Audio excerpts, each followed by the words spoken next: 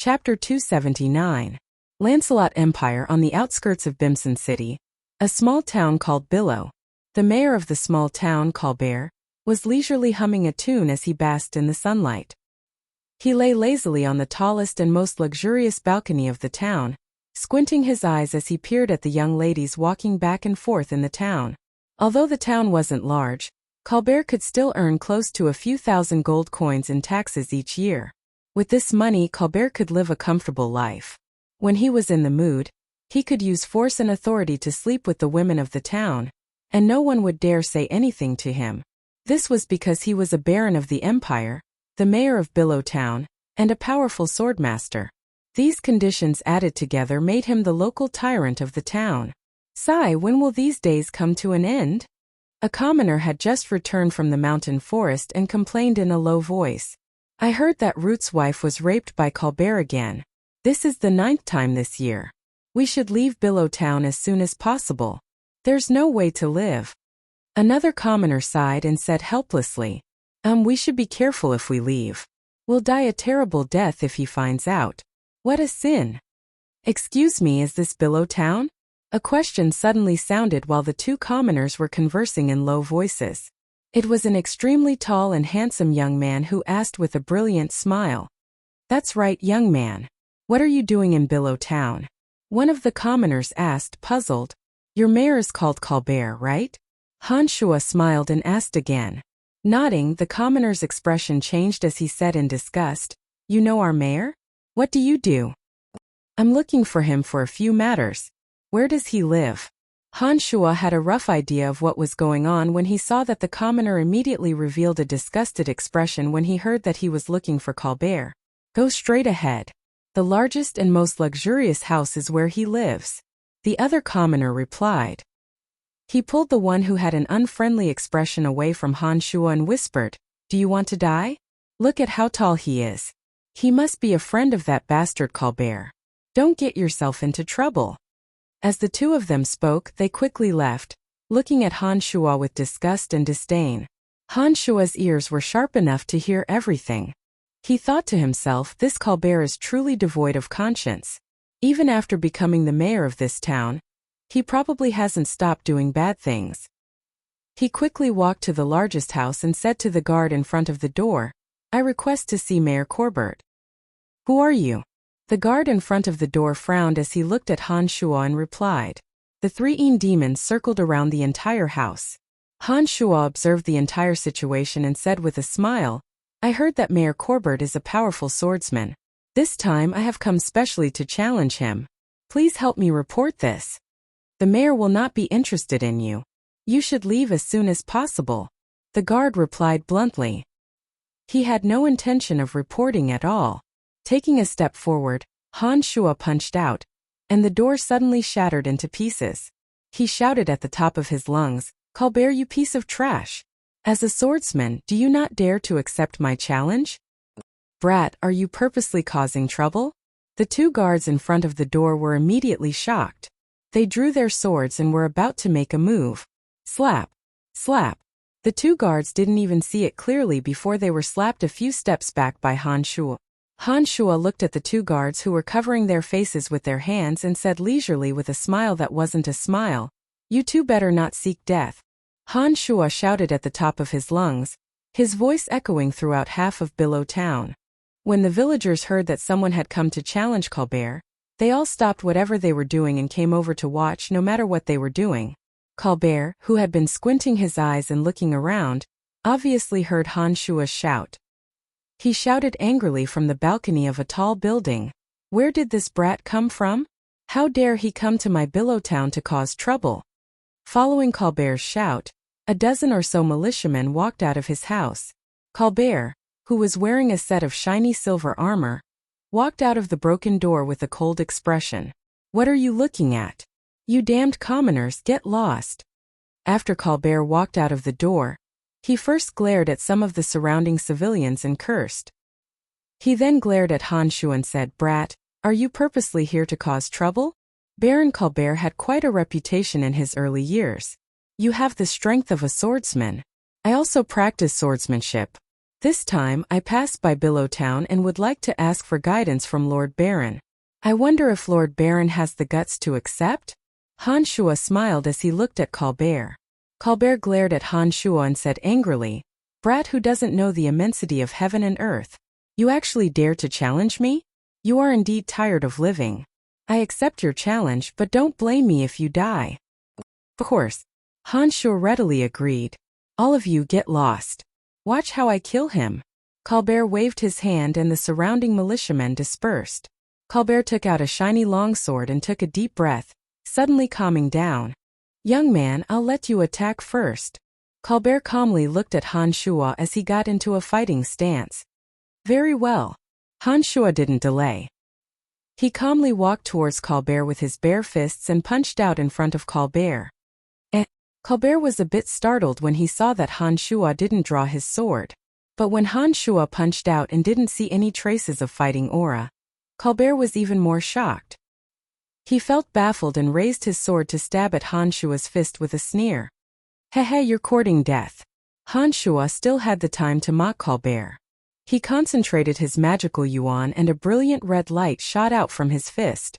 The milky white fighting aura that shot out from Colbert's sword was instantly drowned and scattered by the red light.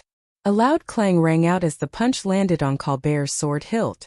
Scorching heat suddenly erupted, and Colbert let out a shrill scream as he was sent flying along with his sword, spitting out mouthfuls of blood.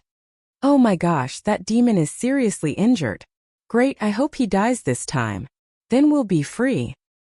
It'd be best if he dies immediately. Otherwise, our Billowtown will never have a day of peace." Some of the villagers watching from afar had joyful expressions on their faces when they saw that Colbert had been seriously injured in a single blow. They started discussing in low voices. I have no grudge against you. Why are you looking for me?" Blood flowed from Colbert's mouth. He had been gravely injured in a single strike. He immediately understood that Han Shuo's strength was much higher than his, but he didn't know how he had offended Han Shuo. "Hehe, because you deserve to die." Han Shuo had a cold smile on his face as he slowly walked towards Colbert, saying, "I'm Brian, you're the first." Bang! Colbert couldn't resist the punch at all. His entire body was punched in the head, and blood flowed out from all 7 of his orifices. "I killed him fair and square in the middle of the challenge. You all saw it." Han Shuo spread his hands towards the militia and made an unintentional gesture. He then walked out of Billowtown under their shocked, doubtful and fearful gazes. As long as the opponent accepted the challenge, the Empire wouldn't pursue the matter if he was killed. Candide had even instructed him to take care of the aftermath, so Han Shuo wasn't worried at all. Second target, Water Archmage Deborah of Bimson City. 3 years ago, he killed a family of 18 people in a magic shop because of a magic staff. He handled the matter cleanly and didn't leave any traces behind, successfully evading the punishment of the Empire's laws. "Oh, that's him." Han Shuo took out the piece of paper that Candide had given him and saw the records with a glance. Candide had put in a lot of effort and placed all the targets close to each other to facilitate Han Shuo's actions. 2 hours later, Count Chapman Dean's house in Bimson City. Han Shuo, dressed in mage attire, appeared gracefully at Count Chapman Dean's house with a white bone staff in his hand. He smiled at the guard, saying, "I'm looking for Water Archmage Deborah. Come in." When the guard saw Han Shuo's mage attire and the white bone staff in his hand, he didn't dare treat him carelessly. He respectfully called for Han Shuo to enter. When they arrived at a spacious courtyard, the guard said, "Please wait a moment, I'll go inform Lord Deborah." After a while, a slightly plump, short woman in her 40s walked out with a frown. She wore a luxurious magic robe and had an azure space ring on her hand. She looked suspiciously at Han Shuo and said, "Who are you? I don't think I know you?" Nodding, Han Shuo said with a smile, "Of course. Although this is our first time meeting, I've heard of your great name for a long time. This time I wanted to consult you on some magical knowledge. I hope you can give me some pointers." When Deborah heard Han Shuo's words, she waved her hand and said impatiently, "I don't have time for you. And here I was wondering who it was. Leave while it's still early. Don't make me angry, you damned brat." Glancing at the guard, Deborah reprimanded, "Next time, ask clearly who you are before bringing you in." Don't think that I know mages. I don't have time for this kind of immature brat. As she spoke, Deborah ignored Han Shua's existence and went straight back into the house, intending to continue fiddling with a few new magic potions. Ugly old hag, are you afraid to accept my challenge? Or do you think that you can't be looked at for long because of your ugliness? Still wearing a smile on his face, Han Shua repeated his old tricks and used malicious words to provoke her. Sure enough, when Deborah heard Han Shua's malicious words, she immediately turned around furiously and glowered at Han Shua. Smiling coldly, she said, "All right, I accept your challenge and send you on your way." A dim light flashed and a dark blue magic staff appeared in her hand. As she chanted a spell, 3 5-meter-tall watermen appeared out of thin air and rushed towards Han Shua. 5 eyeballs formed as the watermen approached. The sharp eyeballs carried a glaring cold light and stabbed diagonally towards Han Shua from the roof. Interesting. Han Shua let out a strange laugh and shook the white bone staff in his hand. He quickly chanted a spell and a white bone shield suddenly appeared beside him. The 5 eyeballs that appeared a step later were actually a step faster than the watermen and directly hit the white bone shield. The huge impact fiercely collided with the white bone shield, causing ice shards to scatter and cracks to appear on the white bone shield. Unhurriedly retreating from the white bone shield's range, the white bone staff in Han Shua's hand flashed once again. 2 hate warriors, 1 evil knight, a dozen zombies, 20 skeletal warriors, and a group of flying gargoyles appeared out of thin air one after another, filling the courtyard. An evil knight riding on a fire-breathing warhorse thrust out a huge bone spear in his hand. A 5-meter-tall waterman in front of him was directly pierced through by the bone spear. The evil knight lifted the skeletal warhorse and spat out a stream of raging flames from the warhorse's mouth. The waterman that was riddled with holes squeaked and emitted smoke as it dissipated. You're actually a necromancer." Bora was taken aback and shouted in a somewhat panicked manner. In a battle between mages of the same rank, necromancers were at a disadvantage against light mages. In addition to this, necromancers could rely on their powerful summon creatures to hold a huge advantage against mages of other elements. If it wasn't for the disappearance of the Necromancer Codex, necromancers wouldn't be as few as they were now. When the canopy of necromancy covered the sky, the speed and strength of the dark creatures greatly increased under the cover of the canopy of necromancy. The remaining 2 watermen were directly drowned by the large number of dark creatures as they charged through the cover of the canopy of necromancy. In particular, the evil knight that Han Shua had summoned took the lead and charged directly towards Water Archmage Deborah with a terrifying force. The gargoyles circling in the sky followed closely behind. Under the cover of the canopy of necromancy, their shadows flickered and flashed, appearing so nimble and strange. Han Shua didn't use the little skull, the Earth Elite Zombie, or the Wood Elite Zombie. He also didn't use any demonic arts. Relying purely on necromancy magic, Han Shua completely held the upper hand. In a battle between archmages of the same rank, with the mental strength of a Grand Magus, no one was a match for Han Shua other than light archmages. Even if his opponent was a light archmage, the 3 dark creatures immune to light magic, the Little Skull, the Earth Elite Zombie, and the Wood Elite Zombie could still be easily killed by Han Shua. Therefore, in a battle of magic of the same rank, even if he didn't use demonic arts, Han Shua was still invincible. Chapter 280. Damn it! Bora cursed in a low voice. She obviously felt that something was wrong and hastily retreated into the room. Her short and fat body was actually quite nimble as she planned to obstruct the dark creature's charge inside the room. The high-level water magic, ice spell, was released. A white mist enshrouded the room as a sparkling and translucent ice wall sealed the door. The ice wall emitted a cold white mist under the illumination of the sunlight. The evil knight rode on his skeletal warhorse and raised a bone spur that was even larger than his body. He charged towards the ice wall, raising his bone spur high and fiercely thrusting it at the ice wall. Clang! Surprisingly, this ice wall formed by the frost spell actually had a tough defense. When the huge bone spikes hit the ice wall, they made a huge impact. The ice wall was only pierced by the sharp bone spikes, and the ice wall's defense did not collapse in one fell swoop. Ice blade slash! A loud cry came from Bora's mouth from inside the room. The cold wind howled and snow fluttered in the air.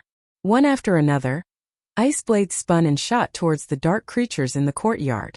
When the lower-level skeletal warriors were hit by the ice blades, their weak skeletons shattered one after another.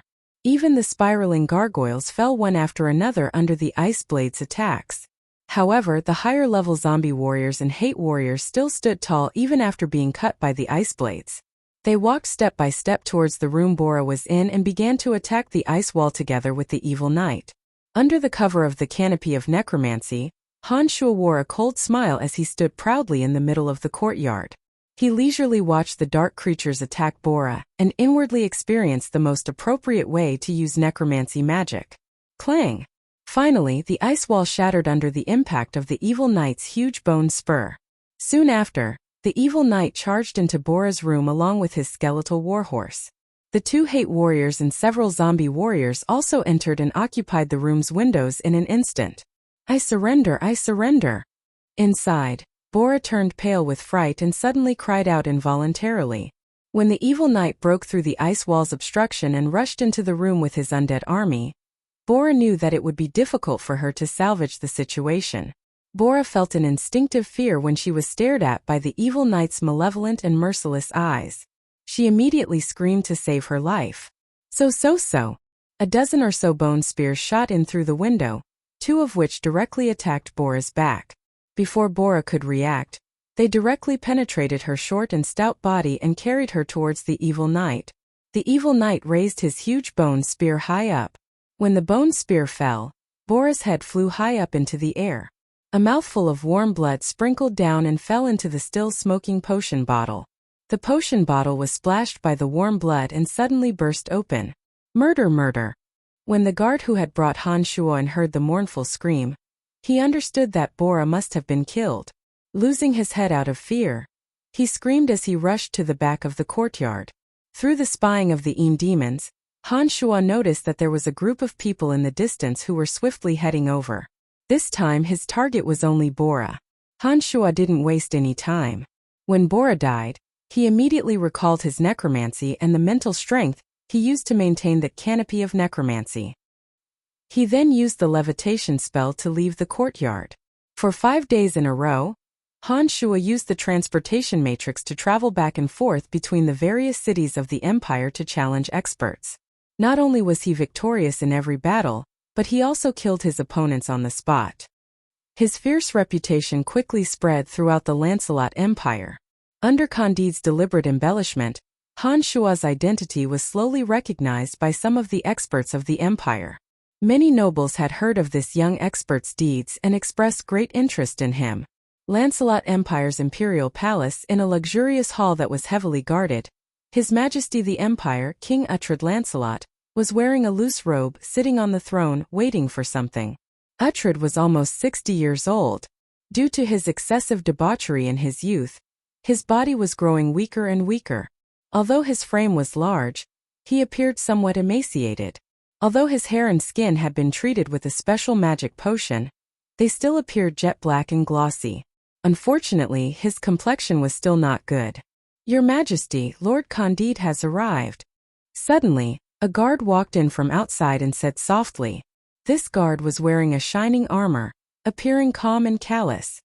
His entire body had the calm bearing of a top expert. From the insignia on his armor, it could be seen that he was a powerful sky rider. Let him in, Uhtred indifferently ordered when he heard that Candide had arrived. After a while, Candide walked in with a gloomy face. He opened his mouth and said softly, Your subject Candide greets your Majesty. Sit. I heard that you have a kid under your command who has been very dazzling these past 2 days. What's going on? Uhtred glanced at Candide and asked indifferently. He's called Brian. I was the one who introduced him to the Dark Mantle. This kid's strength is extraordinary and his mind is calm. He's helped the Dark Mantle accomplish several major things not long after joining. Oh, even Ermite Cotton's notebook was brought back from the dark forest by him. He's a very rare talent. Candide was still incomparably respectful after sitting down as he opened his mouth to explain. So he's called Brian. Interesting. I remember that Red Archbishop Koss of the Church of Light just sent someone over yesterday to ask for Brian. I didn't expect to hear news of him today. Candide, oh Candide, isn't this a bit too much of a coincidence? Uhtred's voice sounded very cheerful, as if he was talking to a friend about old times. Candide was startled and hurriedly explained, "Please forgive me, Your Majesty. This matter was arranged by me with the goal of eradicating some factors that are detrimental to the stability of the country. Brian's strength is extraordinary. Not only has he passed the Magus examination of the Mage Association, he's also grasped a miraculous martial technique. He's a very rare talent. Our country really needs young experts like him." Uhtred snorted coldly and looked at Candide. "Candide, do you think it's worth it for me to become enemies with the Church of Light for this kid? Your subject thinks it's worth it. Brian is only 18 years old this year. He entered the Babylon Academy of Magic and Force a little over a year ago. In less than 2 years, he went from a magic apprentice to a necromancy archmage. In addition, his martial technique is also very outstanding.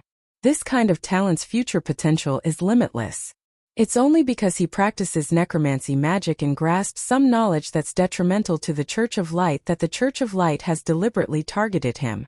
In the Valley of Sunshine, there was a Light Grand Magus named Ferguson who was killed by Brian, ultimately incurring the wrath of the Church of Light. To be able to kill a Light Grand Magus is sufficient proof of his strength. In addition, the most important thing is that he's still young and has unlimited prospects for development. Your subject believes that such a talent cannot be let go. Even if it means offending the Church of Light, it's still worth it," Candide respectfully replied. A light flashed in Uhtred's eyes when he heard Candide's words. He straightened his body slightly and stared at Candide, saying, "In less than 2 years, he became an archmage necromancer from a magic apprentice and was even able to kill a Light Grand Magus. Candide, are you sure this information is true?" "Your Majesty, you also know that my wife is the Dean of the Babylon Academy of Magic and Force. I can confirm that this information is absolutely true.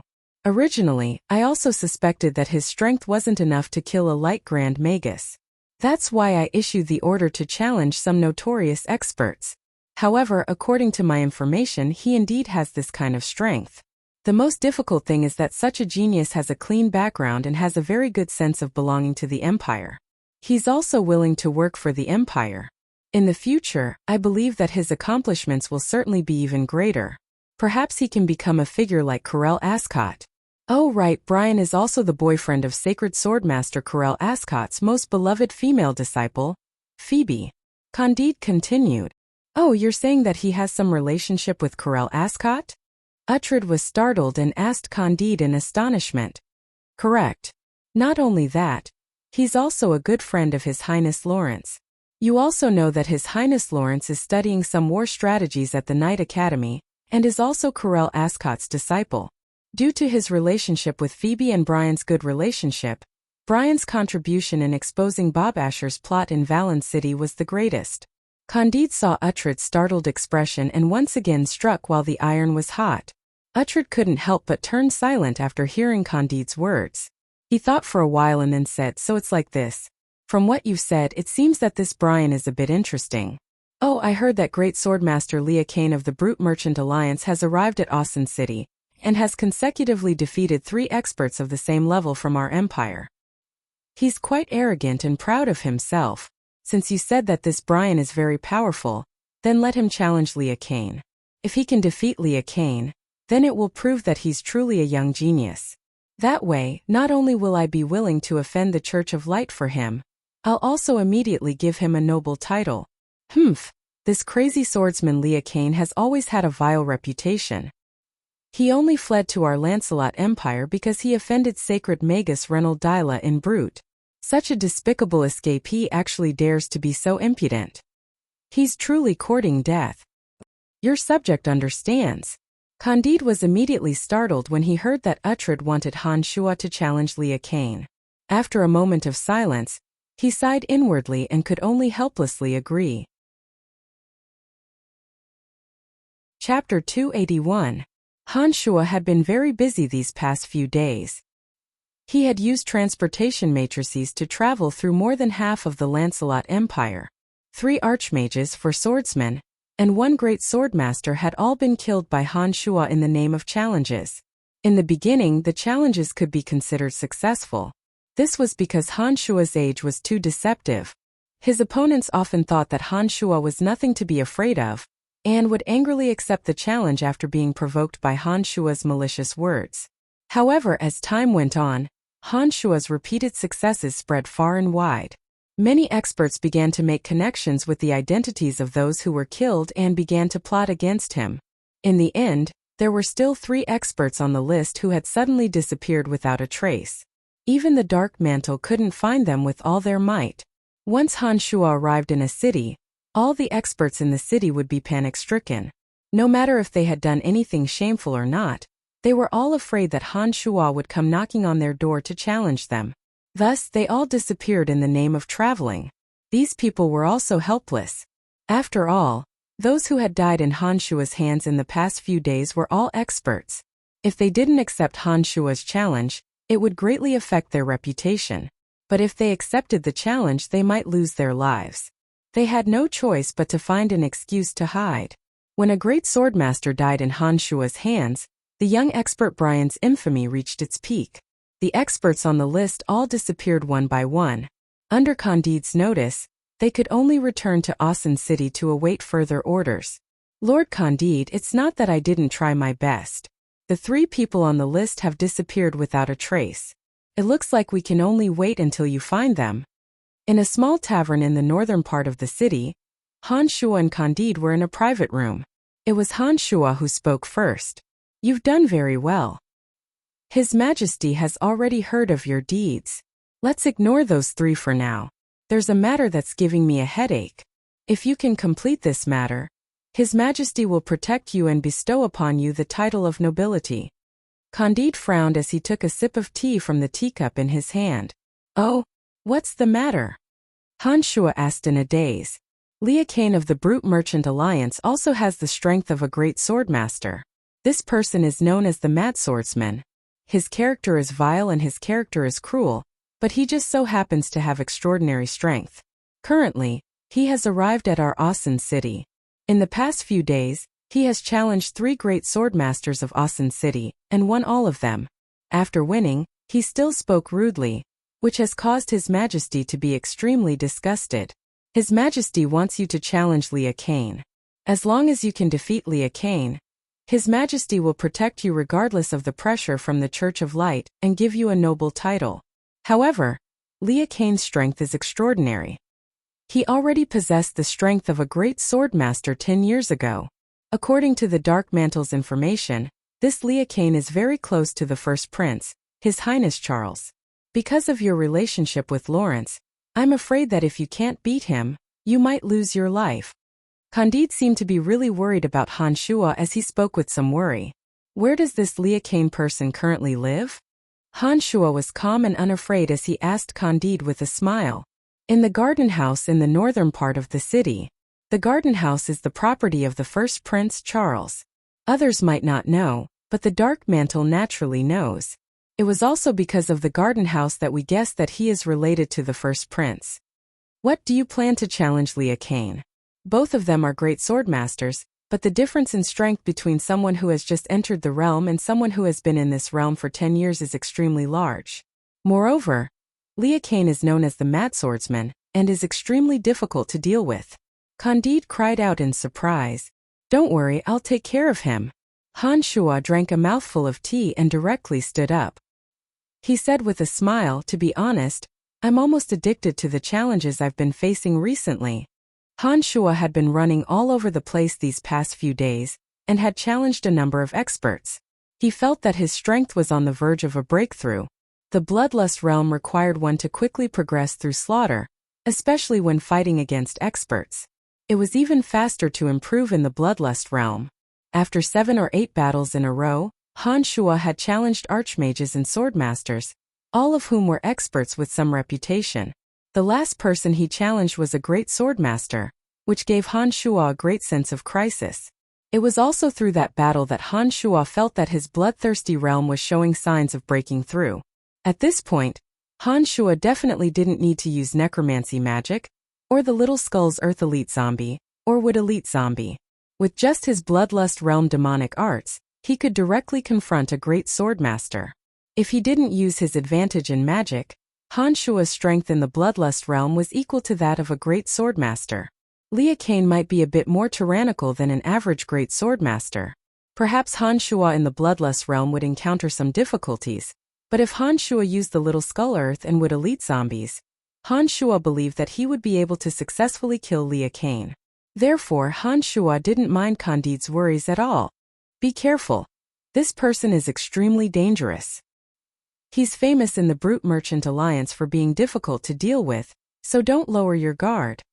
Candide was still worried as he watched Han Shua walk towards the door. Understood, I'll go first. Han Shua responded and walked outside. Brian. As soon as he walked out of the tavern, Emily's voice came from a carriage at the corner of the street. Chester, dressed as a coachman, had a cautious expression as he waved at Han Shua. The Dark Mantle's intelligence network was everywhere. Add to that the relationship between Emily and Candide, and it wouldn't be difficult for her to find Han Shua. Han Shua also understood that Emily would definitely come to find him, so he wasn't surprised at all when he heard Emily's voice. Looking left and right, Han Shua suddenly discovered that there was another carriage parked in the distance. The knights in front of the carriage were all familiar faces. The curtain of the carriage was lifted, revealing Lawrence's face.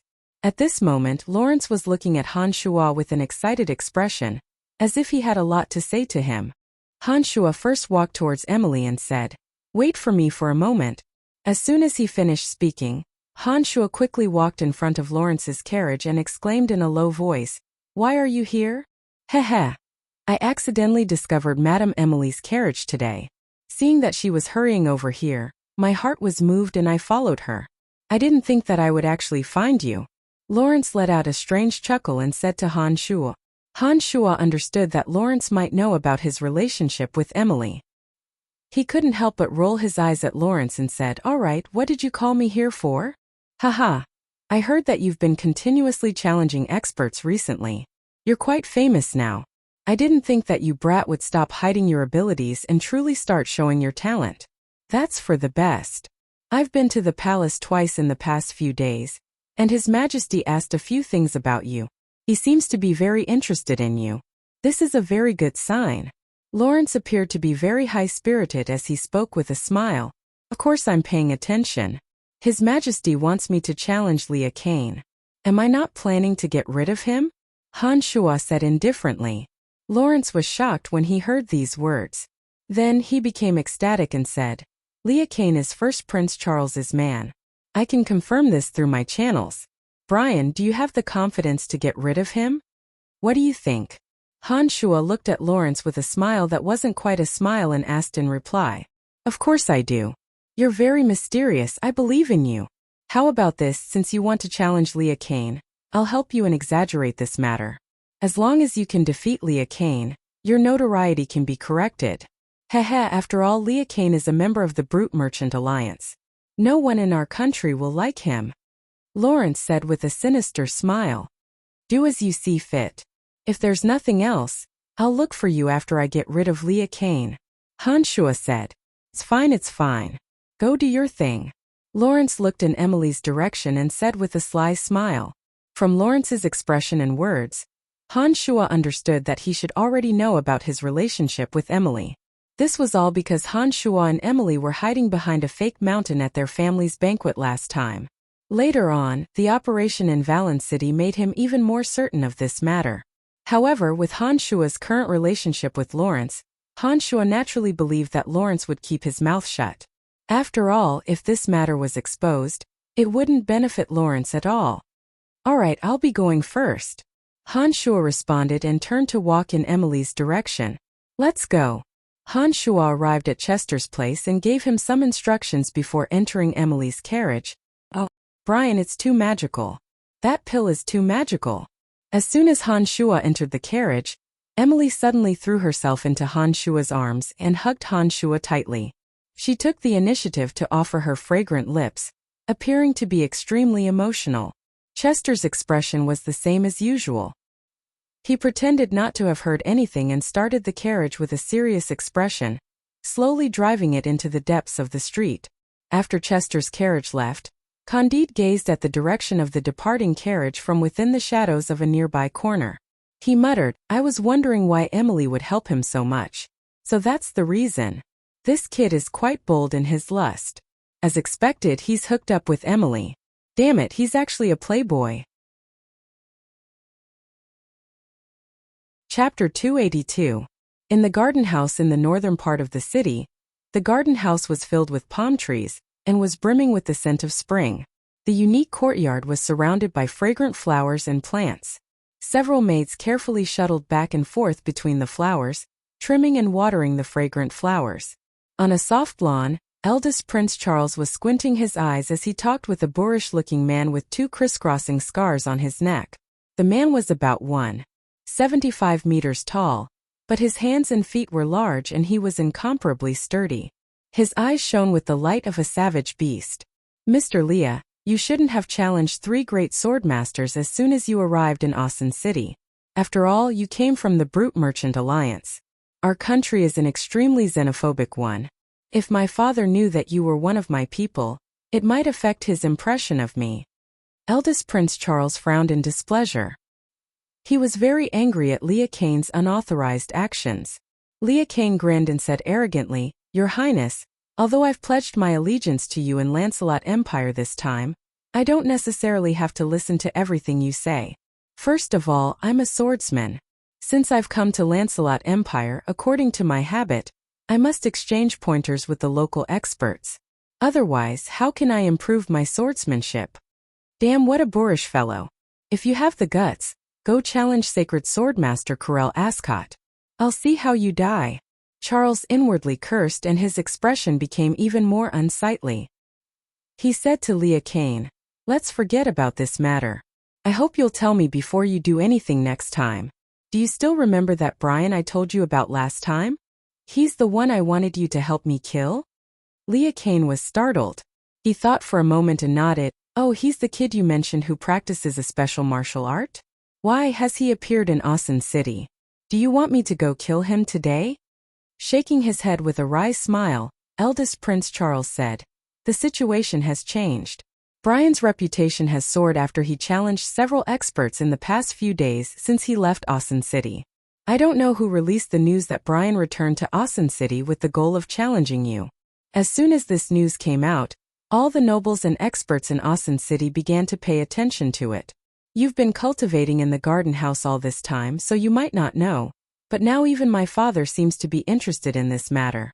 It's not very appropriate for you to secretly kill Brian at this time. I think it's better for you to take the initiative, directly challenge him, and then kill him. This way no one can say anything. What do you think? No, I've decided not to. Who do you think I, Leah Kane, am? How can I lower myself to challenge a brat who's still wet behind his ears? Humph, if he's interested in challenging me, then I'll gladly accept the challenge. But I absolutely can't go to his door and challenge an unknown brat. Leah Kane resolutely refused without the slightest leeway. Charles, who was sitting in his chair, fiercely grabbed the armrest and cursed inwardly. He thought, if you don't have a bit of strength, then damn it, I'll immediately have someone kill you just because of your attitude. You're just a brute, yet you dare to contradict me repeatedly? Alright then, many people are paying attention to this matter. There are even some people loitering outside the garden house these past 2 days. I'm guessing they're waiting for Brian to come and challenge you. It's not convenient for me to come and find you, so be careful. If Brian comes, you must kill him immediately to avoid future troubles. Charles was a bit annoyed. He stood up from his chair and said to Leah Kane, Don't worry, he'll die without a doubt if he dares to come. Humph, youngsters these days really don't know the difference between life and death, to actually be so arrogant and conceited. I'll let him understand just how strong his seniors are. Leah Kane snorted coldly. Under the influence of those with ulterior motives, this news quickly spread to every corner of Austin City. At first, only a few of Austin City's experts and nobles received this news, but when someone elevated this matter to the glory of the nation, even the commoners heard of this news. In this way, Han Shua's birth and origins were gradually torn apart and revealed to the world. A young slave, relying on his astonishing talent, had been accepted into the Empire's best Babylon Academy of Magic and Force as an exception. In less than 2 years, he had advanced from a lowly magic apprentice to a rare archmage necromancer, and was even equipped with a miraculous martial technique. All of this news added together confirmed Han Shua's name as a genius. While Audiobook City was abuzz with discussion about this matter, a few large merchant guilds had already begun to secretly place their bets. The crazy gamblers expressed their intense attention to this matter.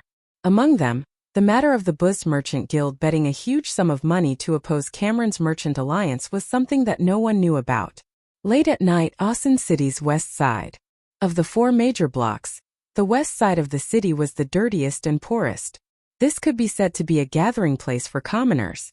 Trash was everywhere on the streets and flies and bedbugs were everywhere.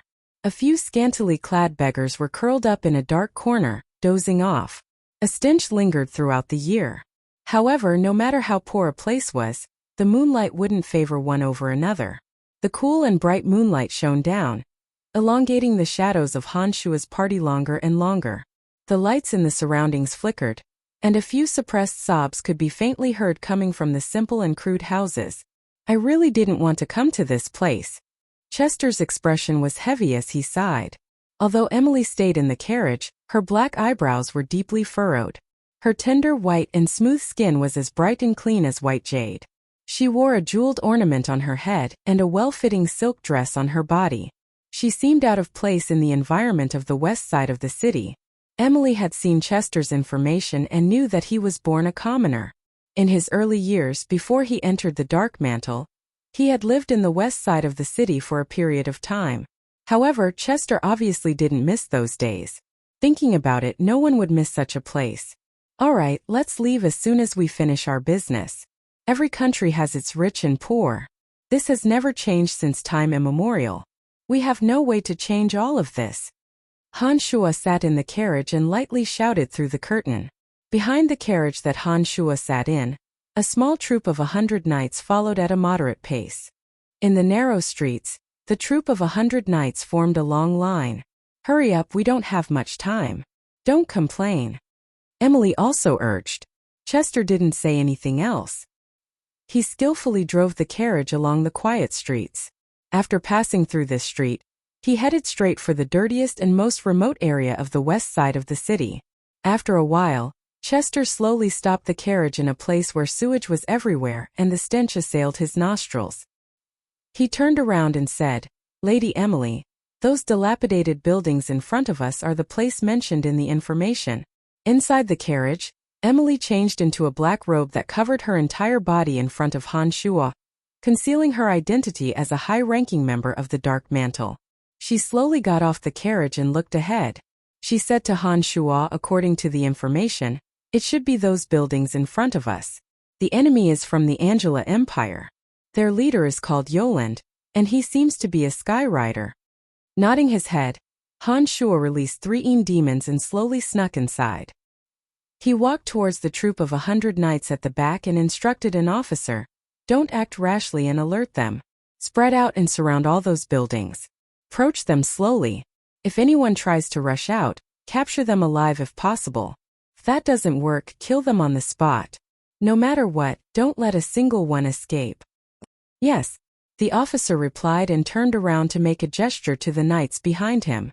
The knights gradually spread out and surrounded the buildings from a distance. In the center of these knights, there were a few mages who were originally surrounded. Due to the knights' dispersal, they gradually revealed themselves. The mages of the Northern Guard's magic department were mostly intermediate or advanced mages. There was only one Thunder Archmage. Before they came to carry out the mission, they had received Boris's orders to listen to Han Shua's commands. Originally, these people were still a bit rebellious. However, after they learned of Han Shua's identity from Boris, they all became well-behaved. Not a single one of them dared to disobey orders. In the span of a few days, Han Shua had traveled across more than half of the Lancelot Empire and challenged several notorious experts. In the end, all of them were killed by Han Shua on the spot. This kind of cruel and merciless method cemented Han Shua's fierce reputation, causing all of these people to become well-behaved. A person who could kill several experts wasn't someone they could afford to offend. Not to mention that he had received full authority from the highest commander of the Northern Guard, Boris. They wouldn't be foolish enough to provoke Han Shua. "Alright, find your positions. It's best if you stay in the middle of the knights. Listen to my orders later and attack with your strongest magic. Han Shuo swept his gaze over the Thunder Archmage and instructed. Understood, Lord Brian. The Thunder Archmage nodded respectfully. He wasn't angry that Han Shuo had stolen his position as the leader of the magic department. Chapter 283. Before Han Shuo joined the Northern Guard, this lightning archmage named Korea was the leader of the Northern Guard's magic department. However, due to Han Shuo's appearance, he had no choice but to listen to Han Shuo's orders. Originally, Korea was a bit unwilling, but after Boris spoke to him privately, he immediately understood that Han Shuo had only joined the Northern Guard to accumulate military merits. He knew that the magic department of the Northern Guard was only a springboard for Han Shuo. With this, not only did he not have any complaints, but he also purposely tried to curry favor with Han Shuo, hoping that when Han Shuo soared in the future, he would be able to help him. Be careful, there are over 20 people on the other side, and all of them are quite strong. Han Shuo instructed the people behind him, then returned to Emily's side and reminded her softly. Understood, what do you think we should do? Emily nodded and asked for Han Shuo's opinion. When the 100 knights surround the area, immediately use magic to destroy all the obstacles. Capture these 20 or so experts if possible or kill them all. As long as we can find the blueprint, this mission will be considered complete. Han Shuo thought for a moment and said lowly, let's do as you say. The Northern Guard seems to trust you more. You need to command them well so they don't mess up. In front of Han Shuo, Emily was already used to him being the leader and said obediently, all right then. Pay attention to Yoland, don't let him escape. Han Shuo replied as his body slowly floated into the air. Han Shuo was like a ghost as his body quickly weaved through the knights and mages. Relying on the omnidirectional vision of the 3 Een demons, Han Shuo continuously issued orders to the knights around him, telling them to abandon their horses and hide in different directions. Over 100 knights separated by 150 meters, slowly surrounding the opposite side. Standing proudly in the air, Han Shuo calmly commanded the knights and mages of the Northern Guard, arranging suitable people in every corner. Everyone softened their voices and slowly approached the dirty, dilapidated building. Gradually, the 150-meter distance shrank as the encirclement shrank. When the two sides were only 50 meters apart, Han Shuo suddenly waved his hand at Korea and the others. When Korea and the others saw Han Shuo's movements, they immediately started chanting magic spells with solemn expressions. Sir, we've been surrounded. I've heard strange sounds. A wind mage said anxiously to the tanned, tall and muscular Yoland, who was riding a violent tattoo beast. How is this possible? Yoland, who was resting, abruptly sat up amidst a pile of weeds and hurriedly looked out the window. His expression changed drastically as he bellowed, everyone gather. Find an opportunity to break out. In this room, a group of more than 20 people calmly stood up when they heard this. One by one, they drew their swords and sabers and prepared to break out of this place. As the leader, Yoland remained calm in the face of such a predicament. His space ring glowed faintly as he took out the blueprint that he had painstakingly obtained and carefully placed it in a crack in the wall. Yoland said in a low voice, the brothers that have come this time are not afraid of death. I will place the blueprint in that crack in the wall. If any of you are able to leave alive, you can wait until Asen City is no longer on guard and come back to take the blueprint back to the Empire. Do you understand? Don't worry, sir. We know what to do. The Wind Magician replied solemnly. The other people in the room all had resolute expressions on their faces. They were already prepared to sacrifice themselves. Suddenly, 5 bolts of lightning struck down from the sky. The zigzagging lightning illuminated the pitch-black night sky. A few walls of fire appeared around the room. The scorching heat assaulted them head-on. The earth began to rumble and tremble as sharp spikes abruptly appeared. Yoland and the others in the room understood that the attack had begun. They all jumped out from the windows and doors one by one. Under the attacks of the lightning, fire, snakes, and earth spikes, they scattered and began to break out of the encirclement. Kill! Han Shuo's cold voice resounded throughout the night sky. Kalia's lightning bolts crashed down, bombarding the houses and causing them to explode one by one. 2 assassins who had rushed out were struck by a bolt of lightning. their bodies convulsing and collapsing on the spot. The 100 knights of the Northern Guard were all elites of the army, and all of them possessed the strength of a novice or intermediate knight. Under Han Shua's orders, they all lined up in an orderly fashion to block off the road. As soon as they discovered anyone charging in their direction, they would immediately and unceremoniously intercept them. Send 3 knights from the north to stop them. Korea. Send 4 experts from the Ministry of Magic to attack the south. Yoland is in the west. He's a Sky Knight. Those in the west, be careful. Using the vision of the 3 demons, Han Shua calmly commanded. He was always able to accurately estimate the strength and number of the enemy, and send out the corresponding experts to intercept the assassins. Under Han Shua's commands, Emily and Chester slowly approached the direction of Yoland's charge. As a thief, Chester wasn't strong in direct combat. Thus, he stayed with the knights in that direction to intercept them. Emily stood behind the knights, ready to attack with dark magic at any time. Damn it, how did the enemy know our movements so well? Yoland had everyone spread out. At the beginning, they had targeted some of the weaker areas, and used their strongest forces to launch a surprise attack. Unfortunately, before they could even get close, the originally sparsely populated areas suddenly became heavily guarded, and the attackers ended up badly battered and bleeding. Under Han Shua's orders, the mages had released magic in unclear directions. However, they were often able to beat Yoland's men into a sorry state, severely injuring or killing those who had wanted to take advantage of the situation to launch a sneak attack in the dark. I didn't see anyone release the Sky's Eye. I don't know how the enemy can grasp our movements so clearly. The Wind Mage appeared to be extremely anxious and frantic as he quickly said in a panicked voice, "Everyone, if you think that you can easily escape after committing a crime in the Lancelot Empire, I think you are gravely mistaken. Haha, we all know who you are. As long as you put down your weapons, surrender, and reveal your identities to us, we can spare your lives and wait for the negotiators of your empire to come." Han Shua gave out a series of orders and spoke with a smile. Through the observation of the demons, Han Shua had a clear grasp of their movements. Then, he had arranged reasonable experts to intercept them according to their strength. He had successfully killed more than 20 assassins, and only 13 were left. Due to Han Shua's reasonable commands, the Northern Guard only had 4 lightly injured and 1 heavily injured from the enemy's counterattack. Other than that, no one had died. However, what responded to Han Shua was an even more fearless charge. Not a single one of these Angela Empire assassins showed the slightest hesitation. After Han Shua's words, they fiercely tried to charge out of the encirclement. From their reactions and strength, Han Shua could deduce that they were all death-sworn. They had probably never thought of living since they entered the Lancelot Empire.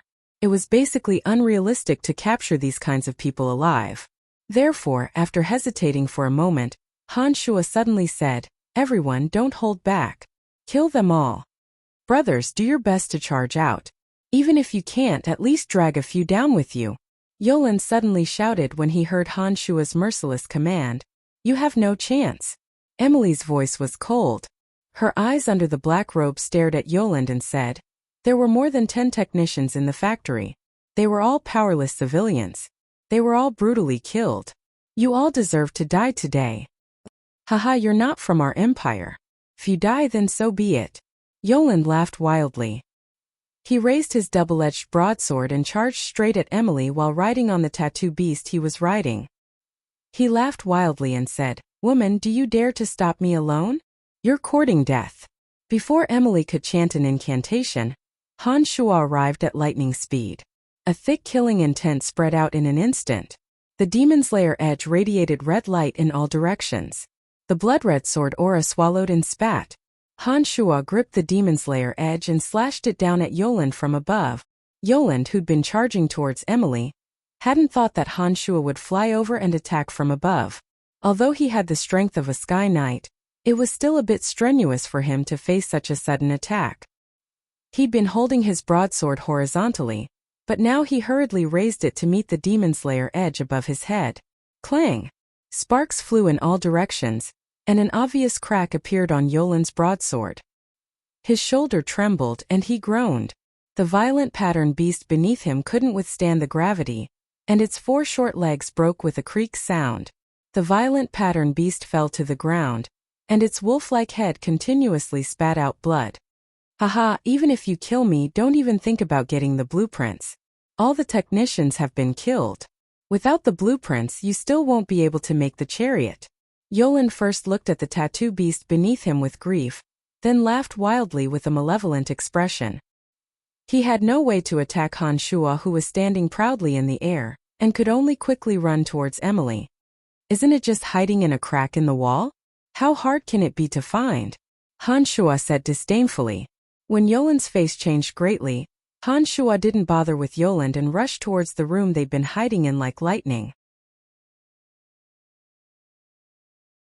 Chapter 284.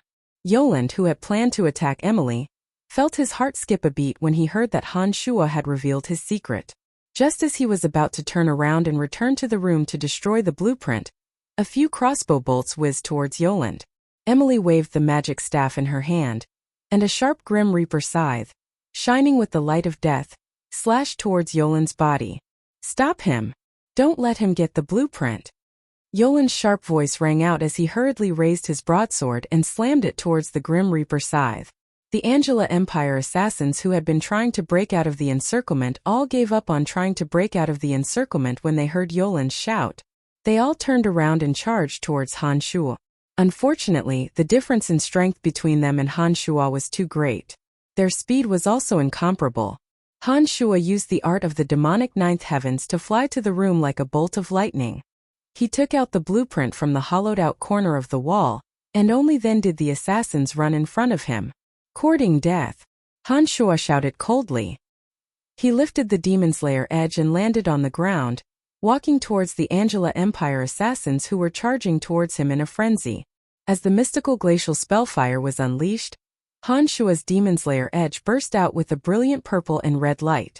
The purple and red light sparkled like a rainbow on the blade of the Demon Slayer edge, quickly forming thin and long flames.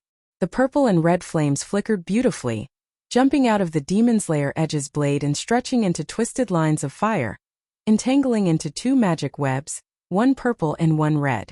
The few assassins from the Angela Empire who were charging towards Han Shuo only had one thought in their minds: to destroy Han Shuo. Facing the magic webs of the scorching and freezing elements, each of them unleashed their strongest fighting chi to form swords, attempting to tear the 2 webs apart. However, Han Shuo's strength had greatly improved, and his mastery of the mystical glacial spellfire had reached a whole new level. The leaping magic webs twisted and swayed in the air, as if they were fishing in the ocean. The sword light pierced the magic webs, but they simply hit nothing but air, piercing through the beautiful lines of fire. Not good, retreat quickly.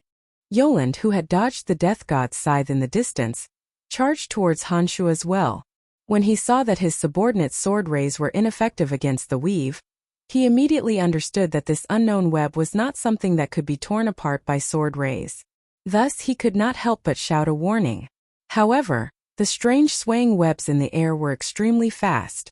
Before those people could react, 2 large webs had already been cast down and trapped them all. The crimson net enveloped the 3 assassins. The bodies of the 3 assassins that were touched by the line of fire felt as if they were pressed down by a red-hot iron brand. Thick smoke suddenly rose from their bodies. Amidst the shrill screams, their flesh was charred black, and they slowly fell to the ground. The other 4 assassins who were covered by the purple weave immediately froze up, their bodies shivering like ice sculptures as they maintained their positions of either dodging or attacking. I'll die with you. Yoland finally arrived in front of Han Shuo. When he saw his brothers turn into charred ice sculptures under the cover of the weave, he roared and raised his broadsword, charging towards Han Shuo without a care for his own safety. Heh, I'm afraid you won't have the chance. Han Shuo raised the Demon Slayer edge, a calm smile on his face as he said these words, and flew towards Yoland.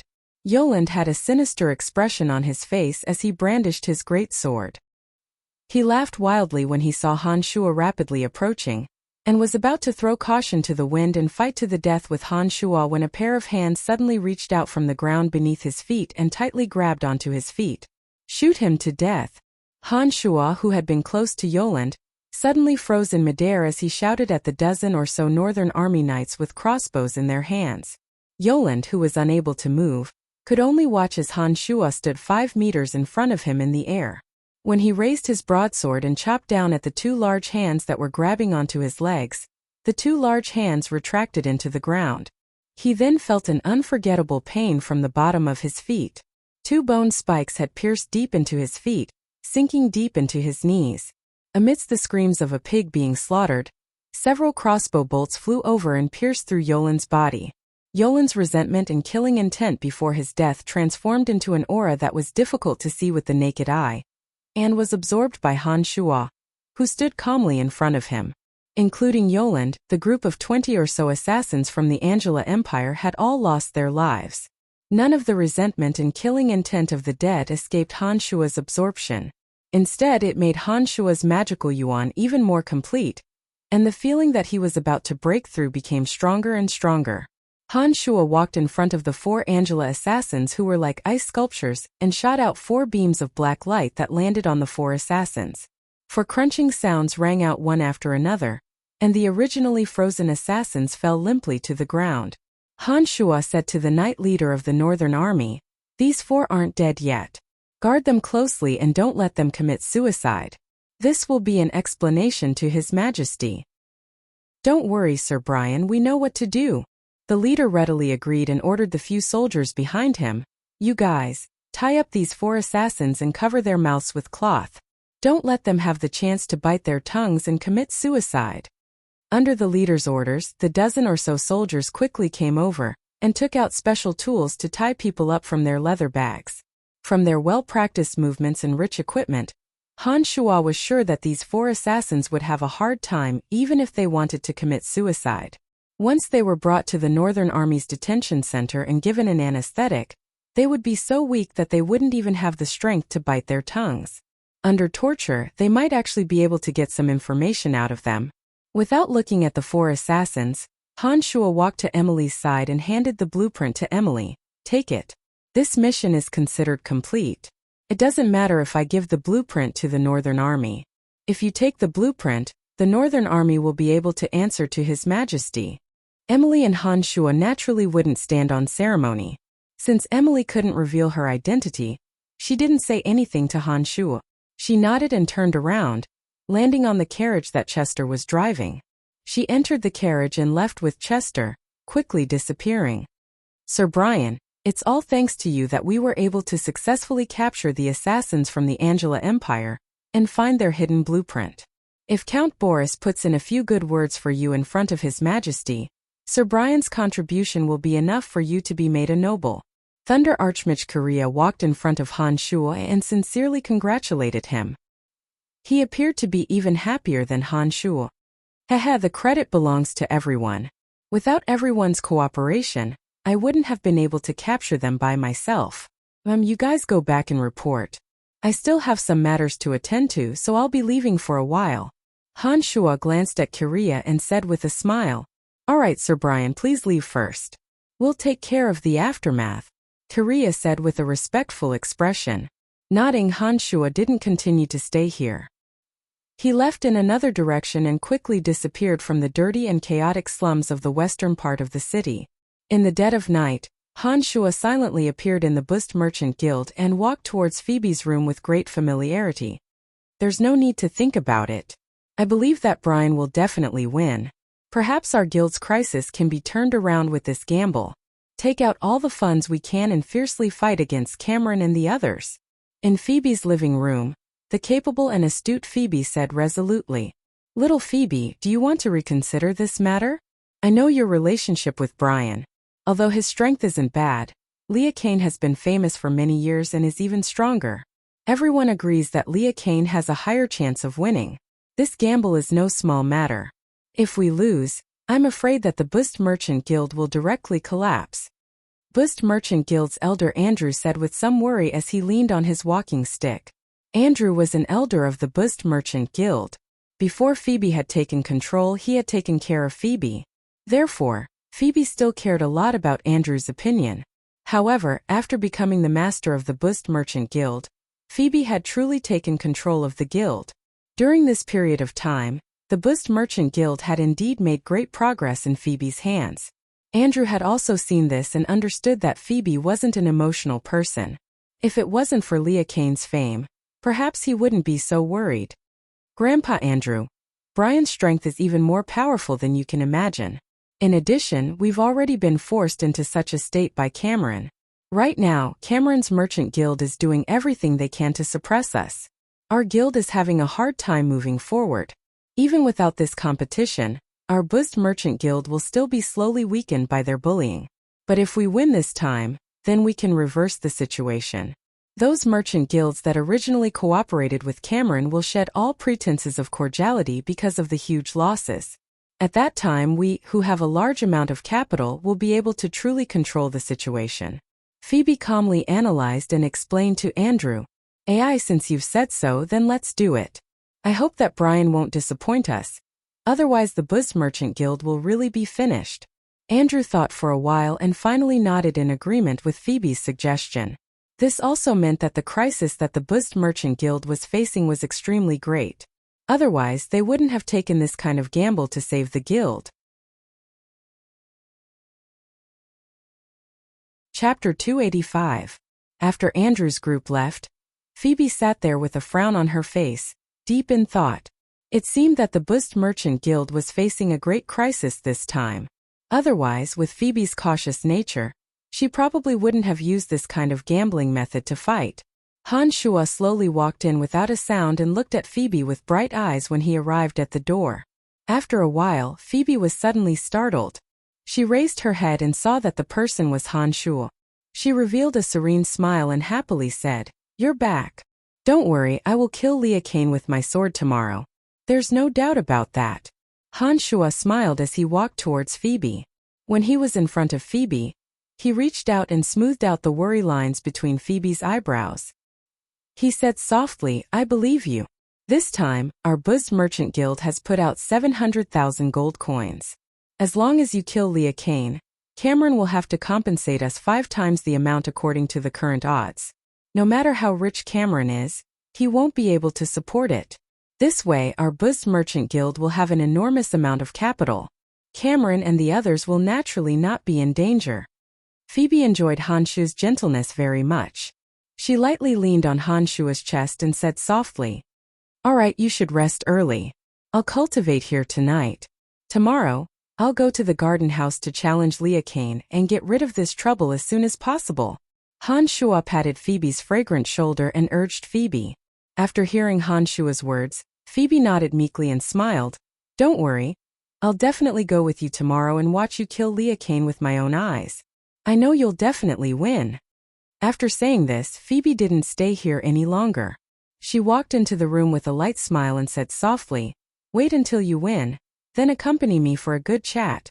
After Phoebe left, Han Shua sat down cross-legged in the hall and silently circulated his magical yuan. He slowly recovered his spirit and adjusted his condition. Inside Han Shua's body, the demon infant seemed to be in a bloody whirlpool. Drops of blood essence were sparkling and translucent like rubies, appearing like red crystals. The blood essence converged into a whirlpool, nourishing the demon infant in the center. Streaks of crimson blood energy surrounded it. This was the killing intent of the bloodlust realm. It was also a kind of nourishment for the demon infant. The demon infant that looked exactly like Han Shua was only the size of a fist, but there was a black dot between its eyebrows. This was where Han Shua's life weapon, the Demon Slayer Edge, resided. The Demon Slayer Edge that was connected to Han Shua's life had absorbed a large amount of killing intent during this period of time. It had hidden itself in Han Shua's body and became a black dot between the demon infant's eyebrows. Through this method, the connection between Han Shua and the Demon Slayer Edge became more complete. The demon infant and the Demon Slayer Edge could also replenish and absorb energy from each other. Once the Demon Slayer Edge successfully evolved into a vile soul, the connection between the Demon Slayer Edge and the Demon Slayer Edge would become even closer. As long as Han Shua willed it, it wouldn't be impossible for him to take someone's head from 1,000 miles away. During this period of time, the Bloodlust realm Han Shua had fought all over the place and killed many experts. The killing intent and resentment of the experts that died in Han Shua's hands were all absorbed by Han Shua, aiding Han Shua's progress bit by bit. Especially during the trip to the Forbidden Land, Where Han Shuo had devoured a large amount of killing intent, both Han Shuo and the Demon's Lair Edge had made great progress. In the Bloodlust realm, Han Shuo could already gradually control his nature. When the killing intent accumulated to a certain degree, it would change from quantitative to qualitative. At that time, he would be able to break through to the separate demon realm, and his strength would increase by another step.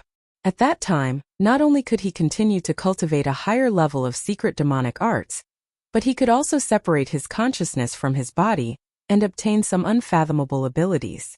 After a night of meditation, Han Shuo was in high spirits the next day. He left the buzzed merchant guild with Phoebe and headed to the garden house where Lia Kane lived. During these days, the news that Han Shuo was about to challenge the mad great swordmaster Lia Kane of the Brute Merchant Alliance had been deliberately exaggerated by Candide and Lawrence. Many spies of the nobles appeared in the vicinity of the garden house. There were also a few experts from all sides who were full of interest, waiting for Han Shuo's arrival. When Han Shuo alighted from Phoebe's carriage and walked alone to the garden house, he was recognized by someone. Amidst the whispers, the spies from all sides quickly returned to report the news. For a moment, the whispers turned into a hubbub. More and more people came to the garden house after hearing the news.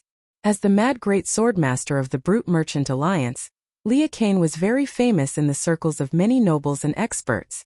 As soon as such a character appeared in Audiobook City, he successfully defeated 3 of the city's great swordmasters and made a name for himself. Unfortunately, Lia Kane was an outsider after all. The citizens of the Lancelot Empire naturally didn't like this. During this time, Han Shuo's fame had also risen greatly. Of course, Han Shuo's reputation wasn't good either. Since he had killed several opponents in a row, Han Shuo's notoriety had spread far and wide. However, although Han Shuo's reputation wasn't good, he was still a citizen of the Lancelot Empire. Therefore, everyone hoped that he would win. Along the way to the garden house, the nobles and commoners in the surroundings all cheered to send him off. These people had long known that such a day would come. Due to Lawrence's information, they knew that Han Shuo would definitely come within the next 2 days. Since they had nothing better to do, they came to try their luck. They didn't expect that Han Shuo would really come today. The spectators were all in high spirits. Han Shuo, who was 1.9 meters tall, wore a simple and capable black warrior's attire. His appearance was masculine and handsome. Because he had been practicing demonic arts for a long time, he naturally had an eye-catching demonic temperament. Some of the noble ladies who saw Han Shuo for the first time had a favorable impression of him as soon as they saw his appearance, regardless of whether they were right or wrong. Each and every one of them looked at Han Shuo with burning gazes. At first, they whispered to each other, but later they even started screaming, "Humph, I'm so angry. He left for so many days and this time he stood me up again. If I didn't know about this matter, who knows when I would be able to see him again." On a street in front of the garden house, Fanny was leading a group of people from the necromancy major of the Babylon Academy of Magic and Force. She stared at Han Shuo from afar and complained in a low voice. "Master Fanny, what are you saying? Look, that really is Brian. I thought it was fake when I first heard the news. I didn't think that it would really be Brian. He actually went to challenge that evil person Lia Kane. Just thinking about it makes me excited." Amy of the necromancy major waved her little fist excitedly as she watched Han Shuo walk towards the garden house. She shouted at Fanny beside her. "No, nothing." Fanny covered it up with a smile. She then said, "I didn't think that this guy wouldn't be nervous at all in front of so many people. It looks like he's really grown up. Brian is really amazing. His deeds have spread all over Audiobook City. Even our necromancy major has many new students. These new students actually chose our weak necromancy major as soon as they entered the academy. What a reversal of fortune." Athena was also a bit excited. She sighed emotionally as she watched Han Shuo proudly walk forward. This time Lisa had also come along. However, Lisa was much quieter than before. She didn't chatter incessantly, but only silently gazed at the dazzling Han Shuo in the distance. Looking at Han Shuo, who was still calm and unruffled in the face of so many gazes, Lisa suddenly felt that he was supposed to be this dazzling. "I'm Brian. I've come to see Mr. Lia Kane," Han Shuo said with a smile to the guard in front of the garden house's main entrance. A large number of nobles and commoners had come to watch from the alleys and pavilions around the garden house. The news that Han Shuo wanted to challenge Lia Kane had been released a long time ago. Lia Kane had also given the order, so the guard naturally knew what to do. Mr. Lia Kane is currently cultivating. He already knew that you would come and told us to invite you in as soon as you arrived, the guard said respectfully. That's good. Please lead the way. Han Shuo said with a smile. Under the guard's guidance, Han Shuo walked into the garden house with him. The onlookers outside were all stopped. The garden house was a private property after all. Without the owner's permission, no one could enter without permission. Let us in, let us in. Yes, we've been waiting for a long time. Please let us in. I'm Count ACI of the Lancelot Empire. I want to see Mr. Lia Kane. And after Han Shuo entered, some of the commoners and nobles surrounding the garden house tried to use various methods to enter. Not far away, a few carriages slowly approached. These carriages were beautifully decorated. One look and anyone could tell that they were nobles. A group of nobles led by eldest Prince Charles, old Han and Emily of the Betteridge family, ministers of finance Vian Lawrence, Boris of the Northern Guard, and other nobles also slowly made their way over. Candide and one of the three heavyweights, Amis, appeared on top of the tallest building across from the garden house. They were also watching the garden house across from them. Chapter 286. That kid, is he the Brian you were talking about? Amis, one of the three heavyweights of the Dark Mantle, looked at Han Shuo from the garden house with interest and spoke elegantly. That's him. He has indeed done many great things recently, and his strength seems to be unfathomable. It's just that I haven't truly seen him yet. This is a good opportunity to see his true strength. Candide said to Amis with a gloomy face. Amis looked to be in his 30s and was wearing a well-tailored white robe. There were no decorations on the robe, making it look clean and simple. It complemented his extraordinary handsome appearance and gave him an attractive and refined charm. However, for the nobles of the Lancelot Empire, the handsome and elegant Amis who often wore a faint smile was a terrifying character like the god of death. Once a noble was targeted by Amis, there was basically no possibility of escape. The lightest punishment was confiscation of their property and imprisonment, while the heaviest punishment was immediate execution. Among the three heavyweights, Cecilia was usually active abroad. Candide was in charge of gathering intelligence and investigating assassins of the empire, and Amis was in charge of monitoring and suppressing high officials and nobles. The three of them had a clear division of labor and coordinated very well. However, Candide and Cecilia usually didn't show themselves in front of the public and posed no threat to some of the nobles of the empire. Only Amis was the most familiar and also the most feared. There wasn't a single noble who wasn't afraid of him. You should be very clear about Lia Kane's strength. In addition, Lia Kane is related to First Prince Charles. If this kid can't beat Lia Kane, I'm afraid it will be difficult for him to leave the garden house alive. Amis narrowed his slender eyes and looked at Han Shuo, who was standing proudly in the garden house as he spoke to Candide. Hehe, that's hard to say. Ferguson, who is a light grand magus like you, also died in his hands. As far as I know, Ferguson's fame isn't any lower than Lia Kane's. If he can kill a light grand magus, then he might be able to kill Lia Kane as well. Although Candide wasn't optimistic about Han Shuo had been promoted by him. Candide couldn't lose face in front of Amis. Amis smiled elegantly and didn't say much. He only nodded slightly and leisurely sat down on a stone bench on the high platform. He took out an exquisite tea set and began to drink by himself. Inside the garden house, Han Shuo was a bit worried. Through the three demons spying, Han Shuo discovered that Emily, Phoebe, and Fanny were all outside the garden house. Although the three women weren't in the same direction, Han Shuo knew that they would definitely come looking for him once he left the garden house. Han Shuo wasn't worried about Emily because she was open-minded when it came to relationships. Although she might have some grudges in her heart, at least she wouldn't fly into a rage.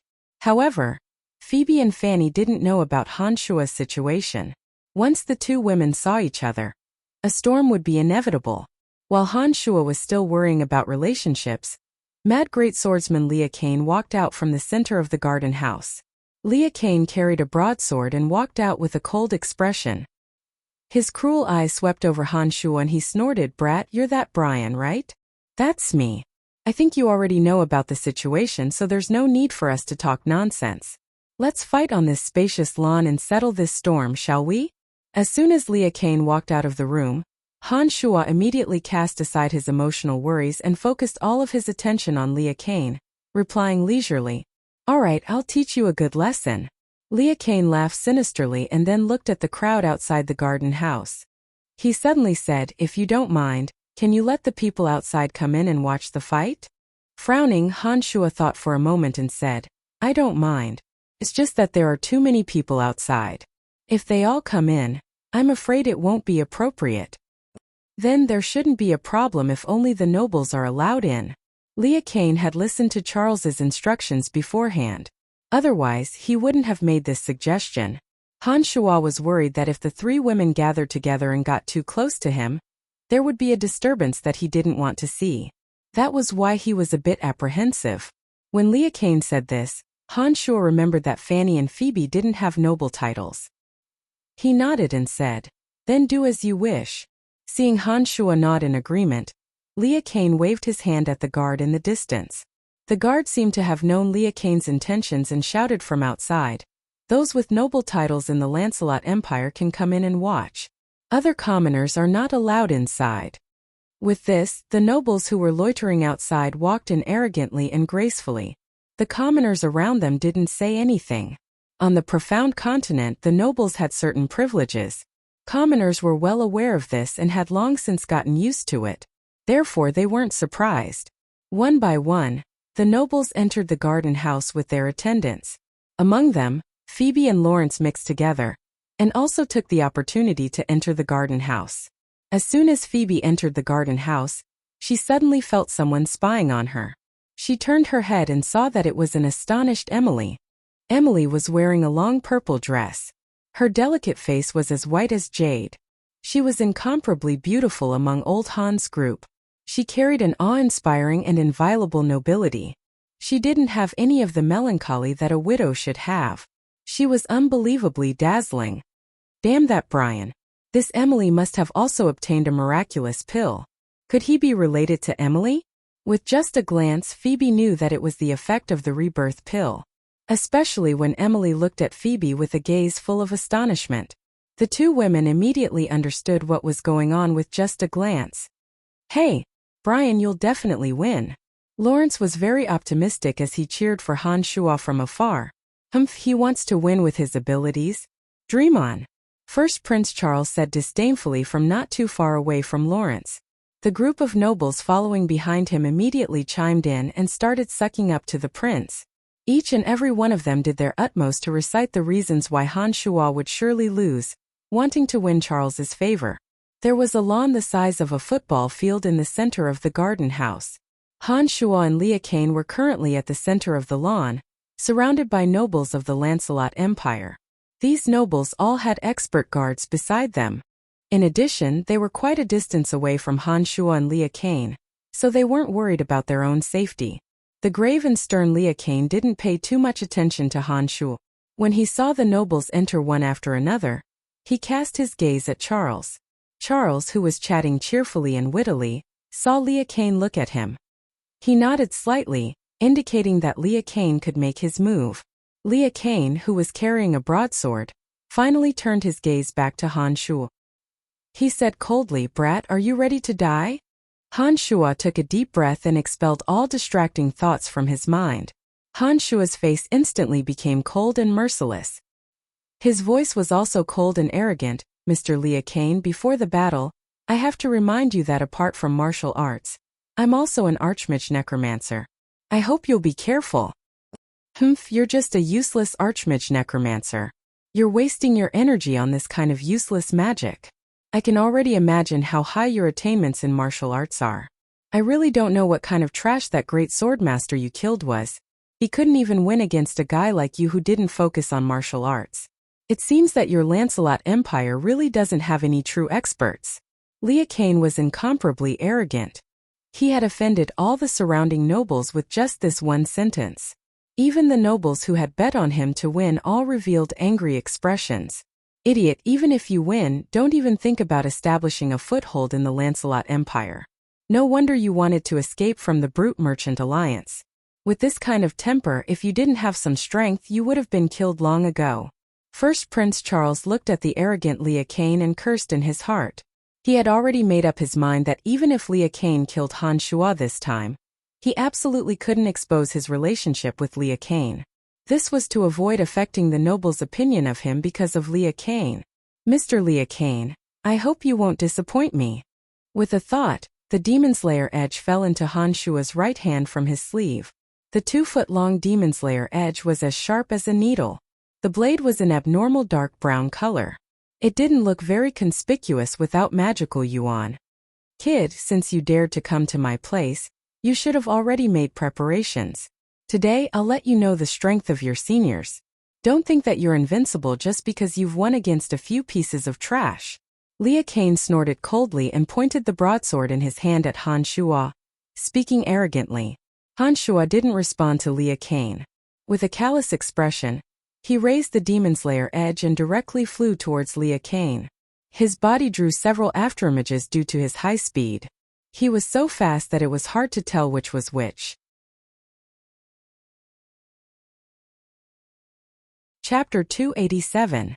Although Lia Kane's words were disdainful, when Han Shua actually made his move, he immediately focused all of his attention to deal with it. He raised the broadsword in his hand and snorted coldly. A silver sword curtain suddenly opened in front of him. Lia Kane had already advanced to the realm of Great Swordmaster many years ago. He had immersed himself in this realm for a long time, challenging many experts in the Brute Merchant Alliance and earning the title of Mad Great Swordmaster. If he hadn't offended the lightning sacred Magus Reynoldila of the Brute Merchant Alliance, Lia Kane wouldn't have come to the Lancelot Empire. Great Swordmaster Lia Kane opened the silver sword curtain and completely enveloped the area in front of him. Han Shua, who was flying over, could feel the enormous sword aura contained within the sword curtain. The invincible Demon Slayer edge in his hand shot out a black light after injecting demonic yuan into it, directly piercing towards the silver sword curtain. When the Demon Slayer edge shot out this attack, the black light that burst out was dark and gloomy. It carried an astonishing killing intent as it suddenly bombarded the sword screen that Lia Kane had created. Only a few explosive sounds could be heard as the silver sword screen and the black light intertwined. The silver light and black light scattered like specks of starlight. "Oh!" Lia Kane exclaimed softly and abruptly took a step back. He looked at Han Shua in astonishment and said, "Good kid, your martial technique is indeed a bit strange. It's actually not fighting aura." The silver sword curtain disappeared into thin air under the black light of the Demon Slayer edge. However, when the silver sword curtain and the Demon Slayer edge collided, an enormous force flowed through the Demon Slayer edge and directly into Han Shua's arm. Han Shua's arm was shaken to the point of numbness. Han Shua didn't rush to attack again.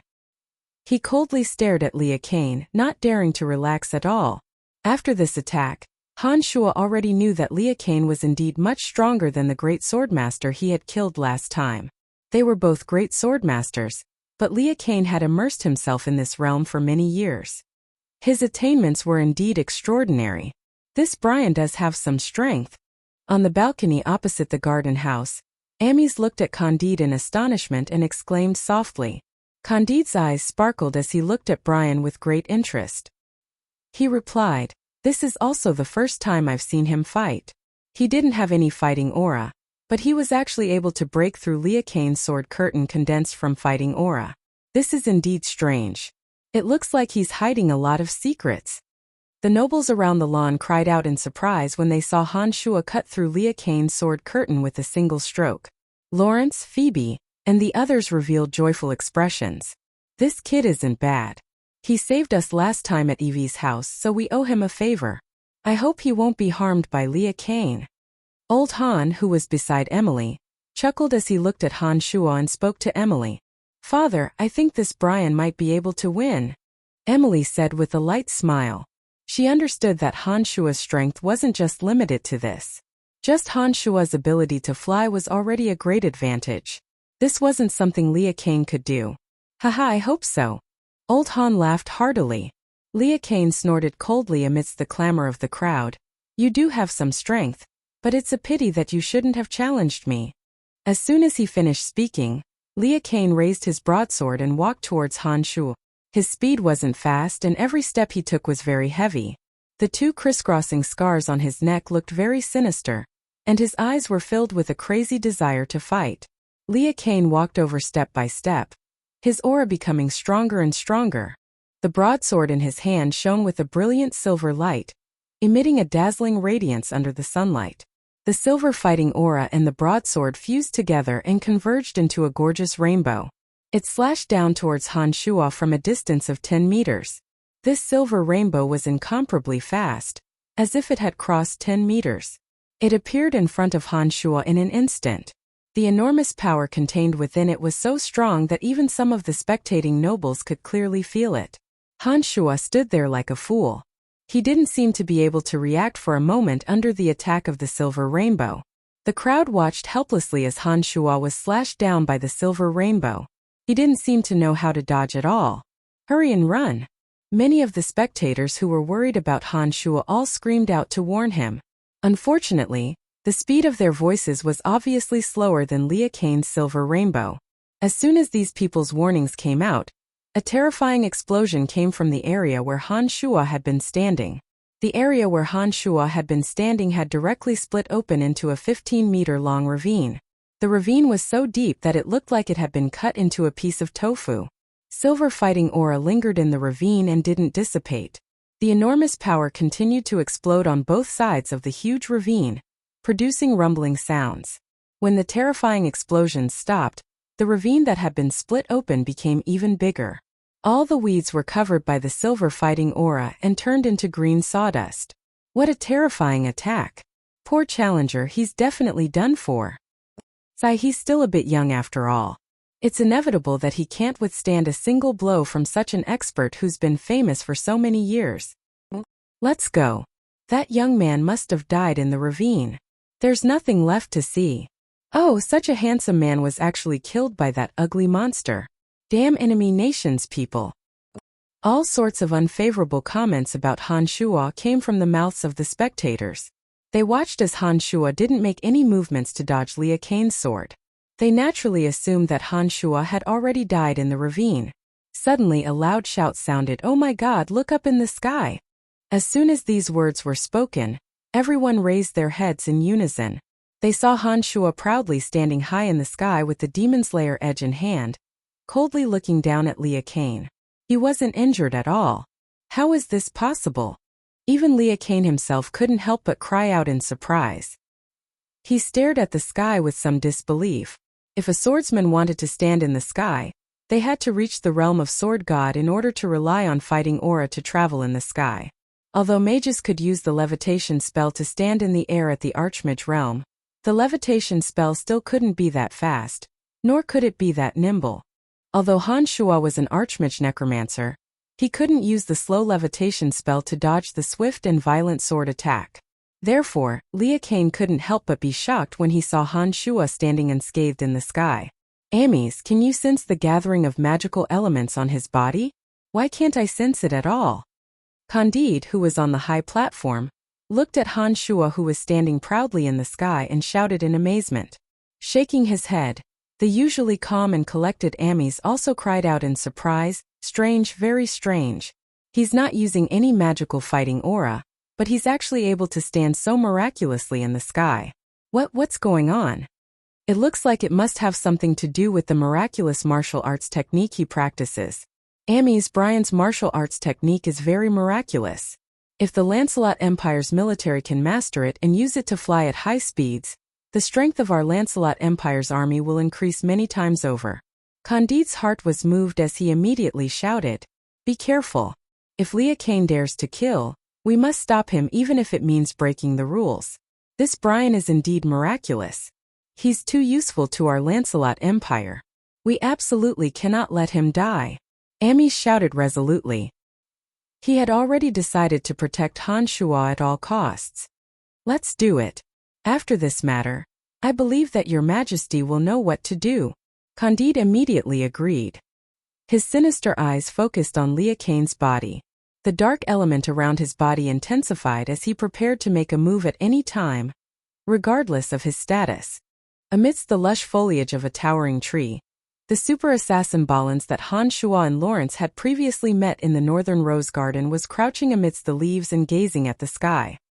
His eyes were wide open as he muttered to himself, "This is too miraculous. He's actually using a martial arts technique to stand proudly in the sky.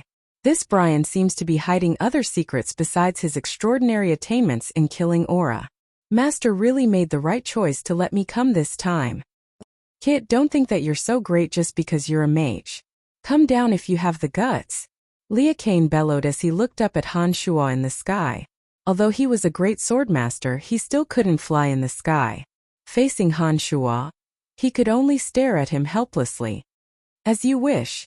Han Shuo let out a long laugh in the sky and flew down like a meteor. The demon's lair edge in his hand shot out a 2-meter-long purplish-red demonic light. A thick murderous aura spread in all directions with Han Shuo as the center. All the onlookers felt their hearts palpitate and couldn't help but step back a bit. Each and every one of them looked at the descending Han Shuo with shock. Chapter 288. Good kid. Liu Kang clearly felt this enormous killing intent. His crazed eyes were filled with battle excitement as silver fighting aura continuously condensed on the broadsword in his hand.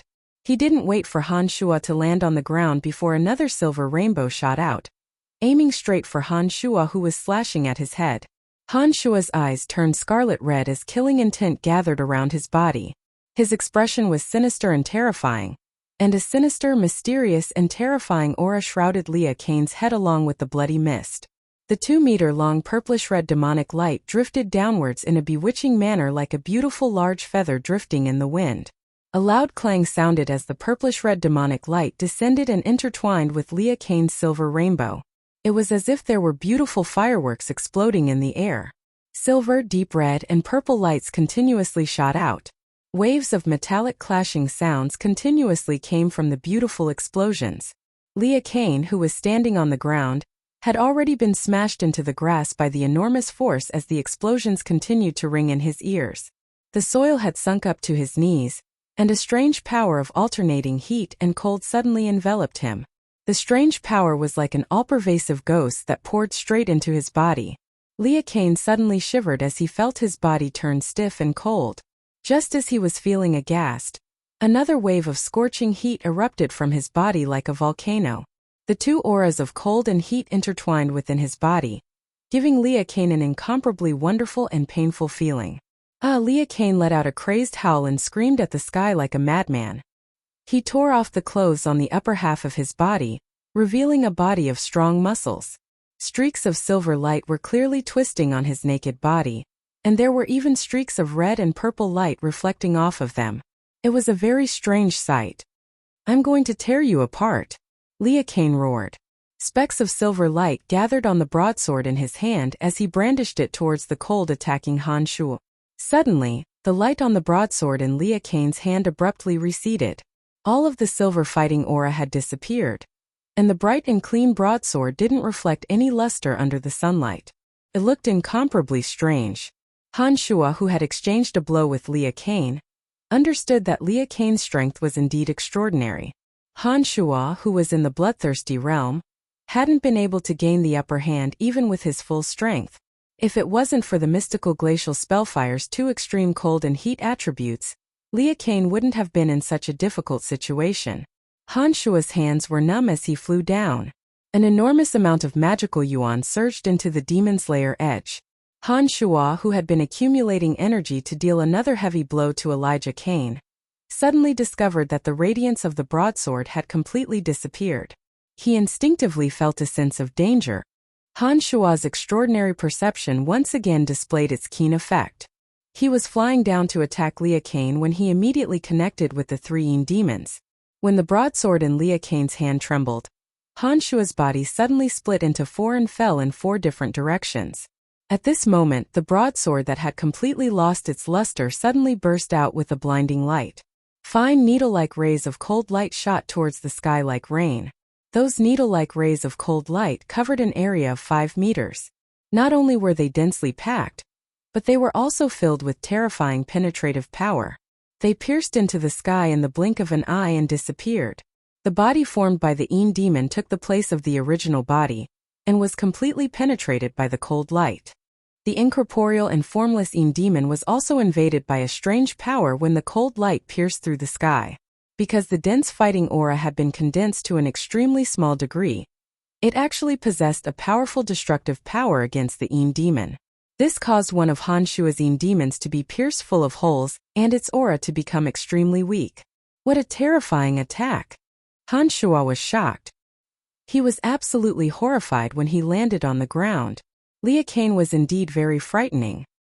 He was actually able to condense fighting aura to such a small and dense degree. The fighting aura had been condensed to the size of needles, but the power and destructive power contained within had actually increased by 100 times. Even the almost incorporeal Een demon was injured by this kind of sharp light. Han Shua believed that if he hadn't reacted in time and decisively used fulgurating shadows, his physical body would definitely have been destroyed. While Han Shua was endlessly shocked by Liu Kang, as the attacker, was even more incredulous. He never thought that Han Shua would be able to dodge his attack. When Han Shua, who had been split into 4, landed on the ground, the 3 Een demons' bodies slowly faded, like reflections in water that had a stone thrown into them. They twisted and swayed for a moment before disappearing, leaving only Han Shua standing behind Liu Kang. Too strong. Wow, what was that just now? A rain of swords, too gorgeous. I didn't think that this ugly guy could have such a beautiful attack. This Brian is the real deal. If my eyes weren't playing tricks on me, I would have seen 4 Brians just now. Oh my god, too amazing. You're not playing tricks on you. I also saw 4 Brians. What kind of martial technique is that? It's too powerful.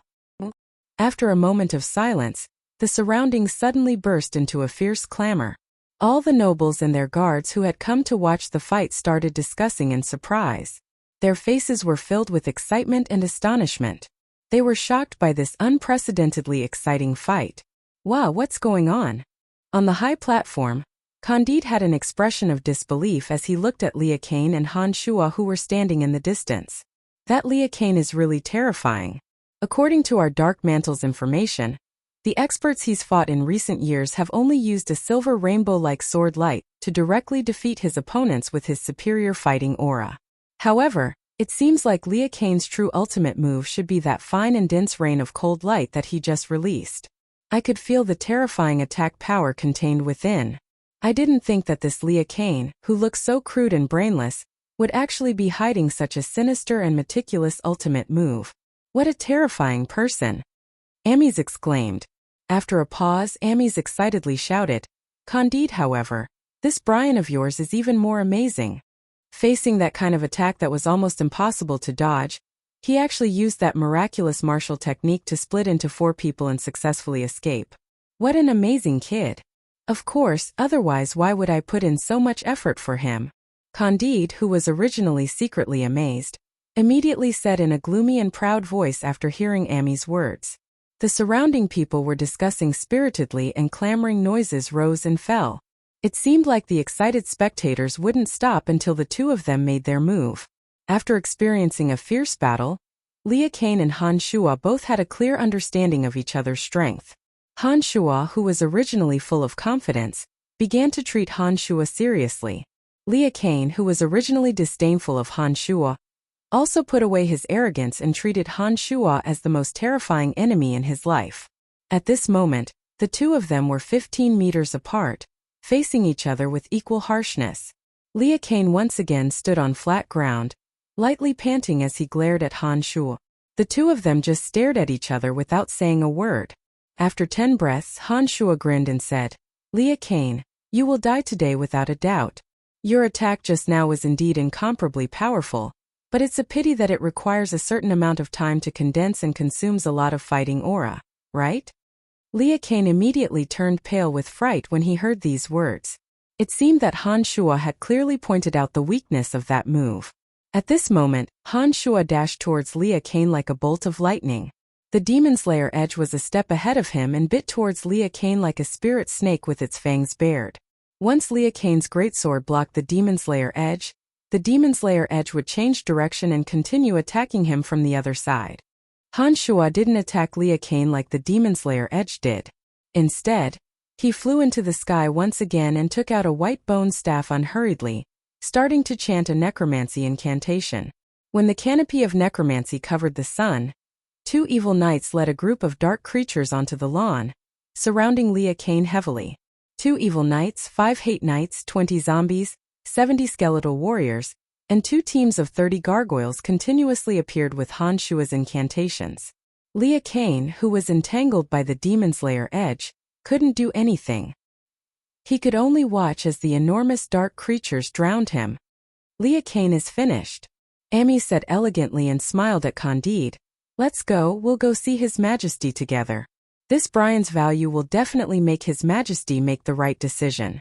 That kid Lawrence's luck isn't bad. Perhaps we should get closer to him. You're right. Candide nodded in agreement and floated into the sky with Amy's, heading towards the palace from the other side. The two hadn't even completely left when Lia Kane's miserable howls rang out continuously and spread throughout the entire garden house. Lia Kane's ankle was grabbed by the Earth Elite zombie hidden in the ground. He was then ambushed by an unremarkable 7-winged little skull, and was seriously injured.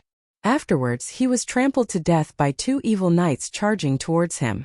Behind him, more than 100 dark creatures swarmed over and tore Lia Kane to pieces.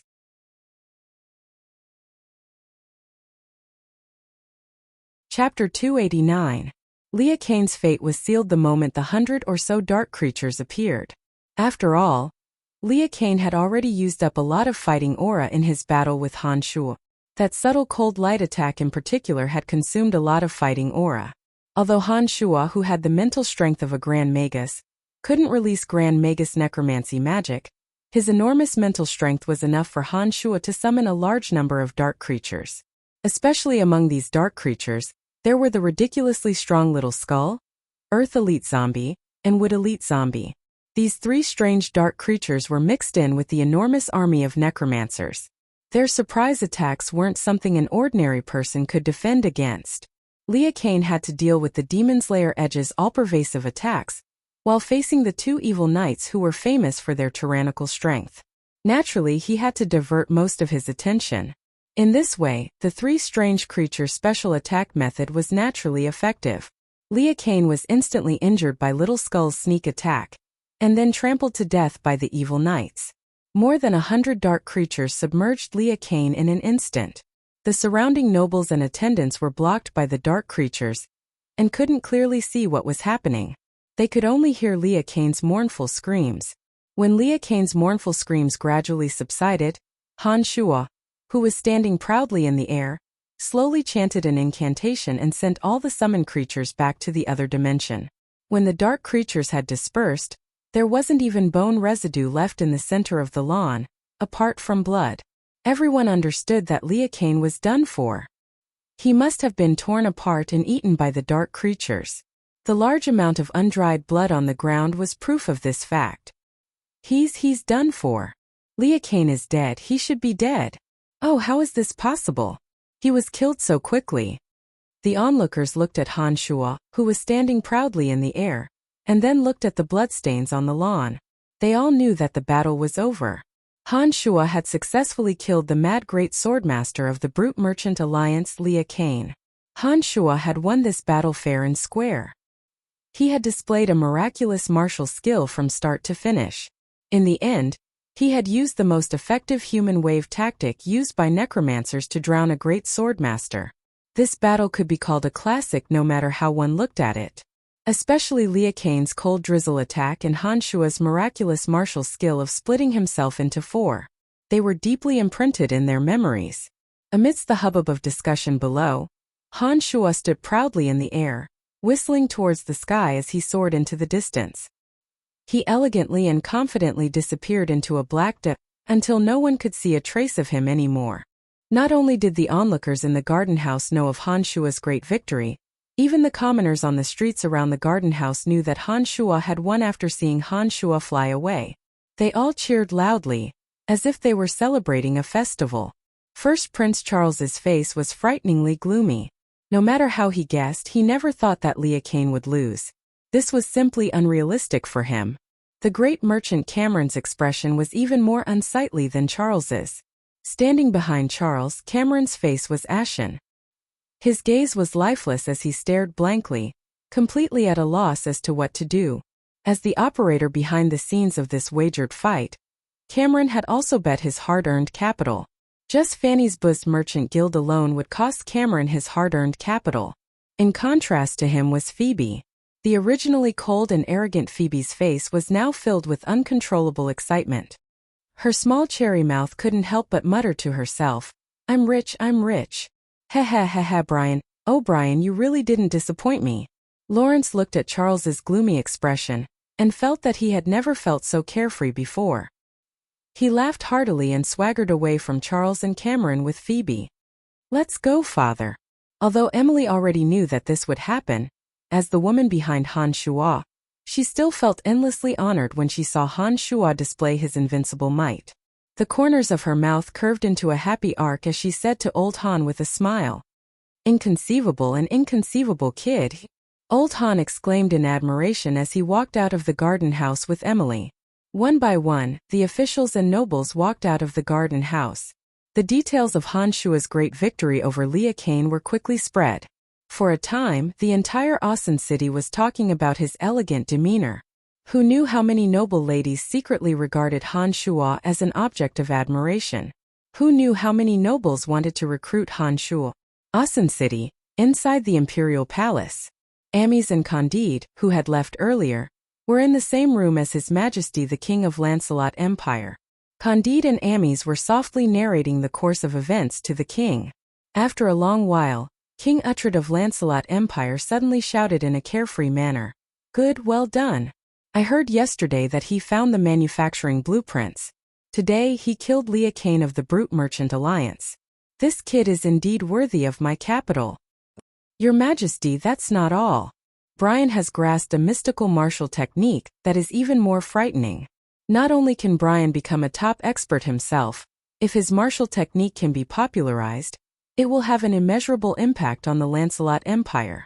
Amis immediately added with a serious expression after Uhtred finished speaking. Uhtred was shocked when he heard these words. He asked in astonishment, what's going on? It's like this. Candide, one of the three heavyweights of the Dark Mantle, began to explain in detail to Uhtred with a gloomy face. He narrated the details of Han Shuo's defeat of Leah Kane in detail. Candide then added, Your Majesty, Brian has a clean background and is loyal and devoted to the Lancelot Empire. For such a person, it is worth it no matter what price Your Majesty has to pay. Being able to become the king of the Lancelot Empire, Uhtred's knowledge and experience were naturally extraordinary. After Candide finished narrating Han Shuo's miracles, Uhtred's eyes shone with brilliance.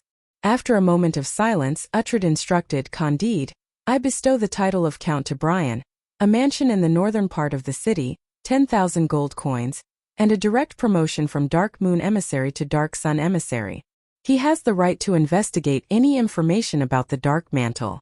In addition, you will personally find Brian and let him choose an empty territory. For the time being, don't ask him about the martial technique. We must first let him feel our sincerity. Your Majesty is wise.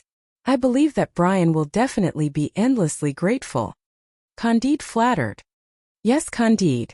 This Brian was single-handedly promoted by you. Your contributions are also not small. I bestow you a medal of bravery as a reward. Uhtred said to Candide with a faint smile. Many thanks, Your Majesty. Your subject is endlessly grateful. Candide was overjoyed and immediately kowtowed in gratitude. The Lancelot Empire's Medal of Bravery had a special meaning. Only those who had made outstanding contributions to the Lancelot Empire could receive a Medal of Bravery. With this Medal of Bravery, it meant that Candide would enjoy the privileges of the Lancelot Empire for life. Even if the current king passed away, any prince who succeeded the throne could not use force against the Empire's meritorious subjects with the Medal of Bravery. In addition, the Medal of Bravery could be inherited. Even if Candide passed away, his immediate family members would similarly enjoy the privileges. Although the Medal of Bravery didn't have any real rights, this small medal was a proof of privilege.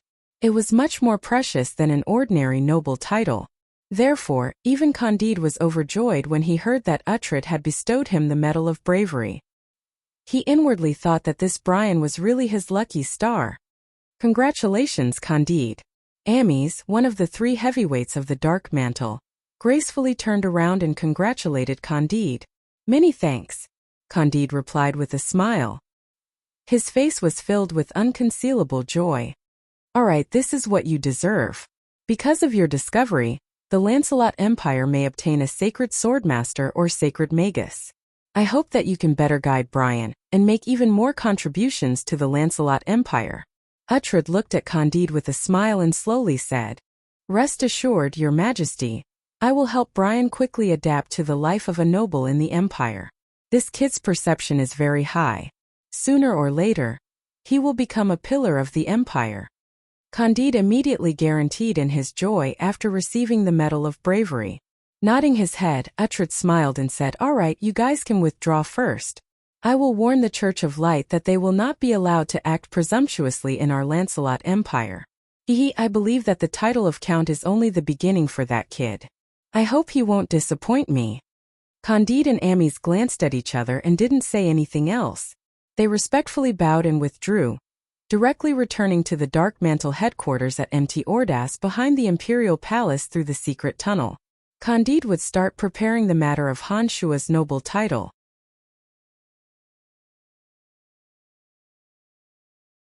Chapter 290. In just a few days, Han Shua's name had spread throughout Asen City.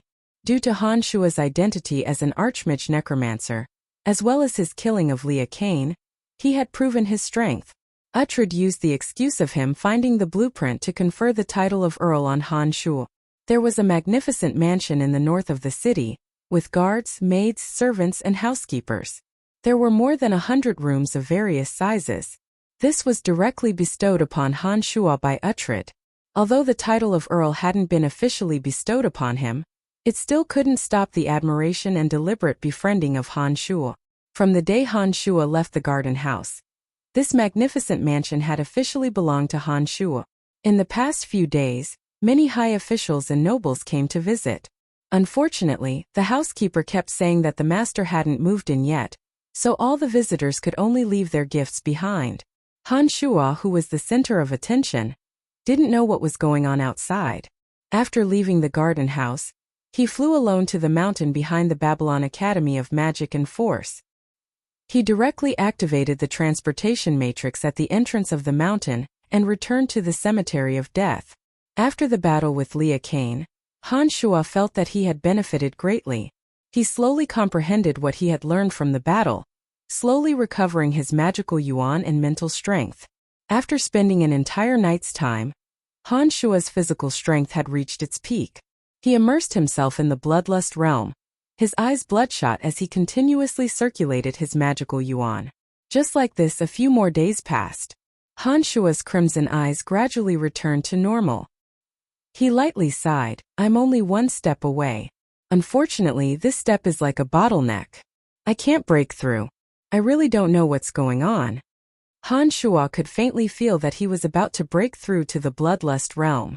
Unfortunately, no matter how hard Han Shua tried, he couldn't smoothly break through to this realm. Breaking through in demonic magic required opportunity and comprehension. Perhaps after 1 or 2 days of comprehension, Han Shua would be able to directly break through to the next realm. Once he grasped this one step, he would be able to immediately advance. Blindly wasting his energy on cultivation wasn't a good idea. When Han Shua felt that he couldn't rely on bitter cultivation to advance, he couldn't help but temporarily give up on practicing demonic magic. After thinking for a moment, Han Shua took out the skeletal staff with 3 skulls of 3 different colors. Now Han Shua was certain that this skeletal staff was transformed from the Eye of Darkness. This was because the handle of the staff had the aura of the Eye of Darkness. When Han Shua used the skeletal staff to gather mental strength to cast spells, he could successfully open the Cemetery of Death. Compared to the white bone staff he'd obtained from the Calamity Church, this skeletal staff appeared to be much more exquisite and ancient. The 3 different skulls seemed to contain 3 different kinds of power. When Han Shua held the skeletal staff in his hand, he could faintly sense a little bit of it. Without a doubt, This skeletal staff was definitely a treasure that belonged to the cemetery of death. Holding the skeletal staff and shaking it, Han Shuo murmured, "Let's try this skeletal staff. Fallen undead warriors, answer the call of the dark emissary and reveal your existence." An ordinary skeletal summoning spell was chanted by Han Shuo as he waved the skeletal staff. His mental strength poured into the skeletal staff, and the 3 skulls on the staff suddenly lit up. Then a row of 16 skeletal warriors appeared out of thin air. Han Shuo was greatly shocked as he looked at the 16 skeletal warriors that had appeared out of thin air. With Han Shuo's Grand Magus level mental strength, he could only summon 8 skeletal warriors when he used the white bone staff to summon skeletal warriors. However, when he used the bone staff, he'd actually reached the highest level of summoning skeletal warriors, level 5. The number of skeletal warriors had directly doubled. "This is too miraculous!" Han Shuo couldn't help but exclaim. Then he started chanting the Evil Knight summoning spell. When he finished chanting, 2 evil knights appeared out of thin air. Multiplied. Han Shuo was overjoyed. He then tried summoning the hate warriors and zombie warriors, but the results were the same. With the skeletal staff in hand, Han Shuo only needed to use the skeletal staff as a medium to chant spells, and the number of creatures he could summon doubled. After this experiment was successful, Han Shuo impatiently chanted another incantation, casting the canopy of necromancy and acid bog. In the end, Han Shuo discovered that both the canopy of necromancy and acid bog covered an area that was twice as wide as before. Good stuff, this really is good stuff. Caressing the skeletal staff, Han Shuo couldn't bear to part with it. He hadn't thought that this skeletal staff would be so miraculous. It could actually double the power of all necromancy magic, allowing Han Shuo's strength to increase once again. The skeletal staff had a peculiar appearance and seemed to be quite old. Apart from doubling the power of necromancy magic, Han Shuo faintly felt that there were other secrets hidden within the skeletal staff. Unfortunately, apart from using the skeletal staff to cast necromancy magic, Han Shuo couldn't find any other way to test it. A streak of white light flashed, and Emily's figure appeared in the transportation matrix at the center of the cemetery of death.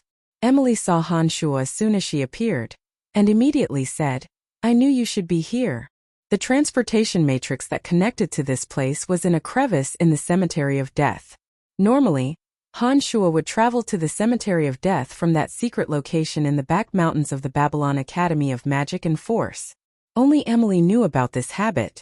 Therefore, when Emily arrived there and saw the magic wands neatly arranged in the corner of the cemetery, she knew that Han Shuo was definitely in the cemetery of death. Why have you come?" Han Shuo smiled when he saw Emily appear, and immediately pulled Emily into his arms. "You should hurry back to Audiobook City. His Majesty the King has prepared the title of Count for you. Everything has been taken care of, and we're just waiting for you to return to Audiobook City to be conferred the title of Count for you. Who knew that you would disappear for several days?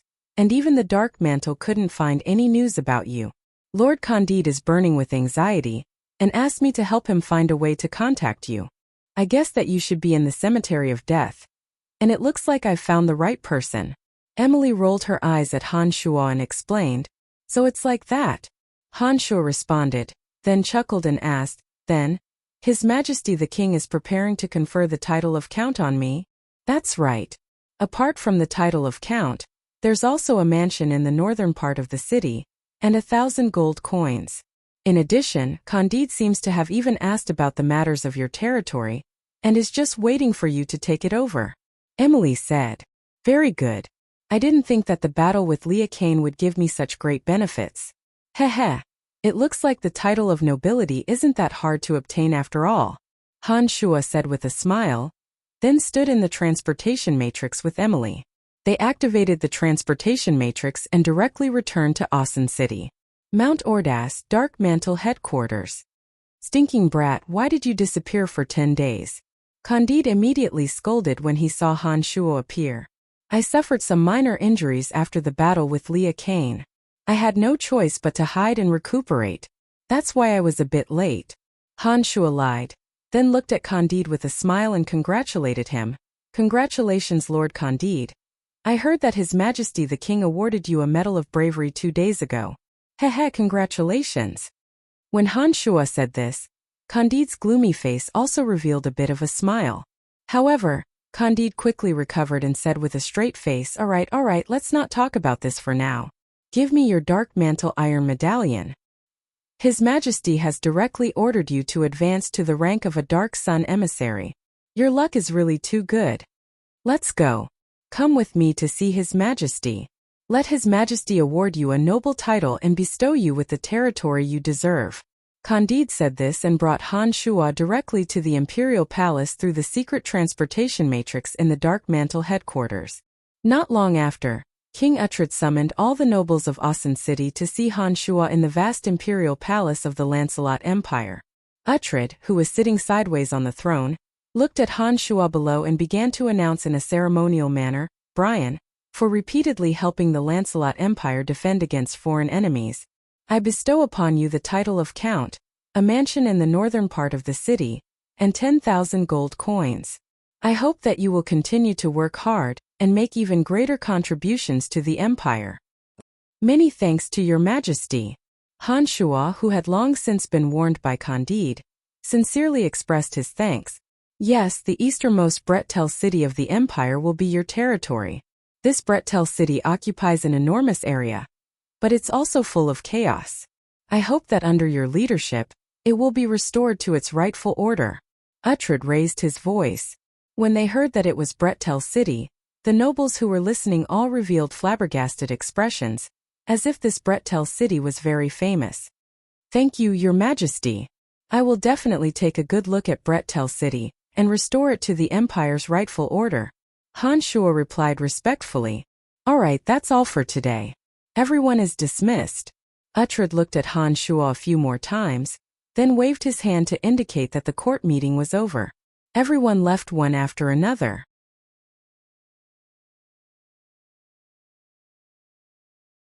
Chapter 291.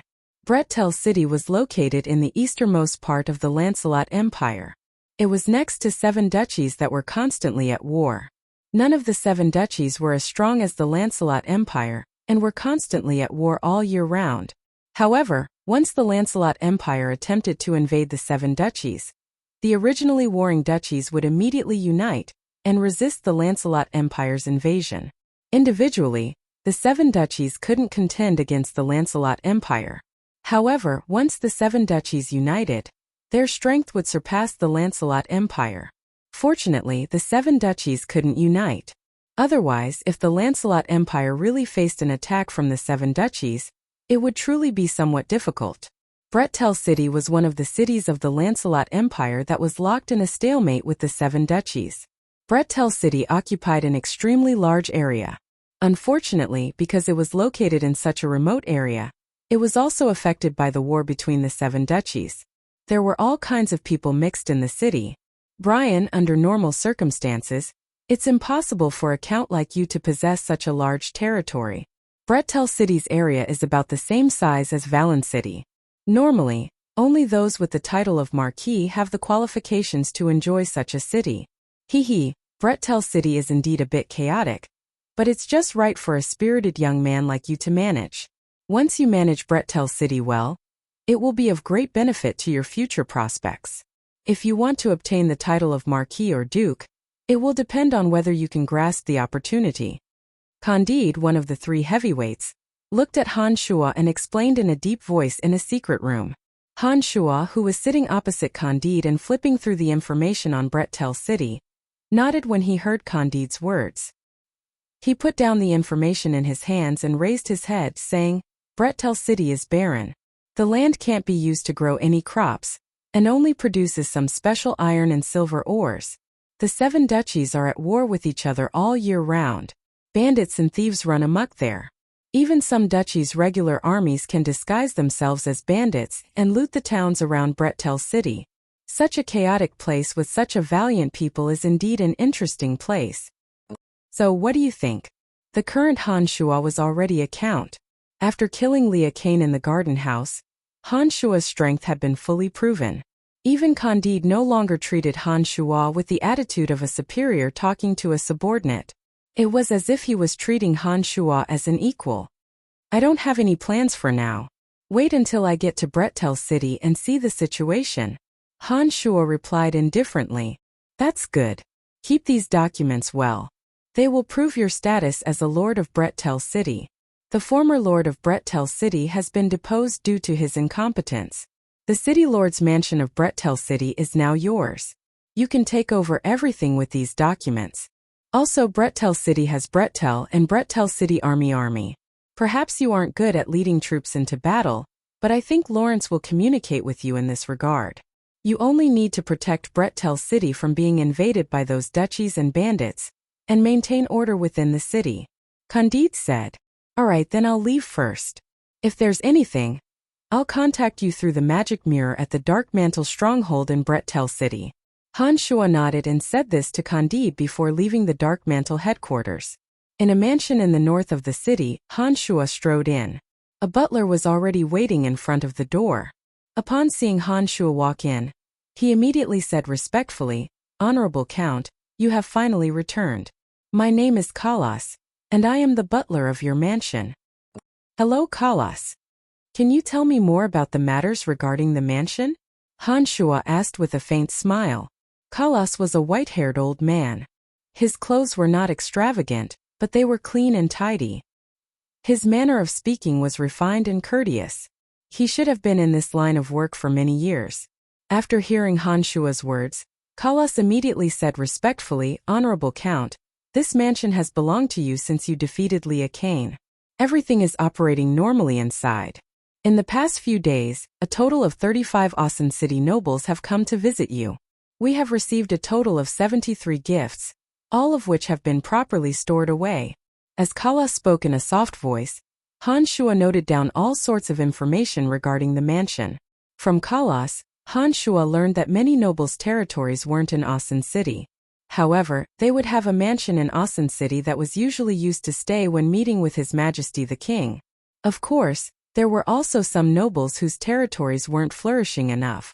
They didn't like to live in their own territories, so there were many nobles who lived directly in Asen City.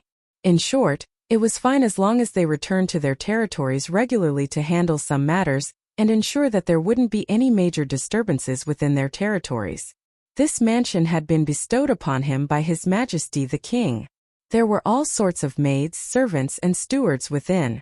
Han Shuo had the right to dismiss them, and had to pay them a certain amount of salary every month in order for them to maintain the normal operations of the mansion.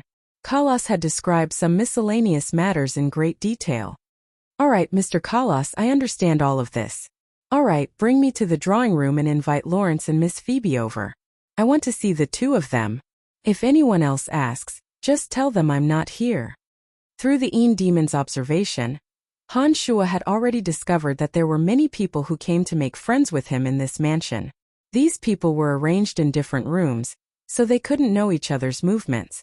The Een Demon that had been injured during the battle with Lia Kane had already recovered after being nourished by the blood essence in the Cemetery of Death. Although he had used up a few drops of blood essence, the Een Demon was no longer in danger. Yes, Lord Count. Kalas responded and brought Han Shuo into a spacious drawing room before respectfully withdrawing. This drawing room was as big as a basketball court. 7 bright lights hung from the ceiling, and the floor was covered with a soft carpet. There were many comfortable chairs placed around it, making it look very spacious and bright. After a while, Lawrence and Phoebe came over together. Lawrence laughed heartily and said to Han Shuo as soon as he entered, Brian, congratulations. I heard that His Majesty the King was conferring a title on you today, so I found Phoebe and came over together. I thought that you would come back. After winning a large sum of gold coins, Phoebe appeared to be glowing. Her charming face was filled with a bright luster as she looked at Han Shuo with a fiery gaze and said, Brian, Cameron is finished this time. The merchant alliance he formed suffered a huge loss because of him. His allies no longer trust him. The crisis facing our Bust Empire has been resolved. Seeing the two so happy, Han Shuo smiled and nodded, saying, I plan to go to Brettel City. It's full of chaos and very interesting. If Brettel City can develop well in my hands, it will also be beneficial for you, Lawrence. I already knew that you would be in charge of Brettel City. Brettel City is indeed very chaotic. The personalities of the commoners are much tougher than those of Asen City. The armies and bandits of the Grand Duchies would occasionally loot some of the surrounding villages. For so many years, the city lord of Brettel City has been powerless. This caused the merchants of Brettel City to leave the city one by one. The nobles and commoners have lost confidence in Brettel City. I reckon that it won't be easy for you to quickly take control of the situation once you arrive in Brettel City, Lawrence said with a frown when he heard Han Shua mention Brettel City's matters. The Lancelot Empire had sent out armies many times in an attempt to invade the 7 Grand Duchies through Brettel City. However, they returned in defeat time and time again, causing the Lancelot Empire to finally give up on this idea. After the armies had retreated, the remaining tens of thousands of Brettel City's city guards couldn't contend against any of the duchies. It had become a habit for those duchies to take the opportunity to loot Brettel City. However, although the 7 Grand Duchies had the strength to occupy Brettel City, they didn't do so due to their mutual misgivings and fear of provoking the Lancelot Empire. They only looted Brettel City from time to time, but never truly occupied the city. Therefore, the city lord of Brettel City was very sullen. Brettel City itself wasn't as strong as any of the Grand Duchies. Brettel City's land was barren, but it wasn't small. However, there wasn't much profit to be reaped from it. His Majesty the Empire also wasn't willing to spend a huge amount of manpower and resources to garrison Brettel City to resist the 7 Grand Duchies. In this way, Brettel City had become a tasteless existence, but a pity to abandon. It would be a pity to abandon it, but there wouldn't be any profit to be made if they didn't abandon it. Therefore it was very awkward. Don't worry, I know what kind of place Brettel City is. I have my own plans. In any case, His Majesty has given me full authority to manage Brettel City. I will take good care of Brettel City. Han Shua chuckled evilly as he answered in a mysterious and unfathomable manner. What do you plan to do? Lawrence asked after a blank stare. You will know when the time comes. I will make Brettel City even more chaotic. Han Shua said with an evil smile.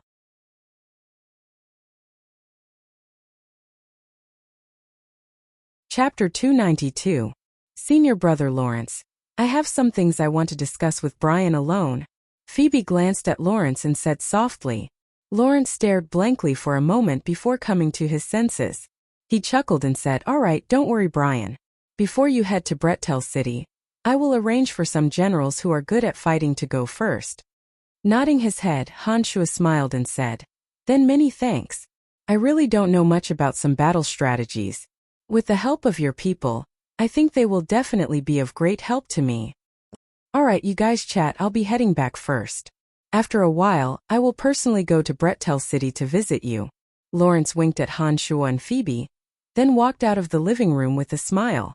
After Lawrence left, Han Shua immediately took a step forward and pulled Phoebe into his arms. After a series of lingering kisses, Han Shua directly carried Phoebe and fiercely rushed into the bedroom. He forcefully flung Phoebe onto the spacious and soft bed.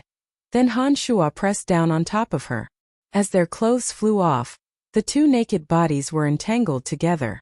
Phoebe's low moans were seductive as she desperately catered to Han Shua's thrusts. They were entangled until there wasn't a trace of strength left in them. After the violent storm subsided, Phoebe lazily leaned on Han Shua's wide chest. Her delicate fingers gently slid down Han Shua's body as she murmured in satisfaction, I can't leave with you for the time being. Cameron's merchant union is facing the crisis of disintegration because of the huge losses from this bet. Our Buzz Merchant Guild has made a huge profit this time. It's a good opportunity to clean up the mess and make it difficult for Cameron to escape this time. You should first deal with the matters of your merchant guild. Brettel's place is very chaotic. Wait for me to stabilize the situation first. Han Shua softly said as he gently caressed Phoebe's tender shoulders. Oh right, there are some missing materials from last time. I've collected all of them for you during this period of time, so I'll give you these first. Phoebe suddenly remembered the list that Han Shua had given her last time. There were still a few rare materials missing. She exclaimed softly. As soon as he said this, Han Shua was pleasantly surprised and said, That's great. The place of extreme water was in the Valley of Sunshine. Now that all the materials had been gathered, Han Shua could first plant the Water Elite Zombie in the place of extreme water. After a while, he could directly harvest the Earth Elite Zombie. Phoebe lazily rubbed her space ring and materials slowly appeared one by one. Han Shuo conveniently put them into his space ring. When all of this was done, Phoebe took out a crystal card and handed it to Han Shuo with a smile. I made a huge profit from this time's bet.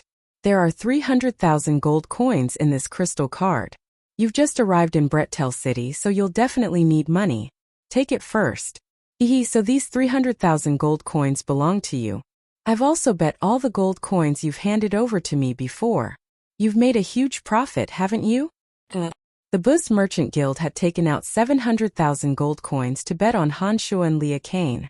According to the odds of 1 to 5, the Buzz Merchant Guild had won 3,500,000 gold coins from this bet. 355,000 gold coins was definitely a huge sum.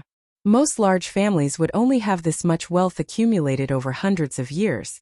Even the Buzz Merchant Guild itself was only worth around 1,500,000 gold coins before this bet. But because of this grand bet, the Buzz Merchant Guild's wealth had doubled.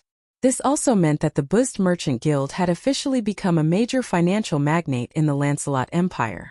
300,000 gold coins wasn't even a tenth of the bet's total, but it was a huge fortune for Han Shuo. Looking at Phoebe's charming face that was asking for a reward, Han Shuo was ecstatic as he slapped Phoebe's perky butt and said with a laugh, "Not bad. The gold coins in your hands are indeed in the right hands." "Of course," Phoebe said proudly. 300,000 gold coins in Han Shuo's hands was like a meat pie falling from the sky. In his joy, Han Shuo ignored Phoebe's pleas and directly hugged Phoebe, pounding into her until Phoebe didn't even have the strength to speak. The next day, the slowly awakened Phoebe left Han Shuo's mansion through the back door under Han Shuo's escort. After Phoebe left, Han Shuo returned to his bedroom and opened a cupboard. He used a key to fiddle around in the dark crevice, and a passageway automatically split open under the cupboard. Every noble's mansion usually had a secret room to store things, or do some secret things that couldn't be known by others. This mansion bestowed by His Majesty was no exception.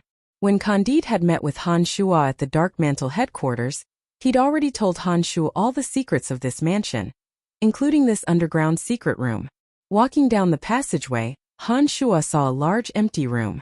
Apart from a few empty cupboards, there was nothing else inside. Placing the magic wand in one of the cupboards, Han Shuo directly passed through the transportation matrix and arrived at the Cemetery of Death. The Cemetery of Death was gloomy all year round. Apart from the white bones that littered the ground, there were no signs of life or change. After leaving the Cemetery of Death, Han Shuo let out a light breath and gazed into the depths of the dark forest, concentrating his senses. Why hasn't the Fire Elite Zombie finished so late this time? Han Shuo frowned and muttered to himself in confusion. The Earth Elite Zombie and Wood Elite Zombie definitely hadn't been unearthed for as long as the Fire Elite Zombie. If it wasn't for the fact that Han Shuo could sense the Fire Elite Zombie's prolonged aura, Han Shuo really would have thought that something had happened to him.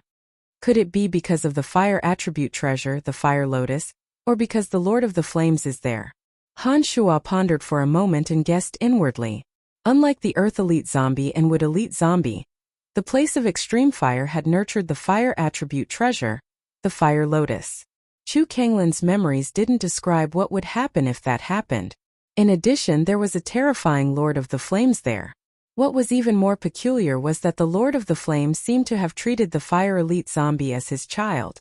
With so many strange things added together, the Fire Elite Zombie must have been affected. Otherwise, the Fire Elite Zombie wouldn't have taken so long to emerge. Forget it. I'll plant the Water Elite Zombie for now. Han Shuo didn't think too much about it. Since he could still sense the Fire Elite Zombie's aura, he knew that there shouldn't be any problems.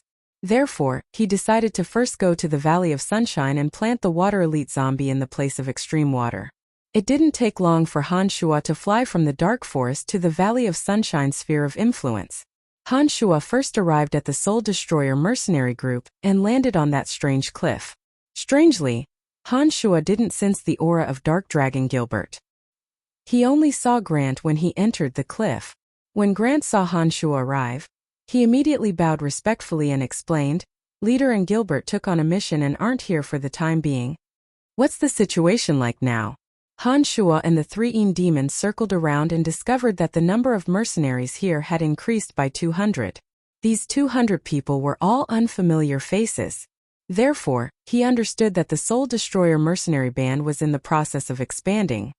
What else could it be? The major powers have gone from fighting in the dark to fighting openly. They've been fighting fiercely during this period of time.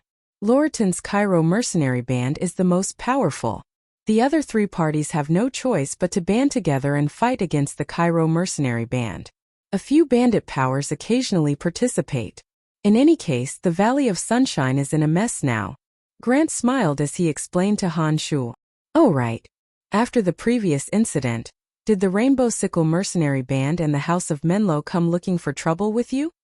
Han Shu recalled that he had killed Ferguson and heavily injured Adam Menlo. He couldn't help but ask in astonishment. Haha, those two parties indeed hate our Soul Destroyer mercenary band. Unfortunately, they don't know where we are. Even if they want to take revenge, they don't know how. Grant seemed very pleased with himself as he laughed heartily. I see that there are many new faces in the mercenary band. Will there be any problems with these people? Han Shua's heart moved as he asked. Don't worry. The mercenaries we've chosen have all gone through strict checks. Those who can enter this area are all trustworthy. Haha.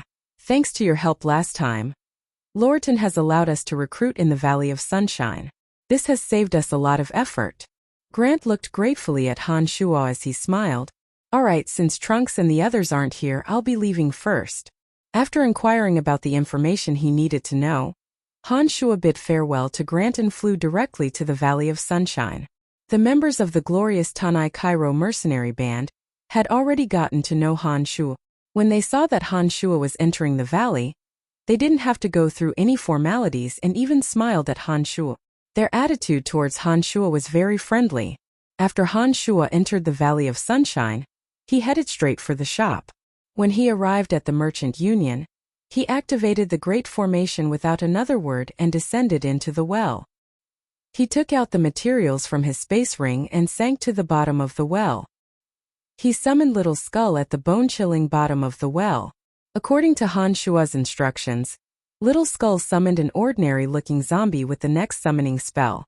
Then, the Little Skull disappeared and Han Shua pressed the zombie warrior into the center of the place of extreme water. He threw in all the strange materials and gathered all the water element energy in the place of extreme water towards the zombie warrior.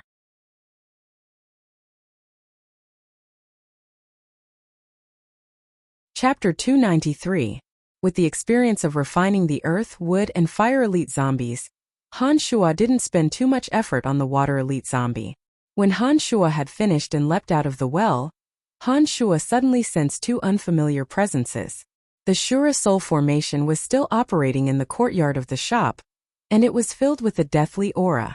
The Calamity Church's Dark Grand Magus Edwin and the female alchemist Belinda were pacing back and forth outside the formation, not daring to enter.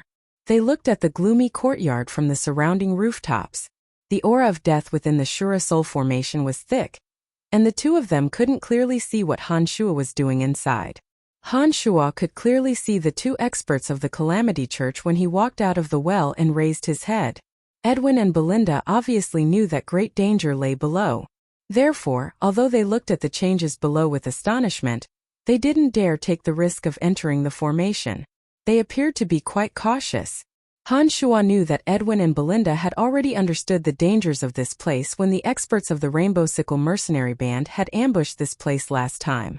It was only natural that they didn't dare approach this time. Han Shua walked to the eye of the formation and sent a beam of dark light into it. The originally howling wind and deathly aura of death dissipated in an instant and the formation returned to its normal state. Han Shua sat down on the chair in the middle and looked lazily at Edwin on the rooftop. He said faintly, Mr. Edwin, it seems that you're always this sneaky every time you come. Is this how your Calamity Church does things? Although the strange changes in the courtyard had disappeared, Edwin and Belinda didn't dare walk down. They chuckled and said, sorry, let's chat up here for a while. Congratulations on killing Ferguson, but you've also angered the Church of Light. They'll pay any price to deal with you this time. Heh, our Calamity Church sincerely invites you to join us. As long as you're willing to join us, we'll pay any price. Sorry, I'm not interested. Han Shua had rejected them last time, And now Han Shuo was still rejecting them without any room for discussion. Alright then. Since you're not willing to join our Calamity Church, can we discuss our cooperation? The Church of Light has already dispatched a small group of Temple Knights. Their goal should be to deal with you. Although there aren't many Temple Knights, they are all true experts. This is the Church of Light's sharp sword for eradicating heresy. They are on their way to Brettel City and are waiting for you. Even if you didn't come to the Valley of Sunshine this time, our people would have notified you when you arrived at Brettel City. I didn't think I'd be able to meet you here, so I'll tell you in advance. Let's see if there's any possibility of us cooperating. Edwin was very sincere, telling Han Shuo such an important piece of news first. Han Shuo couldn't help but frown when he heard Edwin's words. The headquarters of the Church of God of Light was located in the most powerful Odin Empire on the profound continent. There was also the Angela Empire between the Odin Empire and the Lancelot Empire. The Temple Knights had always protected the Church of God of Light. For them to dispatch a small group of Temple Knights just for Han Shuo, it seemed that the Church of Light had truly made up its mind. I won't be cooperating with you for the time being, but I might contact you if I need anything. Han Shuo thought for a moment and said to Edwin. Edwin immediately chuckled when he heard Han Shuo's words. Our Calamity Church and the Church of Light are mortal enemies on the profound continent. The enemies of the Church of Light are our friends. All right then, our Calamity Church might appear by your side when you run into trouble. We'll meet again then. Edwin and Belinda didn't linger after saying this. They looked at each other and cautiously left Han Shuo's roof, quickly disappearing from sight. Han Shuo immediately moved after Edwin and Belinda left. He released all 3 of his demons and had them follow behind Edwin and Belinda. He wanted to see why the 2 were staying in the Valley of Sunshine. Edwin and Belinda were extremely careful and made many turns along the way, on guard against enemies following them. However, their figures still couldn't hide under the surveillance of the 3 demons. In the end, Edwin and Belinda actually entered the headquarters of the Cairo mercenary band together. Because they were tailing them in secret this time, Han Shuo didn't openly enter the Cairo mercenary band. Instead, he hid in a place not far from Tanai, and used the 3 demons to spy on Edwin's movements. Han Shuo had actually guessed that Edwin had hooked up with Loriton when Edwin and Belinda had snuck up on him. Otherwise, Edwin and Belinda wouldn't have been able to find him so quickly after Han Shuo had returned to the Valley of Sunshine for only a few hours. The Valley of Sunshine was the Cairo mercenary band's sphere of influence, and the Calamity Church's eyes weren't that wide. Mr. Edwin, you went to see Brian? Loriton immediately asked when Edwin arrived. Nodding, Edwin thanked him with a smile. Thank you for informing me, I just saw Brian. Oh right. How are the preparations coming along? The 300 Death Guards of the Calamity Church will arrive in the Valley of Sunshine in the next 2 days. Anyone can get the Mithril Mine, but we can't let the Church of Light take it. Otherwise, if they make mithril armor out of it and equip the Templars, it'll bring us great trouble in the future. Loriton's expression was cold as he said in a sinister voice, Don't worry, as soon as your Death Guards arrive, I'll immediately mobilize the Cairo mercenary band and flatten the powers around the Mithril Mine. Humph, I almost died there last time. I won't be so careless this time. The 3 great powers will pay with blood this time. Haha, that's for the best. If the Church of Light wants the Mithril Mine, then we'll make them pay with their lives. Edwin had a sinister smile on his face as he discussed the details of the operation with Loriton. Han Shuo listened for a while and memorized all the contents of their conversation. When Edwin and Belinda were about to leave, Han Shuo took the lead and silently left the Cairo mercenary band. After leaving the Cairo mercenary band, Han Shuo immediately left the Valley of Sunshine and returned to the Soul Destroyer mercenary band. He once again inquired about Trunks and the others' movements. From Grant, Han Shuo learned that Trunks and Gilbert would need some time before they could return. Han Shuo didn't stay in the Soul Destroyer mercenary band. He immediately flew back to the Cemetery of Death and returned to the secret room in his mansion. Not long after he walked out of the secret room, Steward Kalas respectfully said to Han Shuo, My Lord Count, there's a young lady called Fanny who wishes to see you. She says that as long as you mention her name, you'll definitely see her. Han Shuo blanked and suddenly remembered his promise to Fanny. When he'd left last time, Han Shuo had said that he'd look for her within a few days. Who knew that he'd become so busy that he'd forgotten about this? Now Fanny had actually come looking for him. She's there, take me to her.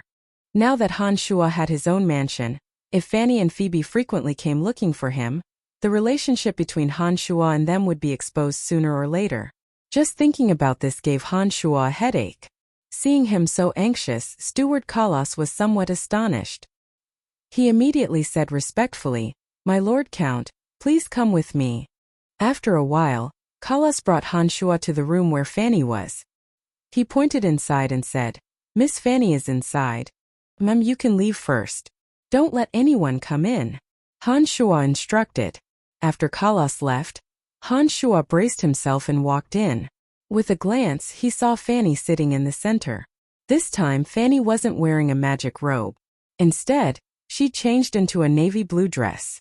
When she saw Han Shuo walk in, she immediately snorted coldly and looked at Han Shuo with cold eyes. "My Lord Count, you finally have the time to come see us commoners." "I'm sorry. Because of some matters I was a bit late. It won't be like this in the future. Fanny, you must forgive me." Han Shuo smiled wryly. Apologizing as soon as he'd walked in meant that he was in the wrong. It was only natural that Fanny would be so angry. "This isn't the first time. It seems that you've never fulfilled your promises." Fanny's face was still expressionless as she looked coldly at Han Shuo. Smiling wryly at Fanny, Han Shuo raised his hand and said, "I was wrong. You can punish me however you want." "All right then. I'll forgive you as long as you promise me that you'll be an honorary teacher of the necromancy major." Fanny thought for a moment and glared fiercely at Han Shuo before speaking. Being an honorary teacher of the Babylon Academy of Magic and Force was only a title in name, and didn't need to be bound by the rules of the academy. They might only occasionally give a few lectures and answer questions when invited by the academy. The various majors of the Babylon Academy of Magic and Force competed with each other. Being able to find a few famed experts within the empire to be an honorary teacher was a measure of the strength of each major. "No problem." Han Shuo readily agreed. "You bastard, how could you kill that evil person Leah Kane? How did you become an archmage necromancer? Just how many other things have you lied to me about?" Fanny was delighted when she saw Han Shuo agree, but then a series of questions erupted.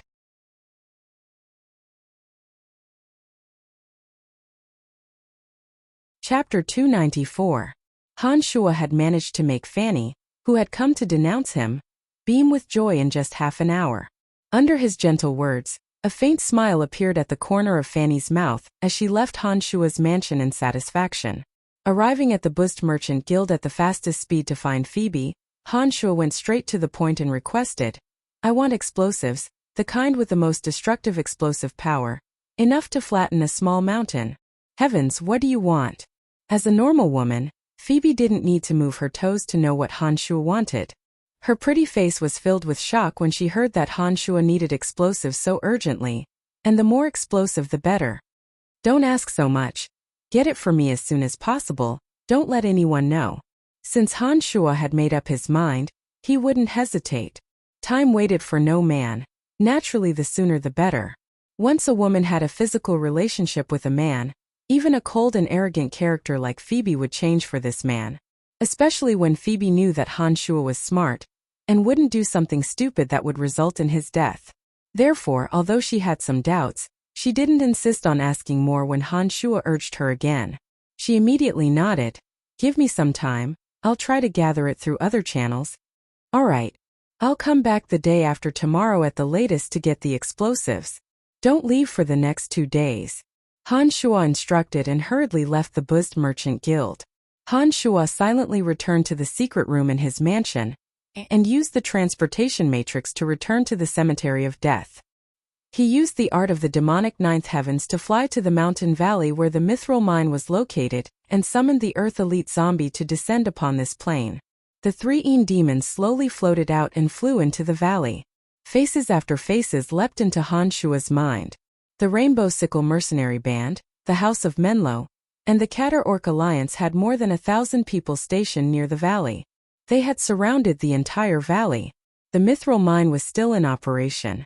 However, due to the steep and narrow terrain of the mine, mining the mithril was not an easy task, especially since the mithril ore was mixed in with the silver ore and often existed in the deepest part of the mine. Therefore, although the three forces worked overtime these days, the progress of the project was still not satisfactory. The three demons circled around every corner of the valley. The Earth Elite zombie hid in the ground, shuttling back and forth like two Xingsuan.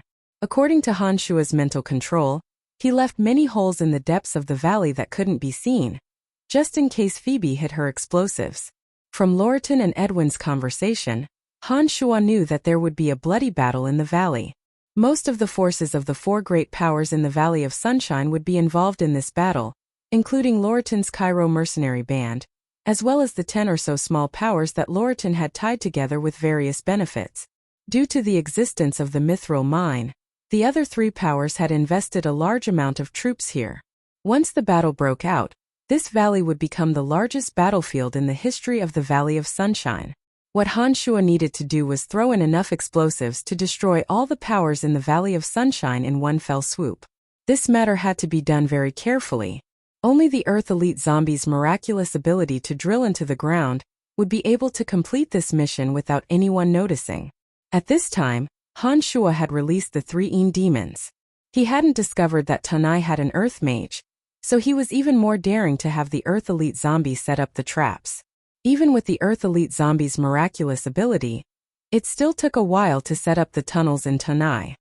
During this time, Han Shua kept an eye on the experts stationed in Tanai through the demons. He was deeply afraid that these people would sense the abnormalities in the ground and discover this time's setup. It was a good thing that everything went smoothly. When the Earth Elite zombie finished setting up the tunnels, Han Shua immediately left the valley. He'd been studying the Archmage-level Soul Tremor spell in the Cemetery of Death, and he'd felt that this spell was incomparably cryptic and difficult to understand. Soul Tremor used one's own mental strength to directly attack the opponent's soul. In order to master this spell, one must first have a certain amount of research on the soul. In addition, one also needed to grasp the technique of mental strength attacks. Even Han Shua found it difficult to gather one mental strength into an attack. As he paced around the Cemetery of Death, Han Shua furrowed his brow as he thought about the method of mental strength attacks. When Han Shua concentrated his mental strength, he could clearly feel the formless mental strength. However, to turn it into a tangible attack, no matter how hard Han Shua tried, he couldn't do it. It's indeed a bit difficult, Han Shua muttered to himself. He couldn't help but concentrate his mental strength, trying to form it into a tangible attack. The consciousness is formless and formless, but has boundless uses. Its attacks are based on the heart, and the heart will move. Han Shua suddenly remembered a paragraph of a demonic mantra. This was a description of the consciousness in demonic magic. When demonic magic reached the next separate demonic realm, demonic practitioners would be able to clearly sense the consciousness. The consciousness was actually a process of strengthening the soul. When a demonic practitioner reached the separate demonic realm, their soul would transform into the consciousness. As long as the consciousness wasn't destroyed, the demonic practitioner would be able to obtain eternal life. The consciousness was a formless and formless existence. Once the soul transformed into the consciousness, it would have many wondrous uses. The simplest use was to use the consciousness to sense the changes in the surroundings. The clarity and range of the senses would vary according to the strength of the consciousness. When fighting with others, as long as the consciousness was strong enough, it could directly form all kinds of strange attacks on the enemy, such as illusions or physical attacks. It could also control the opponent's mind, turning them into a puppet, and other wondrous uses. The consciousness could also be used to attack the enemy's soul, but it was much more profound than mental strength. The demonic magic had a detailed explanation of the attack methods of the consciousness. Han Shua recalled these memories and seemed to have grasped something. He felt that the consciousness and mental strength had the same wondrous uses.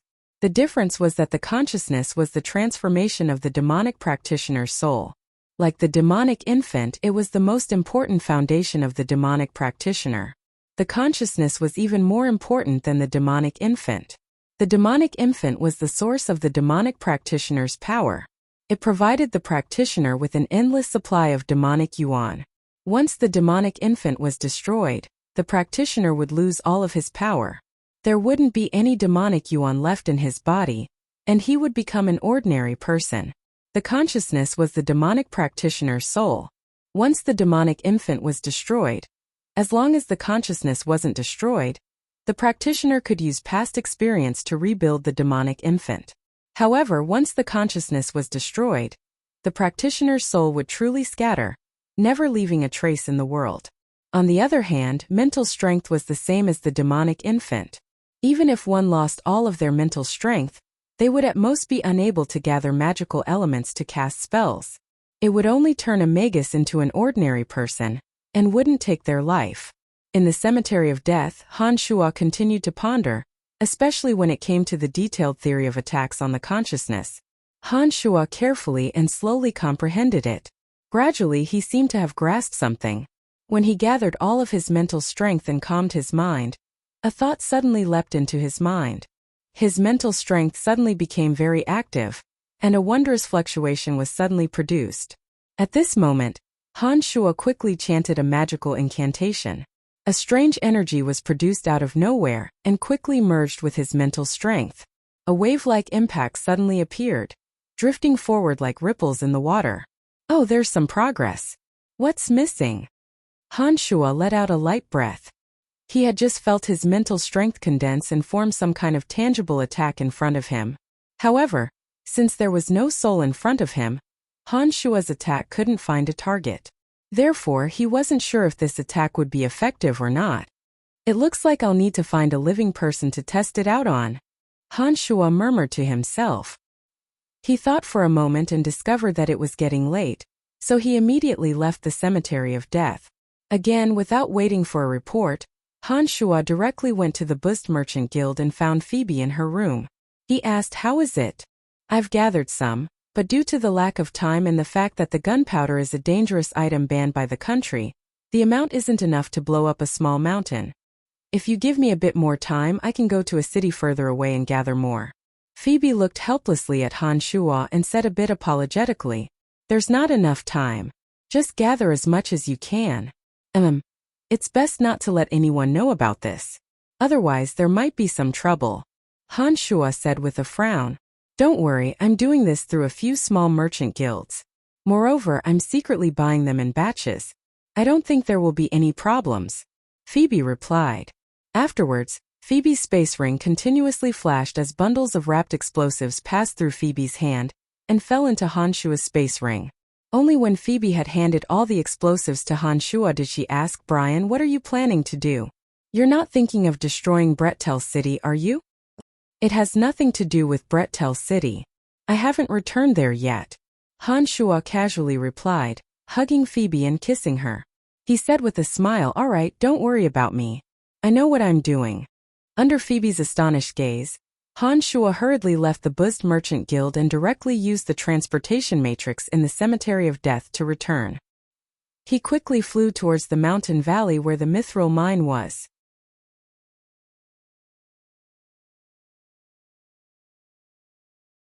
Chapter 295. The night was like water, watering Tanai Mountain. Spring had arrived, and the fragrance of flowers and grass was still intoxicating even at night. Danger lurked in the quiet night, accompanied by the low cries of insects. There were teams of mercenaries stationed in every corner of the mithril mine. The calm was filled with caution and vigilance. A team of black armored figures were like shadows in the dark night, slowly moving through the lush shrubbery with a sinister and mysterious aura. Dark Grand Magus Edwin floated in the air, leading the way. 300 death guards were like specters, silently following behind Edwin. With Loriton in the lead, the 2,000 Cairo mercenaries followed behind the 300 death guards, slowly advancing towards the mithril mine. Behind the Cairo mercenary band was a group of 10 or so small factions. There were about 1,000 experts wearing mercenary uniforms of various colors. In the valley where the mithril mine was located, the 3 factions had gathered to guard this place. However, because the 3 factions still needed to guard their lair, they only had a total of more than 1,000 mercenaries guarding the mithril mine in the valley. These 1,000 or so mercenaries were 3 times less than Loriton's 2,000 elite mercenaries, 300 death guards from the Calamity Church, and 1,000 experts from the 10 small factions. Dark Grand Magus Edwin released a dark magic spell. and a black mass of air slowly spread out. The area in front of the valley that was lit up by the moonlight was suddenly enveloped in a faint layer of mist, as if the moisture of the night was slowly gathering together. For some unknown reason, the insects that had been chirping in a low voice gradually lost all signs of life. Arthur, the wind archmage of the House of Menlo, was currently resting with his eyes closed. He seemed to have sensed the abnormal movements and couldn't help but open his eyes to look outside the valley. He muttered to himself, "What's going on? Why aren't there any sounds of insects around?" In a tent to Arthur's left, the orc warrior Callery called out in a low, muffled voice, "Hey Arthur, it's getting late. Rest early. I feel like something's wrong. I'll go take a look." Arthur mumbled to himself as he walked out of his tent. He used levitation to float into the air and looked out of the valley. Why is it foggy? Arthur muttered to himself as he slowly floated out of the valley. There were all sorts of tents in the valley, and there were also a few high-spirited mercenaries in charge of night patrols. When they saw Arthur float into the air, the mercenaries in charge of night sentries all greeted him. Some of the Rainbow Sickle mercenaries laughed softly and said, "This fellow isn't sleeping in the middle of the night. Does he want to go out and have fun in the middle of the night? Haha, that's true. It's been hard on us to be assigned to such a place. Who cares, we just need to guard our night." Another mercenary casually replied. "Shoo." Edwin, who was approaching, suddenly let out a soft sigh and made a gesture towards the death guards behind him. The death guards that had been advancing like ghostly shadows suddenly crouched down and retreated, concealing themselves in the lush shrubbery without any signs of life. Loreton's eyes were very sharp, and he immediately waved his hand behind him when he saw Edwin's movements. The long, snaking line was instantly replaced by soft panting sounds. These people were extremely far away from Arthur in the valley, and such soft panting sounds wouldn't be heard at all. Arthur walked out of the valley and gazed into the distance with furrowed brows. He didn't discover anything out of the ordinary, so he stopped for a while and mumbled something before returning to Tanai. At this moment, the Rainbow Sickle mercenary band, the House of Menlo, and the Catter Orc tribe had all gathered according to the distance between them. An orc who was guarding the outskirts of the Catter Orc tribe was suddenly jolted awake by an ear-piercing whistle. By the time he reacted, he discovered that there was a dangling crossbow bolt nailed to a large tree nearby. There was a letter tied to the end of the bolt. Next was the Adam Menlo family. A guard of the Adam Menlo family was also awakened by a crossbow bolt. There was also a letter on the crossbow bolt. Next was the Rainbow Sickle mercenary band, which was right next to the Mithril Mine Valley. They were also shaken by the crossbow bolts that carried a letter.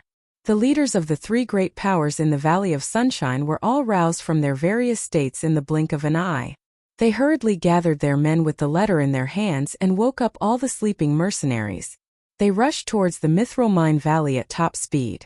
After delivering the 3 letters of warning with super-fast flying spells, Han Shua once again silently returned to the surroundings of the Mithril Mine Valley and hid himself. All the explosives had been set up in advance, and Han Shua coldly watched the changes in Tanai through the 3 Een demons, waiting for a fierce battle to break out.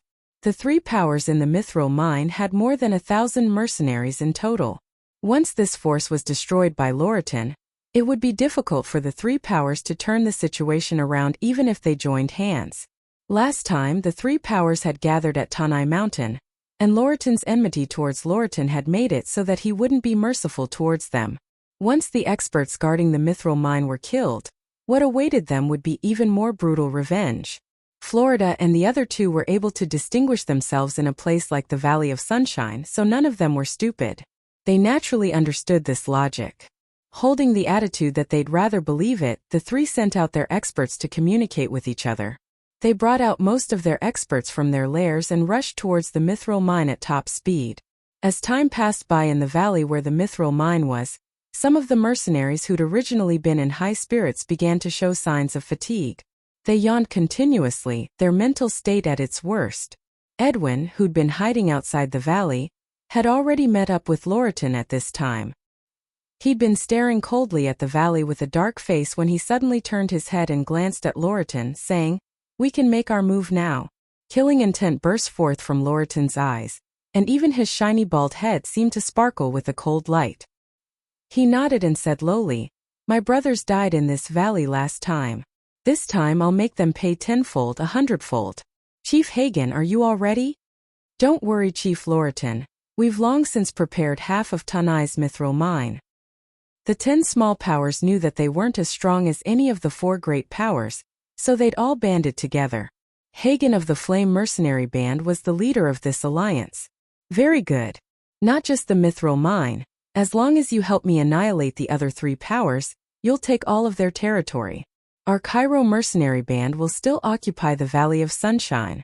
I hope you won't disappoint me." Loriton smiled coldly in his heart, but spoke heartily on the surface. "Don't worry, we know what to do." Hagen laughed slyly, indicating that he completely understood Loriton's thoughts. "All right, enough with the nonsense. Be careful. I'll use a dense fog to cover the path to the valley. Don't make any noise when you enter. It's best if those people all die in their sleep." Edwin yelled impatiently, an unconcealable arrogance in his expression.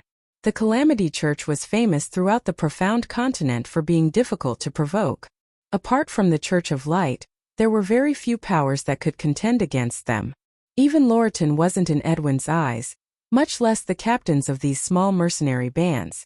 Therefore, Edwin didn't treat them as sincerely and courteously as he had treated Han Shu. These small mercenary bands understood Edwin's identity, and naturally didn't dare provoke him. Just the sinister and mysterious aura of the 300 Death Guards was enough to make their hearts palpitate. These people had long since heard of the Calamity Church's ruthless and callous disregard for human life. When they saw Edwin's impatient expression, they all softly cried out in agreement. Edwin was still a bit proud of these people's fear. He enjoyed this feeling of superiority in terms of strength very much. He hummed lightly in arrogance and waved his hand, ordering a tall and thin Death Guard in front of him, "Advance, kill them all." The Death Guards were a group of fanatical believers of an evil god. They were fanatical believers who had given all their faith and spirit to the evil god. These people carried the evil god's will and terrifying power, mercilessly massacring all enemies of the Calamity Church throughout the profound continent. They were a group of inhumane executioners who obtained a certain kind of power by offering sacrifices to the evil god, easily possessing the ability to dictate the life and death of others. Under Edwin's command, the Death Guard's gray eyes were filled with fanatical excitement.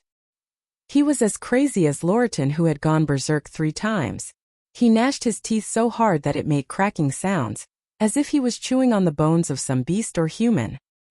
His movements were incomparably agile as he led the 300 Death Guards under the cover of the dense fog and rushed towards the valley. The experts of the 3 major powers led by Florida, Adam Menlo, and Catter were currently on their way to the valley. Each of them was burning with anxiety as they continuously gave orders, urging the experts below to move faster, afraid that they wouldn't arrive in time.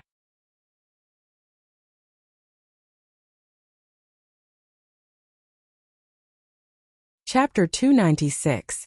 Tanai's forces were either snoring lightly, dozing off, or dead asleep. There were very few who were awake, and 1 or 2 who were more cautious also slowly closed their heavy eyes under the cover of the medicinal mist. Everything seemed so perfect. It was as if the outcome had been decided from the moment the Death Guards had entered the valley. This ambush would have been a classic if it hadn't been ruined by a terrifying explosion. Rumble. Just as the Death Guard passed through the valley's passageway, a fierce gust of wind blew from an unknown corner of the valley. The wind was extremely fierce, first snapping a small tree on the mountainside. A strange butterfly effect was produced, one after another, and in the end it unimaginably caused the mountain rocks to collapse. The millstone-sized rocks smashed into the valley along the green moss-covered rock walls. The sound of this kind of movement was so loud that even the mercenaries who were sleeping in the mist of potions suddenly woke up as if they were facing a great enemy. The first thing they did was to grab their weapons before looking at the situation that was happening. Edwin, who was also an apothecary but had extraordinary attainments, was well aware that only slightly less effective knockout agents wouldn't be easily detected by experts. Edwin had been feeling smug that victory was in his grasp, when the explosion completely shattered his plans. He looked at the mercenaries stationed in the valley, all of them looking around with weapons in hand, and then looked at the Death Guards that had entered the valley. Edwin could only resist the urge to curse out loud and give the order to attack, charge in, kill. Whether it was Edwin or Loratan, they both understood that there was no longer a chance of a perfect ambush due to this change when they heard the sound of boulders rolling down. The two of them cursed inwardly as they gave the order to charge in, but their eyes darted back and forth in the area where the strong wind had come from. Their hearts were filled with a strange sense of doubt. Where did that strong wind come from? Why was it so strong? Why did it have such a miraculous effect? Was it man-made? If so, who could have done it? A series of questions filled their minds in an instant, but it was only for a moment before the two of them stopped thinking about it and focused all their attention on the valley where the massacre was taking place. Enemy attack, enemy attack. Within the valley, over 1,000 mercenaries had been startled awake by the falling rocks. An extremely small portion of the mercenaries near the edge of the valley were constantly dodging the falling rocks. The mercenaries on night patrol duty at the very front had already spotted the death guards and immediately shouted out loud. All the mercenaries of the three factions immediately understood. They pulled out their weapons and started chanting spells. The archers knocked their arrows and aimed at the entrance of the valley. The 300 death guards of the Calamity Church spread out like ghosts of the night.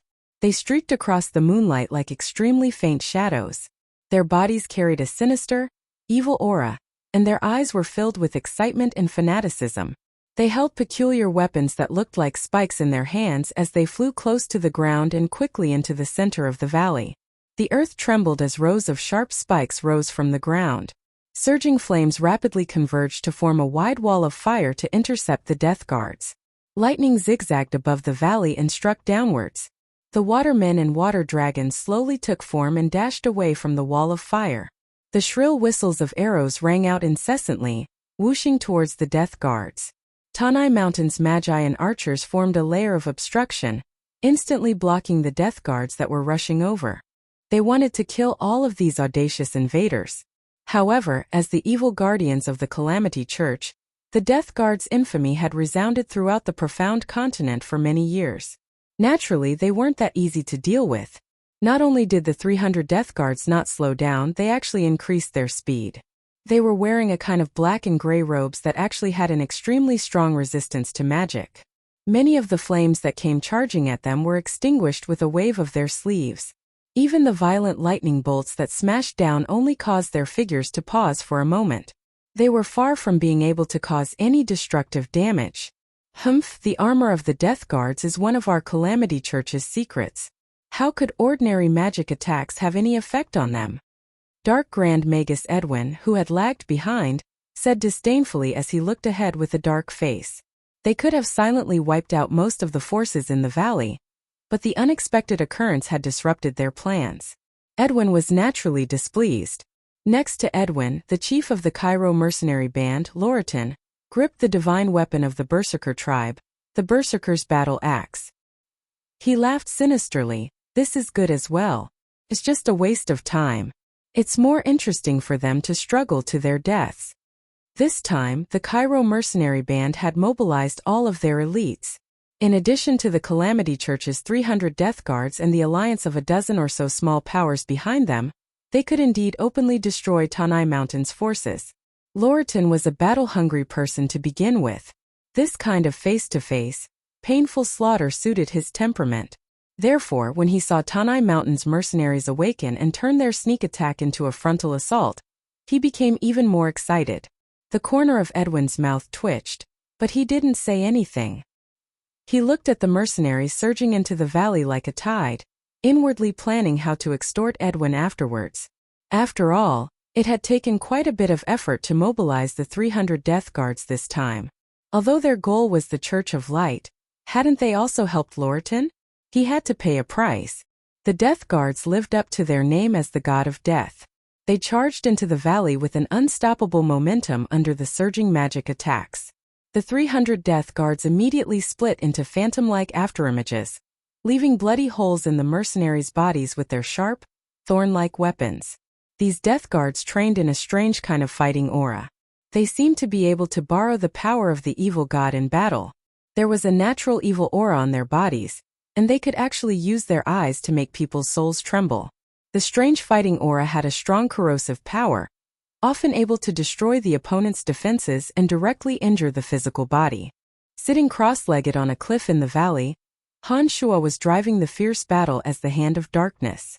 He was silently circulating his magical yuan, slowly absorbing the lingering power of Tanai Mountain's dead body into his body, while paying close attention to the battle below. The miraculous performance of the Death Guards surprised Han Shuo.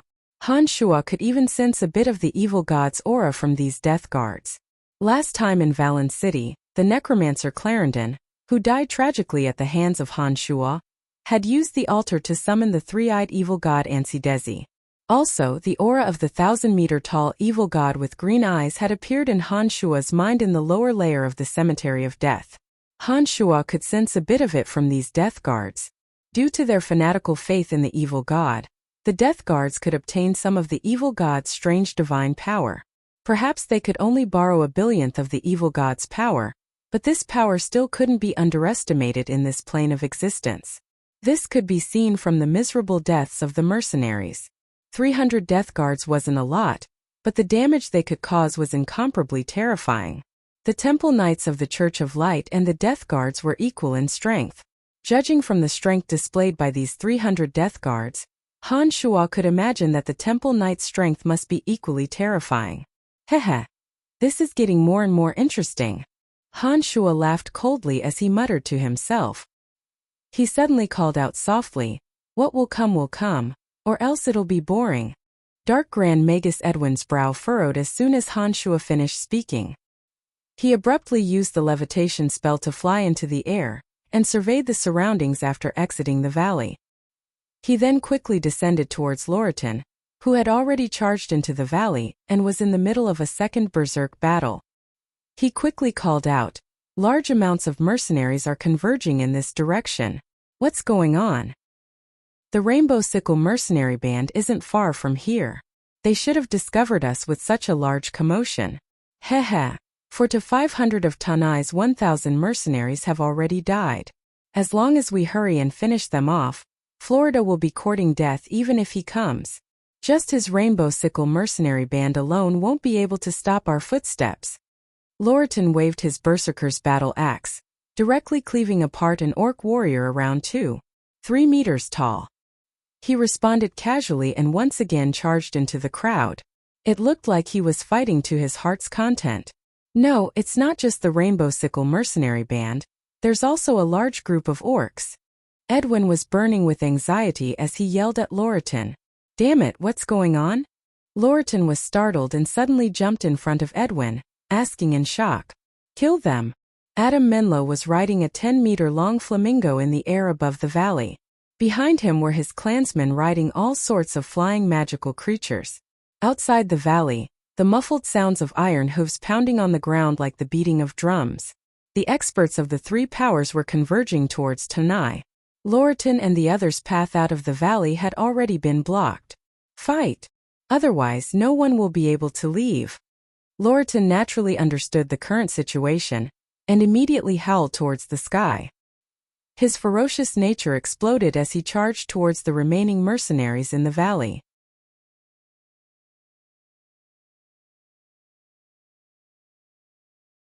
Chapter 297.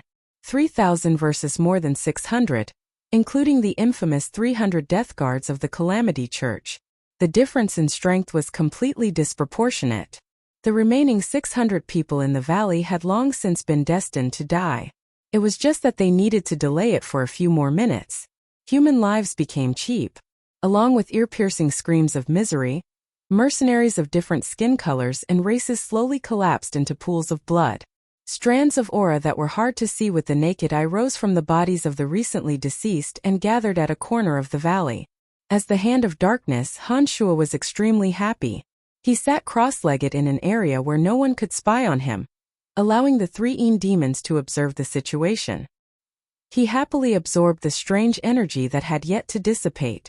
Han Shuo, who was in the bloodlust realm, was restless, but was firmly suppressed by reason. Time passed as lives were lost. Of the 600 experts guarding the mithril mine in the valley, only 200 remained.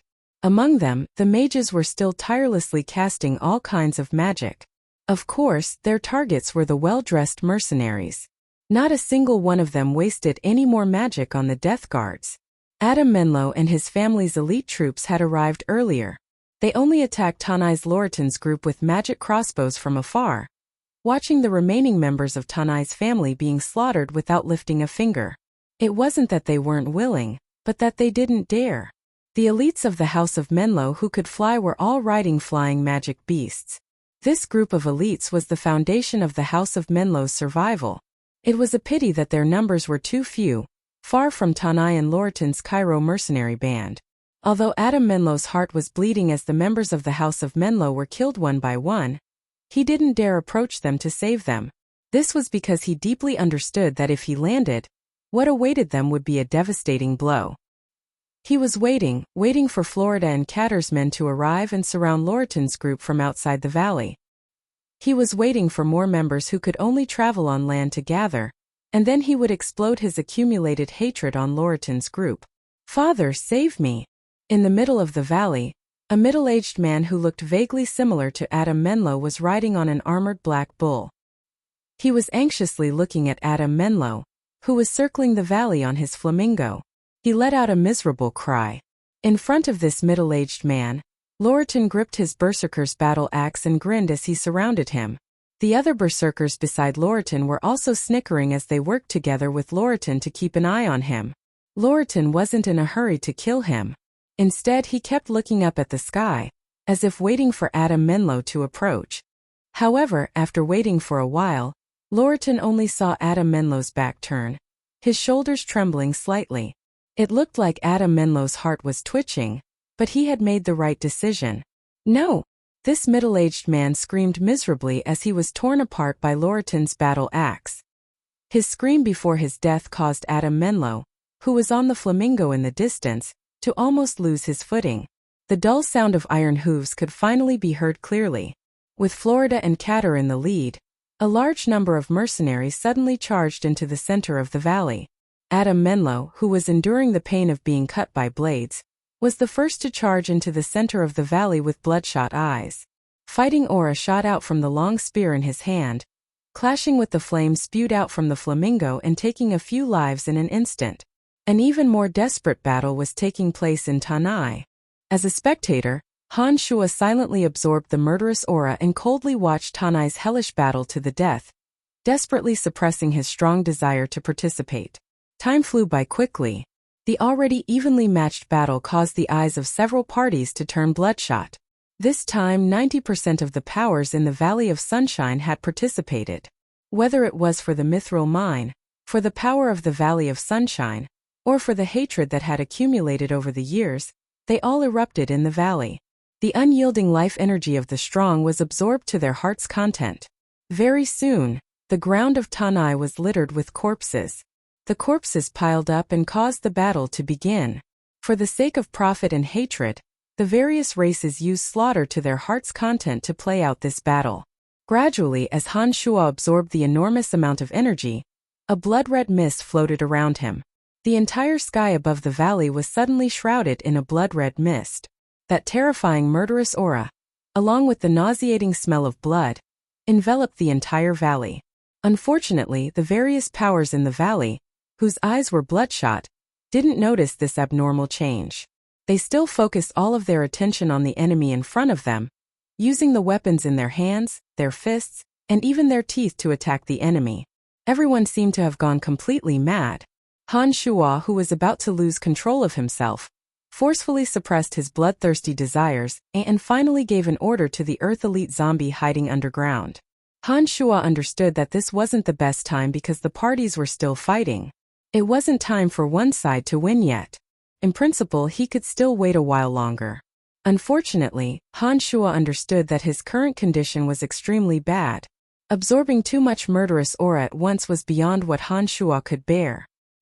He was deeply afraid that he would lose his reason and not have a chance. 90% of the powers in the Valley of Sunshine had been reduced to a quarter of their original number. This was definitely the most intense battle in the history of the Valley of Sunshine.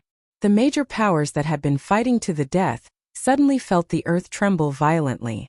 However, before they could react, Every corner of the valley seemed to be exploding, and the thick smell of gunpowder instantly spread. At this time there were people fighting in every corner of the valley. Every explosion caused great damage. The mercenaries who were fighting were suddenly engulfed by the underground explosions, their bodies immediately disintegrating into bloody chunks. For a moment, the valley cracked and the mountains collapsed. The sounds of explosions rose and fell incessantly. More than half of the surviving experts in the Valley of Sunshine died in this violent explosion. Due to the underground explosion in the valley, the huge rocks above also cracked. Rocks that were bigger than humans fell like raindrops. The huge rocks fell from a height of several hundred meters. That kind of violent impact was incomparably terrifying. All the experts who were careless and got smashed directly into meat paste. The various powers that had been fighting in Tanai were all dumbfounded by this sudden explosion. Now that 90% of the Valley of Sunshine's forces had joined in, this kind of earth-shattering bombardment didn't differentiate between friend and foe. The damage caused was even more exaggerated. Even if Loratan and the others were slow, they could still sense the scent of a conspiracy.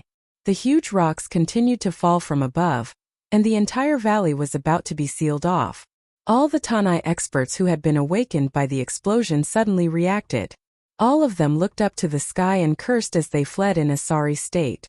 Loratan and the others' voices were even louder as they shouted for everyone to quickly retreat. If it wasn't for the explosion covering up the blood mist, perhaps these people would have discovered Han Shua's existence. After all, the fiendish Han Shua had left an unforgettable impression on them with his blood mist attack in this very valley. However, the rolling rocks had shattered the blood mist, and could no longer form a distinct blood mist. Add to that the fact that the falling rocks were too terrifying, no one paid attention to the sky. All of them only cared about escaping and didn't expose Han Shua's existence. The leaders of the major powers sensed that there was a conspiracy, and the resentment in their hearts was as endless as the waters of the ocean. However, they all understood that this wasn't the time to look into it. The group of leaders led by Loratan frantically ordered their subordinates to leave this place as soon as possible. Florida and the others had a bad premonition ever since they'd received the warning of the crossbow bolts. When they arrived in the valley and saw that the massacre had already occurred, and the explosions didn't differentiate between friend and foe, they immediately understood that Tanai's Loratan and the others had also been plotted against. Florida and the others turned pale with fright. They even thought that this was the work of one of the three empires surrounding the Valley of Sunshine. Their goal was to eradicate all the powers in the Valley of Sunshine, and take complete control of the Valley of Sunshine. It was because of this that they naturally thought that the explosions were only the beginning, and that there might be a sea of soldiers from the other empires bearing their fangs at them. Therefore, when Loratan fled, they also fled in a panic. They never would have thought that this conspiracy was the work of one person, and that such a large-scale attack was the work of one person and the miraculous Earth Elite zombie. They completely lost their bearings as they fled in all directions. As the leaders of a faction, they naturally thought more, but it was a pity that not every mercenary under their command was that smart. Most of these mercenaries who lived on the edge of a knife were still simple-minded. The fierce battle with Tanai's side had caused their comrades to die one by one, and their enemies to run around them. These people didn't have the time to think and immediately attacked. Thus, even as they fled, the major powers were still locked in battle due to their unresolvable hatred. The sounds of metal clashing and the final screams of the dead continued for a long time outside the valley. However, at this moment, the instigator of all this had turned blood red and was surrounded by a strong killing intent. He was clearly on the verge of a breakthrough. On the contrary, the Demon Slayer Edge hovered in the air above the valley, replacing Han Shua as the current beneficiary of all the powers.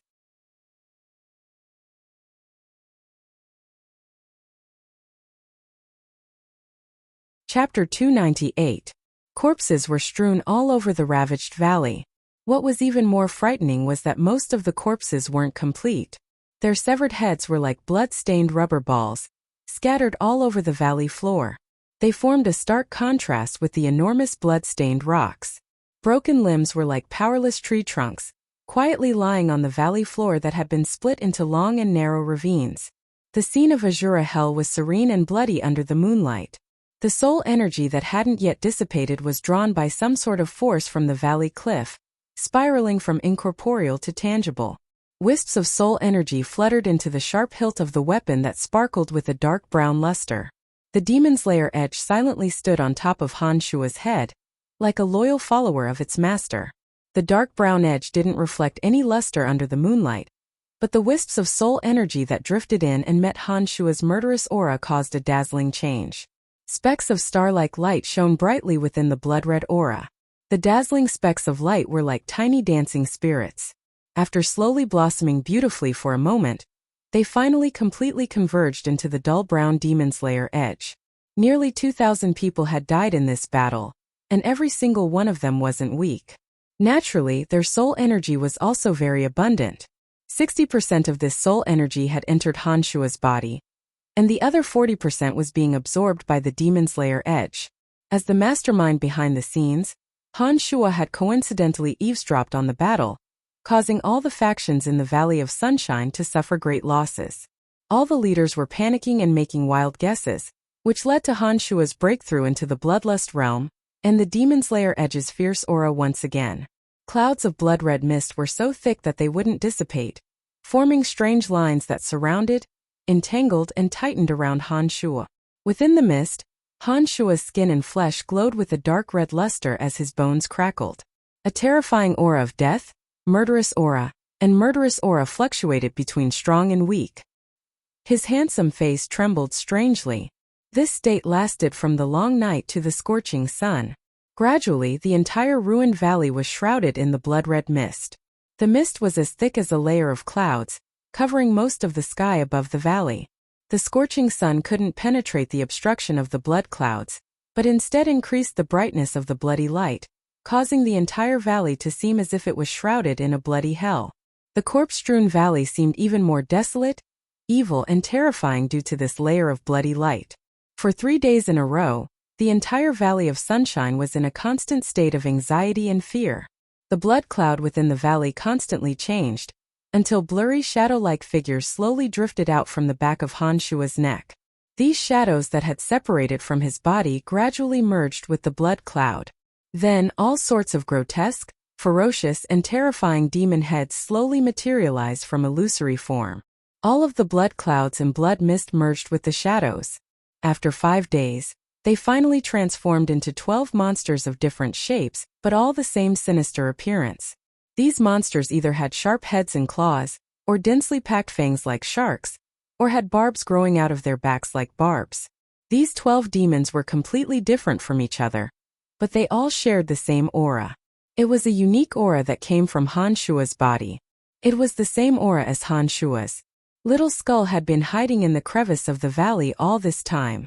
It was because of this familiar aura that the Earth Elite Zombie and Wood Elite Zombie didn't make any unfriendly moves. Another 7 days passed. The 12 demons constantly changed their forms, sometimes even taking on the exact same appearance as Han Shua. What was even more strange was that on the 5th day, there were actually 12 identical copies of Han Shua hovering around Han Shua. On the last day, the 12 constantly changing things returned to their original appearances as if they had returned to their original form. Then they turned into rays of blood-red light and hid within Han Shua's body. Han Shua let out a light sigh. After all the demons had hidden themselves within his body, he opened his demonic eyes and swept his gaze across the entire valley. Han Shua murmured, "I've finally reached the separate demon stage." Due to the enormous explosion, the valley had collapsed amidst the earth-shattering tremors. All of the paths into the valley had been sealed off, leaving only a sliver of sunlight in the sky. During this period of time, the little skeleton, Earth Elite Zombie, and Wood Elite Zombie had been guarding Han Shua with all their might. The various powers in the Valley of Sunshine had sent their spies to investigate not long after the tragedy. Unfortunately, not a single one of them had escaped alive after being ambushed by the 3 dark creatures. They'd all turned into vengeful spirits like the mercenaries in the valley, and even their corpses were quickly rotting away. The stench of Tanai's rotting corpses was truly unbearable. Han Shua creased his brow in thought for a moment. He reached out and grabbed the demon's lair edge floating above his head. As soon as the demon's lair edge entered Han Shua's palm, it strangely turned into specks of dark brown light and disappeared without a trace.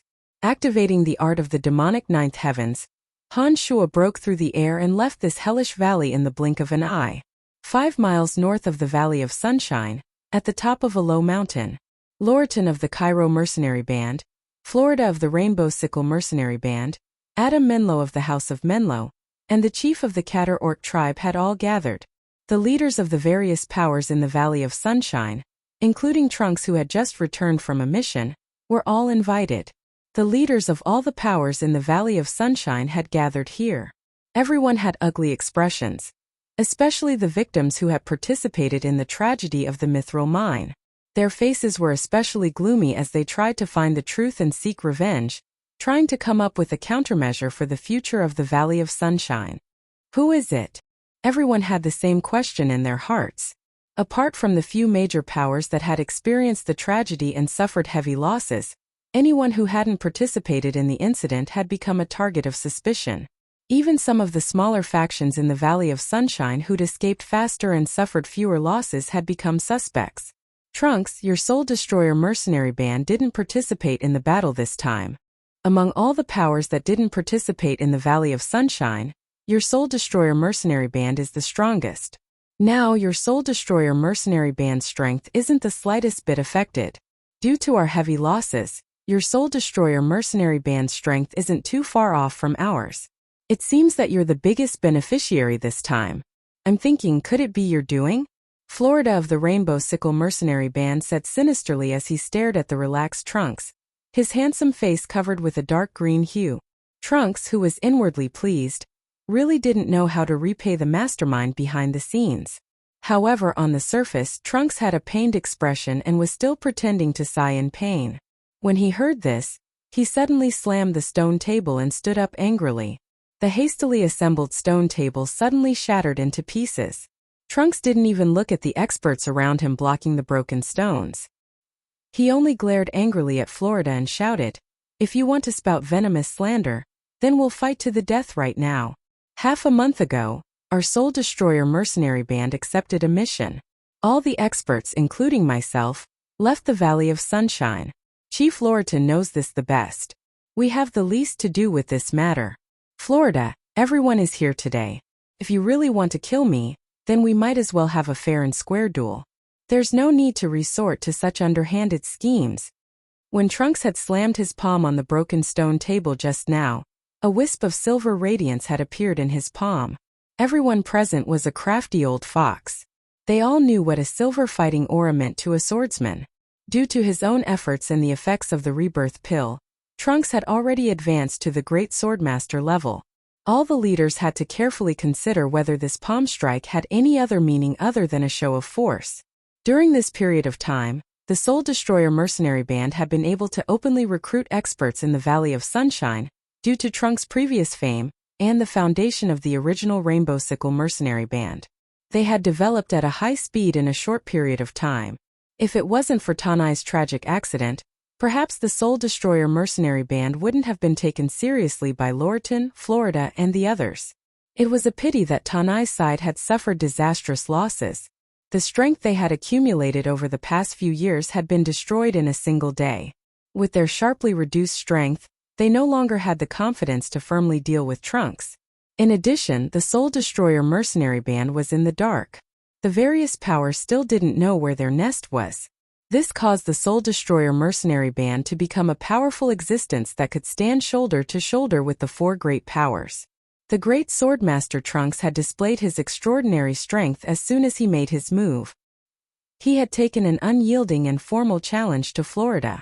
This attitude was clearly different from his previous concealment and obscurity.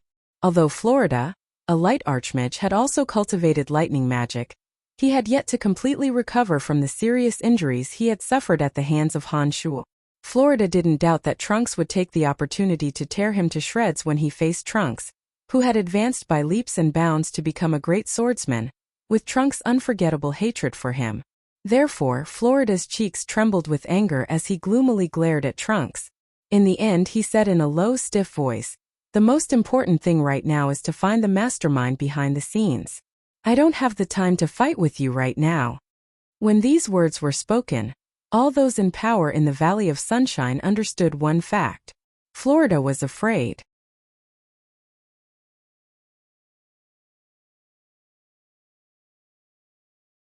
Chapter 299. Trunks didn't persist and sighed. As a member of the Valley of Sunshine, I'm also very sad that such a tragedy has occurred. The most important thing now is to understand everything. Otherwise, if the enemy has other tricks up their sleeves, then the successive blows will be unbearable for any side. None of the leaders believed Trunks' lament. As the leader of the Soul Destroyer mercenary band that was completely unscathed from the great changes in the valley, they definitely wouldn't believe that Trunks wasn't rejoicing in others' misfortune. Of course, at this moment, especially after Trunks had displayed the strength of a great swordmaster, they naturally wouldn't be so foolish as to provoke him. After an awkward silence, Loriton of the Soul Destroyer mercenary band finally spoke. I think the murderer's target this time is all the powers in the Valley of Sunshine. The Soul Destroyer mercenary band being able to escape this calamity was completely a fluke. Even the subordinates I sent to the valley after the incident didn't return. This time, our Valley of Sunshine may be facing a huge problem. If it wasn't for the fact that both sides had suffered heavy losses, the various powers that had been engaged in a bloody battle a few days ago would never have such a friendly conversation in a place like this. Florida of the Rainbow Sickle mercenary band shot a rude glance at Loriton. A trace of hatred mixed in his hazy face. He said in a cold voice, "So what do you think we should do?" Taking a deep breath, Loriton seemed to have already thought of an answer. His large bell-like eyes scanned everyone before he finally said in a low voice, "Let's put aside our grudges for now and find the mastermind behind all this. Whoever can figure out the truth first will be the one to take control of the Valley of Sunshine. Do you have any objections?" Loriton, who had always been in control of the Valley of Sunshine, was definitely not a generous person. In fact, Loriton was famous for being petty and mad. Logically speaking, these words shouldn't have come out of his mouth at all. However, the strength of the Cairo mercenary band after the great changes in the valley was far from what it used to be. Although the other three parties had also suffered heavy losses, the Cairo mercenary band wouldn't be able to withstand them even if they relied on the superior terrain of the Valley of Sunshine. Rather than that, he might as well happily release the authority that he might not be able to hold and use the future authority of the Valley of Sunshine as a bargaining chip to lure the three factions, causing them to split up over this authority that they couldn't hold for the time being. Although Loriton's limbs were well developed, his mind wasn't simple. On the contrary, being able to sit in such a high position in the Cairo mercenary band, Loriton had the mind of a schemer. Almost as soon as Loriton's words fell, the eyes of Adam Menlo and Catter, who'd originally been following Florida's lead, immediately shot out a glint of ambition. The two of them were silent for a while and looked at each other. They didn't look at Florida's desperate wink, and actually agreed very readily. The leaders of the small forces that were originally tied to Loriton hesitated for a moment before nodding their heads one by one. When Trunks saw that most of them were nodding their heads in agreement, he also gladly agreed. When everyone's gazes landed on Florida, who originally had the highest chance of obtaining this power as long as Adam Menlo and Catter supported him, could only agree bitterly in his heart even though he secretly cursed all the relatives of his two previous allies. Even he, Florida, had no choice but to submit to the irresistible trend. Very good.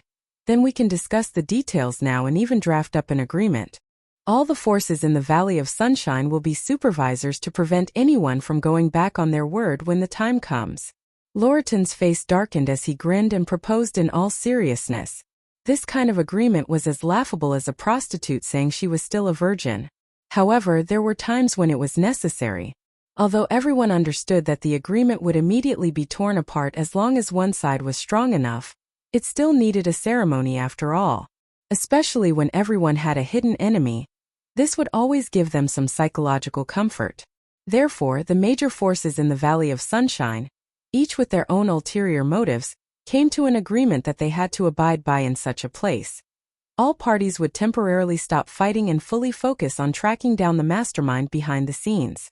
After learning everything from Trunks, Han Shua gave a strange, non-committal chuckle. He didn't give any explanation to Trunks and quietly left the Valley of Sunshine, this enormous maelstrom that everyone thought of as the mastermind. Trunks' heart trembled slightly at Han Shua's hair-raising smile before he left. He looked at the trace of pride in Han Shua's eyes that was difficult to detect, yet also seemed to be deliberately revealed. He suddenly seemed to have grasped something. However, Trunks didn't ask any questions. Instead, after Han Shuo left, he led the Soul Destroyer mercenary band to carry out the magnificent feat of searching for the culprit with great fanfare. He appeared to be even more diligent than Loriton and the others. However, during this process, Trunks, who was openly searching for the culprit, took advantage of the convenience of coming and going to continue his shady business of recruiting soldiers. The Soul Destroyer mercenary band, which had ample funds and was gradually becoming famous, actually attracted quite a few strong experts to join them. After leaving the Valley of Sunshine for 7 days, Han Shuo returned to Asen City. He gave some instructions to the housekeeper of his mansion, then secretly left through the Dark Mantle's transportation matrix. Bretel City wasn't a solid city. Due to the habitual weakness of the previous city lords when facing the invasion of the 7 Grand Duchies, Bretel City's city guards had become a motley crew. Once a true attack descended, the soldiers, who knew how to preserve their strength, would always flee faster than the civilians. It was precisely because Bretel City was habitually breached that the Lancelot Empire didn't dare to spend a huge amount of money to build a transportation matrix within the city.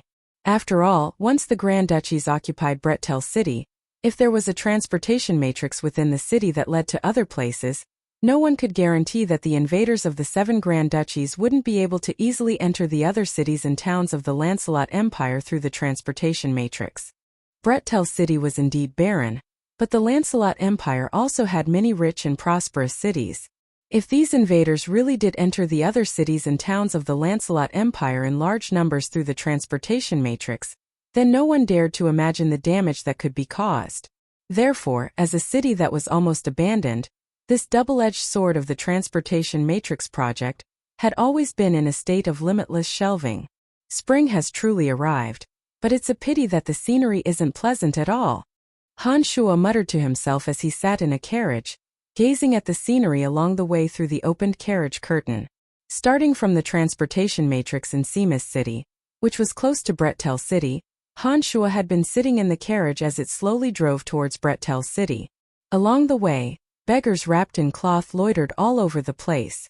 Flies fluttered in the air above the conspicuous corpses on the side of the official road, causing a choking stench to persist. Seamus City was a well-defended and wealthy city in the east of the Lancelot Empire. However, the miserable scene on the road from Seamus City to Bretel City was as different as heaven and earth from the Seamus City he'd just left. During the 3 days of travel, Han Shuo had already discovered more than 10 bandits causing trouble through the Eam demons. These bandits were only local bandits of the Lancelot Empire. They weren't fake bandits like those from the 7 Grand Duchies, who might have regular soldiers disguised as bandits. Even the tenacious Han Shuo couldn't help but be a bit stunned by the various tragic scenes. Along the way, Han Shuo had personally killed no less than 50 beasts in human skin. Brian, I didn't think that your territory would be this kind of place. The scenery along the way is enough to challenge one's nerves. I think that Bretel City will also make you feel embarrassed.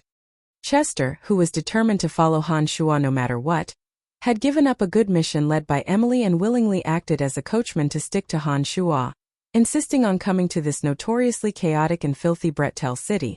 Chuckling lightly, Han Shuo looked playfully at the courageous Chester and asked, "Chester, why do you insist on following me, even when I've refused?" Chester, who was focused on acting as a coachman, had already become extraordinarily resilient along the way. He whipped the warhorse fiercely, stopping the extraordinary warhorse's curiosity towards a corpse in the grass on the left. He replied like a philosopher, "If you want to obtain more things, not only do you need perseverance and indomitable will, you also need at least a little bit of foresight." Interesting thinking. Han Shuo responded to Chester's reply with a faint smile. His eyes calmly watched the civilians around him fiercely fighting over a piece of bread. His voice was elegant, gentle and indifferent. The situation in Bretel City was so bad that apart from some of the original residents who were unwilling to leave their ancestral lands, some special merchants who tried to use violence, and the nobles and soldiers who couldn't leave due to their duties, the rest of the civilians were trying their best to break free from the shackles of sin. They desperately wanted to enter the rich and peaceful Seamus City. However, the road to Seamus City wasn't peaceful. Even if they risked their lives to reach the city gates, they would still be mercilessly turned away if they didn't have an expensive entrance fee. These civilians of the Lancelot Empire would be left to fend for themselves. After all, the poor civilians would only become the most despicable and unstable beggars in Seamus City. With Seamus City's capacity, it couldn't have too many beggars that would affect the city's image. Therefore, even the nobles and merchants could enter the city. The civilians of Brettel City who could prove that they had the ability to live could also enter after paying a considerable fee. Otherwise, even if they died outside Seamus City's gates, the guards wouldn't feel the slightest bit of pity. So this is my territory, I've finally arrived. Han Shuo muttered to himself as he gazed at the wide-open Brettel City in front of the dilapidated city gates.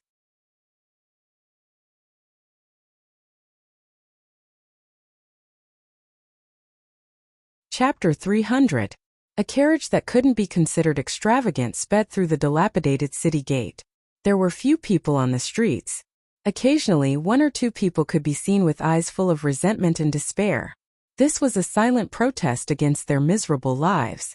Brettel City was just as dirty as Han Shuo had expected. The scenery was only slightly better than what he'd seen along the way. A few lazy soldiers watched the carriage enter the city indifferently. They actually didn't question him about his origins or urge him to pay the entrance fee. It looked like Brettel City was indeed on the verge of death.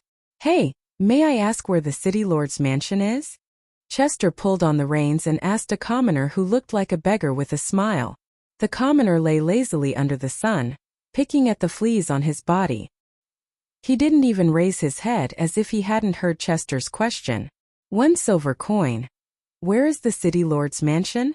Chester, who'd been born in poverty, had a good understanding of the temperament of these poor people. He asked with a smile again. Sure enough, adding a silver coin immediately produced an effect. The beggar who'd just been deaf seemed to smell the alluring scent of gold. He suddenly focused all his attention on Chester and pointed in the direction of East Street, saying, "Go straight for 300 meters. The tallest and most dilapidated mansion is the city lord's mansion." A silver coin glittered under the sunlight as it rolled down to the ground in front of the beggar. Chester didn't thank him. He only jerked his warhorse and the carriage slowly left, heading straight for the city lord's mansion. The beggar hurriedly picked up the silver coin and clutched it tightly in his palm. He then looked in the direction the two had left in and murmured, "Someone actually came to Brettel City. If it's not a profiteering merchant, then it's that legendary unlucky count. What a pitiful fellow." Once Brettel City was invaded, the city lord's mansion would become the focus of attention. The walls of the tall building weren't sturdy, and there were even a few holes that hadn't been repaired from the explosions. When Han Shua's carriage entered, there were only less than 5 maids and a dozen or so soldiers. These maids and soldiers looked at Han Shua coldly. They did not have the enthusiasm that a subordinate should have. Of course, it was even more impossible for them to welcome Han Shua at a banquet that was normally held in other regions. The city lord's mansion was at least 5 times larger than Han Shua's mansion in Asen City. However, this city lord's mansion didn't have any good points apart from its large size. Because the city lord was always the first to leave after every invasion, the city lord's mansion that didn't have any soldiers stationed there was often the first to be looted. Some of the things that the city lord couldn't take away for the time being had been completely obliterated in the repeated attacks. The funny thing was that Han Shua actually saw a piece of white jade floor being taken away, leaving behind a large square hole in the ground. This allowed Han Shua to imagine the true situation of Brettel City. "Can you tell me about the current situation in Brettel City?" Han Shua asked Dick, the person in charge of the Dark Mantle, after hearing the news and sitting down in the dilapidated hall at the center of the city lord's mansion. Dick was a man in his 40s. His appearance was ordinary, with only the bridge of his nose appearing rather high. This was a characteristic of the mountain people of Brettel City. Dick respectfully saluted Han Shua, speaking in a somewhat awkward imperial language. When the previous city lord of Brettel City left, he took with him a total of 500 family soldiers. Currently, there are only 3,000 soldiers in the entire Brettel City, and less than 50,000 residents in the city.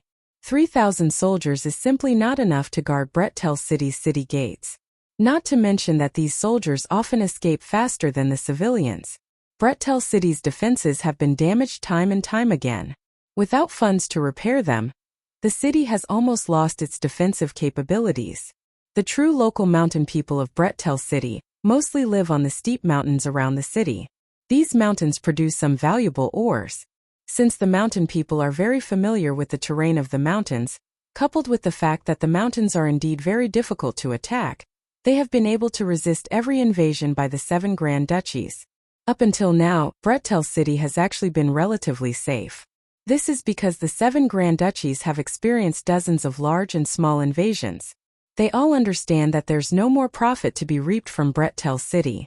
To them, wasting time to plunder Brettel City is no longer able to reap the rewards they deserve. Therefore, there haven't been any more invasions in the past few months. On the contrary, the mines guarded by the mountain people in the mountains around Brettel City have become the targets of attacks by bandits and private soldiers.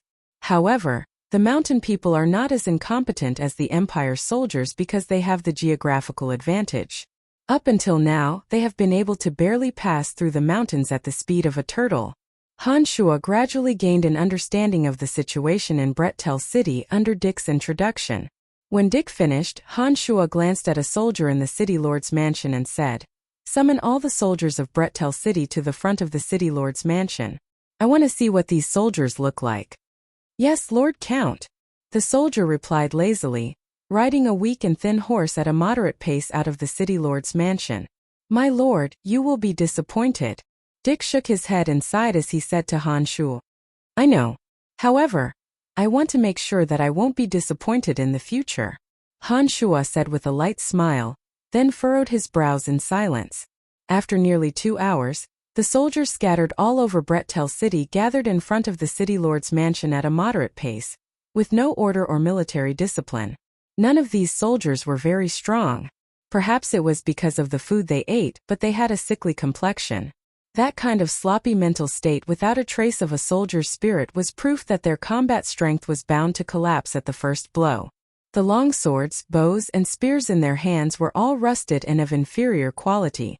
Han Shuo even felt that a sharp weapon forged by the dwarves could break all of their weapons. Only a third of these 3,000 soldiers were young men in the prime of their lives. The rest were old men past their prime. Who could count on these people to have any fighting strength? Han Shuo stood on the high platform of the city lord's mansion for a while, pondering for a while with a calm face. He grinned maliciously and said, "From today onwards, your good days are over. All soldiers over the age of 50 will be expelled from this troop. I will guarantee that these people will have a normal life. The remaining soldiers will be given enough food to fill their stomachs. You will also be given brand new weapons, armor, and war horses. Of course, you will also be tortured by cruel training. When the next invader comes, you will wash away the previous shame with blood. With me here, Brettel City will change." The elderly soldiers below were incessantly clamoring. They were indifferent to Han Shuo's proposal to have them leave the army, but were full of doubts about Han Shuo's guarantee of food and clothing. The young soldiers looked at each other in dismay, slowly pondering the meaning behind Han Shuo's words. They didn't know what he wanted to do. Beside Han Shuo, Dick, the person in charge of the Dark Mantle here, looked at Han Shuo in astonishment and asked, "My Lord Count, are you serious?" "Your Lordship, even if we have more than 1,000 people with weapons and war horses, do you think that we can withstand the attack of 10 to 20,000 bandits or the 30 to 50,000 regular soldiers of the 7 Grand Duchies with such a dilapidated city wall?" A soldier with a rough appearance and a full beard shouted as he looked up at Han Shuo, "This isn't something you should care about. As a soldier, if you can't stop the enemy's invasion, then use your own heads to wash away the shame of failure. If you dare to struggle at death's door and flee, I'll personally slit your necks." Han Shuo looked coldly at the brawny man and berated, "City Lord, I think you should leave this place as soon as possible. This place has already been abandoned by the Empire. Do you think you alone can change the current situation of Brettel City? Without 100,000 elite soldiers of the Empire standing guard, Brettel City will never be able to change the situation of being invaded. If you want to court death, please don't take us with you, okay?" The soldier was extremely disdainful, turning a blind eye to Han Shuo's coldness as he retorted. Whoosh! A dark brown luster flashed past. No one could clearly see what it was, But the head of the soldier who'd been arguing with Han Shuo fell to the ground just like that. Fresh blood spurted out from his neck like a paintbrush sketching a bright painting on the ground. From now on, all you have to do is listen to orders. You don't need to have any doubts. Even if you do, just rot them in your hearts. Han Shuo's voice was strangely cold and murderous. That kind of ruthlessness was like that of a butcher's, causing the soldiers below to keep quiet out of fear. A troop of more than 100 people riding brightly colored warhorses and wielding bright weapons slowly rode towards the city lord's mansion. One of them was wrapped in silver armor and held a silver spear.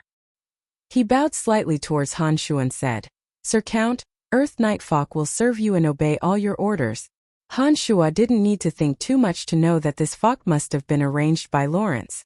Han Shuo could feel the murderous aura of a fierce warrior from this person. He understood that this person was a true soldier who'd experienced hundreds of battles. Han Shuo immediately looked at the Bretel City soldiers below with malicious intent and laughed mischievously. "Fok, from today on, I'll leave them to you. Use the cruelest methods to train them. I won't blame you if they die during training."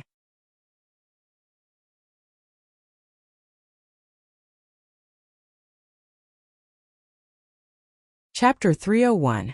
Bretel City had become somewhat different. The commoners in the city dressed like beggars often saw scenes that were different from the past. The soldiers who used to live like cowardly worms in Bretel City were now full of vigor, as if possessed by ghosts and gods. They would actually line up in neat lines, panting and running while carrying heavy loads, or practice sword skills in the city lord's mansion that had been repaired. These originally cowardly and incompetent soldiers had a trembling and fearful expression on their faces, but under the ruthless training of a team of silver-armored knights, they gradually gained a bit more backbone. Their originally sallow and emaciated faces also gained a bit more firm lines. These changes happened inadvertently. Not only did the soldiers in the city change, but other places in Bretel City also had subtle changes. For example, the broken city gates and broken city walls had been repaired by some retired soldiers who had spent a lot of time. The city lord's mansion in particular seemed to have suddenly regained its vitality. The people coming and going were actually a bit disorderly. The commoners of Bretel City, whose hearts were like dead ashes, didn't feel much when they saw these changes. They were used to the city lord being the first to run away, so they didn't feel that these changes would have any effect. On the contrary, they had some malicious guesses that these actions might bring harm to them. The bandits and soldiers of the 7 Grand Duchies, who hadn't visited the city for a few months, might think that there was more profit to be made from the changes in the city. If they were in the mood to come here and plunder again, it would be another miserable experience. Inside the city lord's mansion, Han Shuo slowly walked out of his secret room one morning. Fok, Dick, and Chester were waiting in the living room. Han Shuo looked at the 3 of them and moved his space ring. Shining weapons and bags of food slowly piled up. He looked at Fok and said, "Make full use of these weapons and chariots. You also have to control the food. In addition, from today onwards, as long as it's a young and strong commoner, you can join the army. Apart from a guaranteed food allowance, each person will be temporarily given 1 gold coin each month." As an Earth Rider, Fok naturally had extraordinary abilities since he was able to be arranged by Lawrence. During this period of time, Fok had already killed a few of the soldiers due to the high-intensity training. However, the deaths of these soldiers had an immediate effect. In a short period of time, all the soldiers truly understood the cruelty of training. Not a single one dared to make up the numbers. During the day, Fok madly drilled these soldiers, and at night, he even lectured some high-ranking soldiers on military strategy. Han Shuo had listened for a few days and felt that he had benefited greatly. He felt that this Fok was indeed a trustworthy officer. Understood. Fok wasn't a person who liked to talk too much. Under normal circumstances, he had an old-fashioned look on his face. He had a straightforward and hot-blooded aura that was ingrained in his bones as a soldier. "Dick, have there been any abnormalities in the vicinity recently?"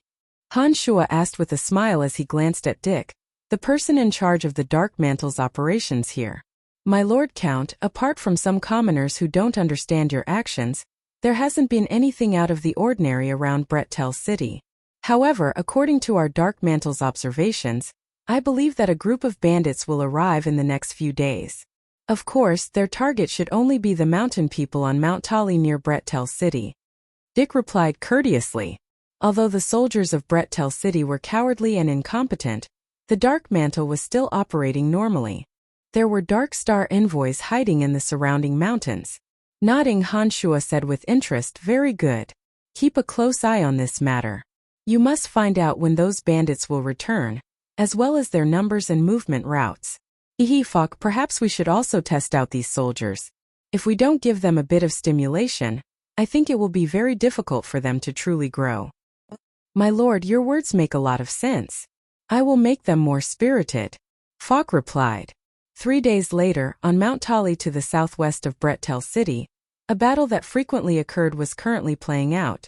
Redbeard Troda was leading 4,000 fierce bandits, recklessly charging up Mount Tali. The mountain people hiding in the rocks, trees, and shrubs on the winding mountain path used bows and arrows to obstruct the bandits from ascending the mountain. The mountain people had long since gotten used to this kind of attack and naturally had their own way of dealing with it. The falling rocks and arrows caused quite a bit of damage to the bandits. The mountain people hiding behind the rocks were much braver than the soldiers of Brettel City. They didn't fear the bandits' attacks at all, and used all kinds of attacks to attack the invaders. "Fok, do you think these bandits will be able to win?" At the foot of Mount Tali, Han Shuo was a distance away from the bandits. He turned his head to look at Fok and asked. Shaking his head, Fok calmly replied, "Impossible. Although Redbeard Troda has more bandits, it's a pity that the mountain people of Mount Tali occupy the terrain. In addition, they've long since gotten used to fighting on the mountain. It's impossible for warhorses to travel on the rugged mountain path, and Troda doesn't have the determination to fight to the death. This battle is destined to be fruitless. Only 100 of the 4,000 fierce bandits have died. Fok, do you think we have any hope of getting rid of them?" Han Shuo asked again. "That's also impossible. The path below Mount Tali is flat, and we don't have any terrain that we can use to our advantage. In addition, these soldiers haven't been trained for long. I don't think they have the courage to face the Redbeard bandits immediately. Not to mention we only have 1,300 people. My lord, this isn't a good idea." Fok was shocked and immediately tried to persuade Han Shuo. Unfortunately, Han Shuo didn't listen to Fok's advice. He laughed mischievously. "Fok, you've forgotten that I'm an Archmage Necromancer. Archmage Necromancers should be most proficient in this kind of large-scale battle. Not to mention, there aren't any outstanding light Archmages among these bandits. I think we can give it a try." Before Fok could stop him again, Han Shuo had already walked out with a smile. As he walked towards the Redbeard bandits, Han Shuo ordered, "Attack with me. I think you know what to do."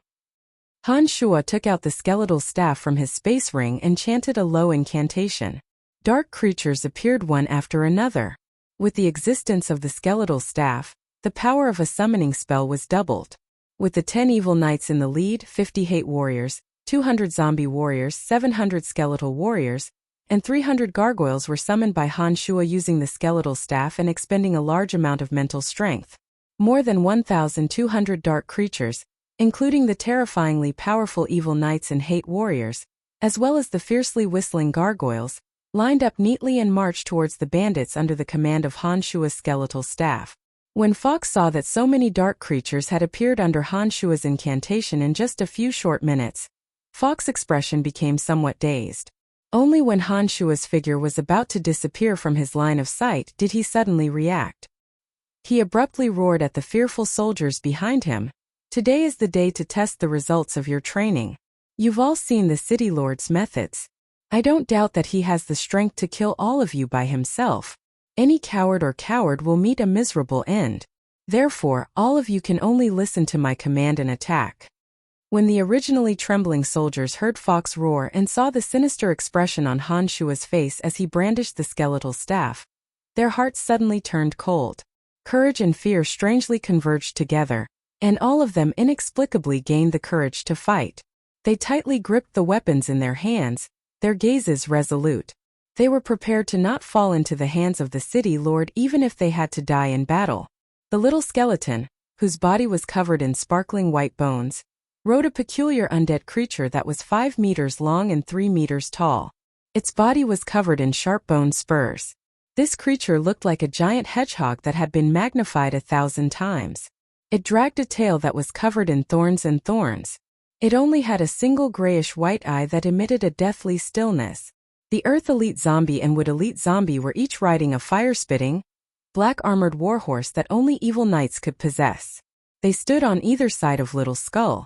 The three little things were actually even more arrogant than the 10 evil knights. They actually appeared at the very front of the group. What was strange was that the 10 evil knights didn't show any dissatisfaction and obediently followed behind Little Skull and the other two. Well, what's that? A cowardly bandit at the back suddenly heard a muffled sound behind him. He turned his head and was immediately dumbfounded, screaming out loud. The sullen and irritated Red-Beard Troda stood on a rock and roared. When he heard his subordinates' shouts, he immediately cursed, "Stupid pigs, charge up! Boss behind, look behind you!" The bandit was frightened out of his wits as he pointed anxiously behind him and screamed. Troda raised his head and saw a dark aura of death rush towards him. A dense horde of undead creatures with an icy aura that didn't exist in this world were marching towards them.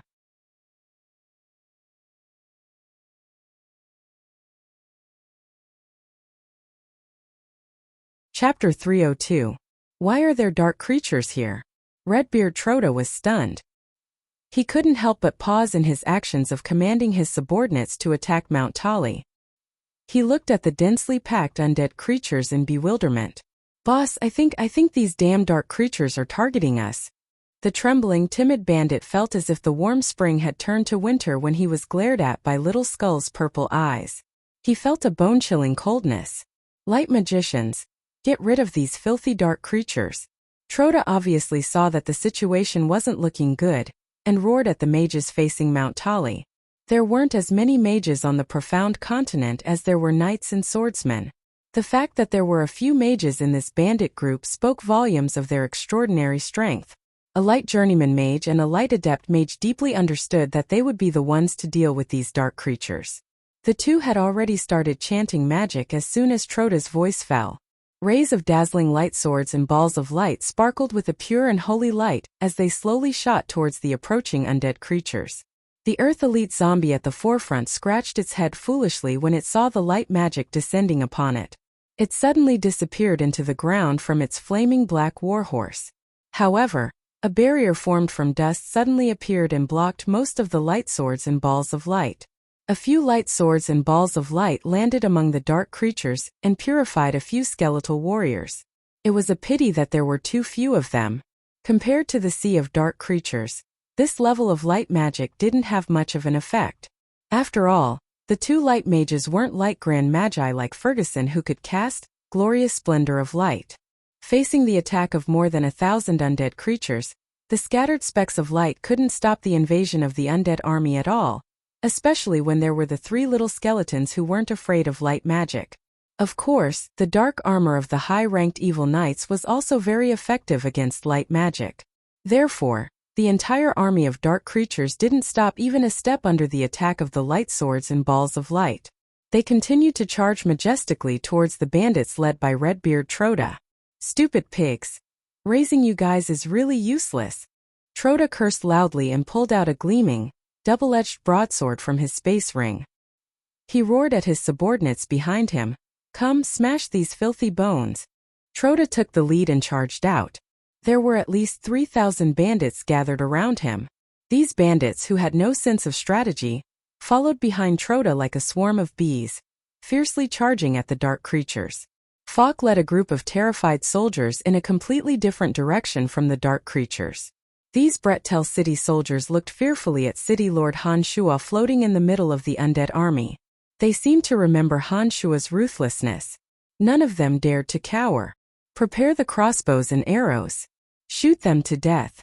You bunch of idiots, focus all your attention." Falk couldn't help but curse loudly when he saw that the soldiers on the battlefield still dared to be distracted and look around. The soldiers, who were used to being cursed, raised the bows and arrows in their hands amidst the curses. They aimed at the Redbeard bandits charging from the foot of the mountain and fired wildly. Although these people's aim wasn't very good, the Redbeard bandits were too densely packed together. As long as the strength of the arrows was enough, they would draw blood when they landed in the swarming crowd.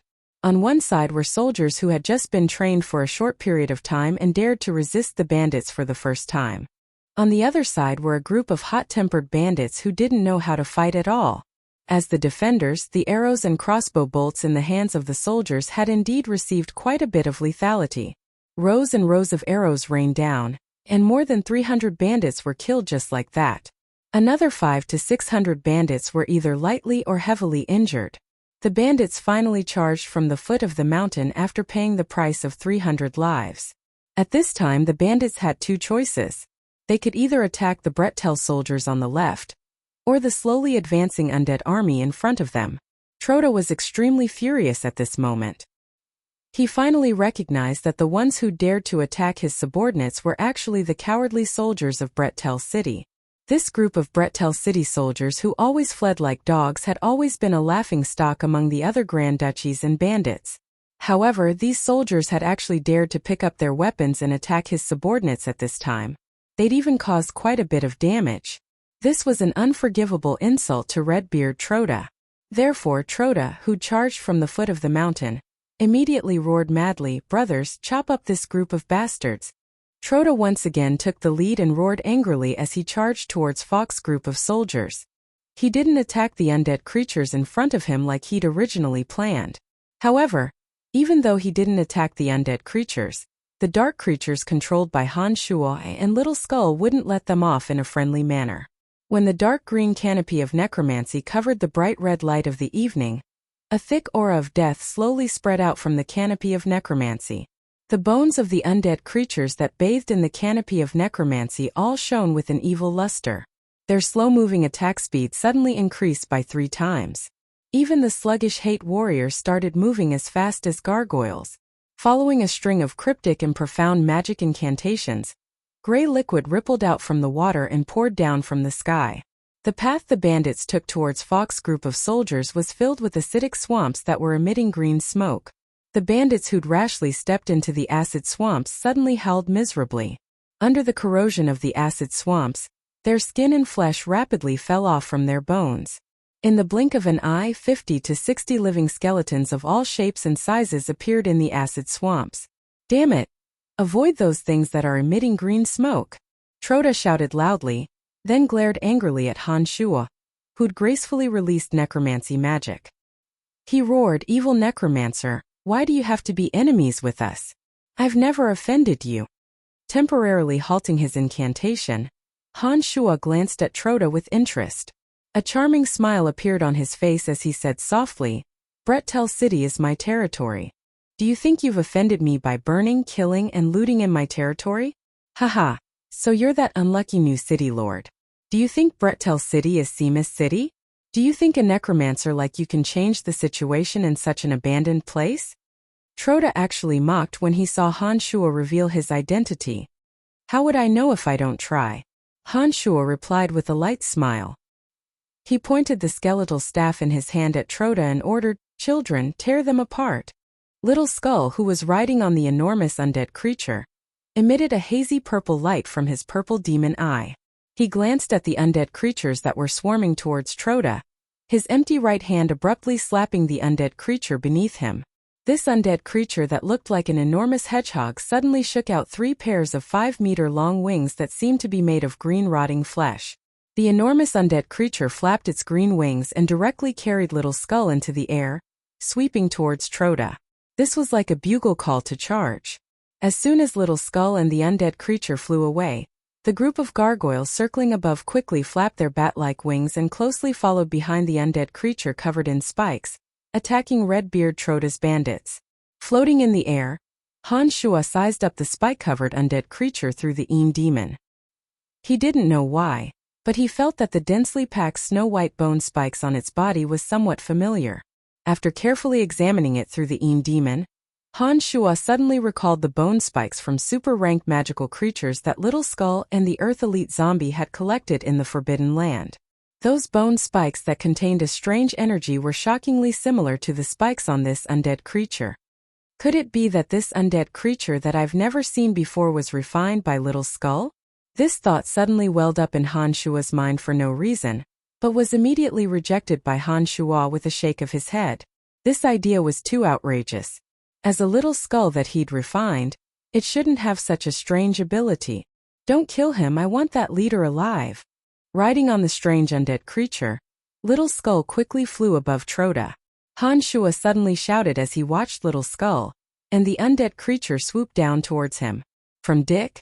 Han Shua knew that this bandit named Troda had looted Brettel City many times in the past few years. Han Shua wanted this bandit leader, who'd raked in so much wealth, to spit out all the wealth he'd swallowed. After all, Brettel City currently needed a large amount of gold coins. Just the 200,000 gold coins that they'd brought over wasn't enough to sustain the city.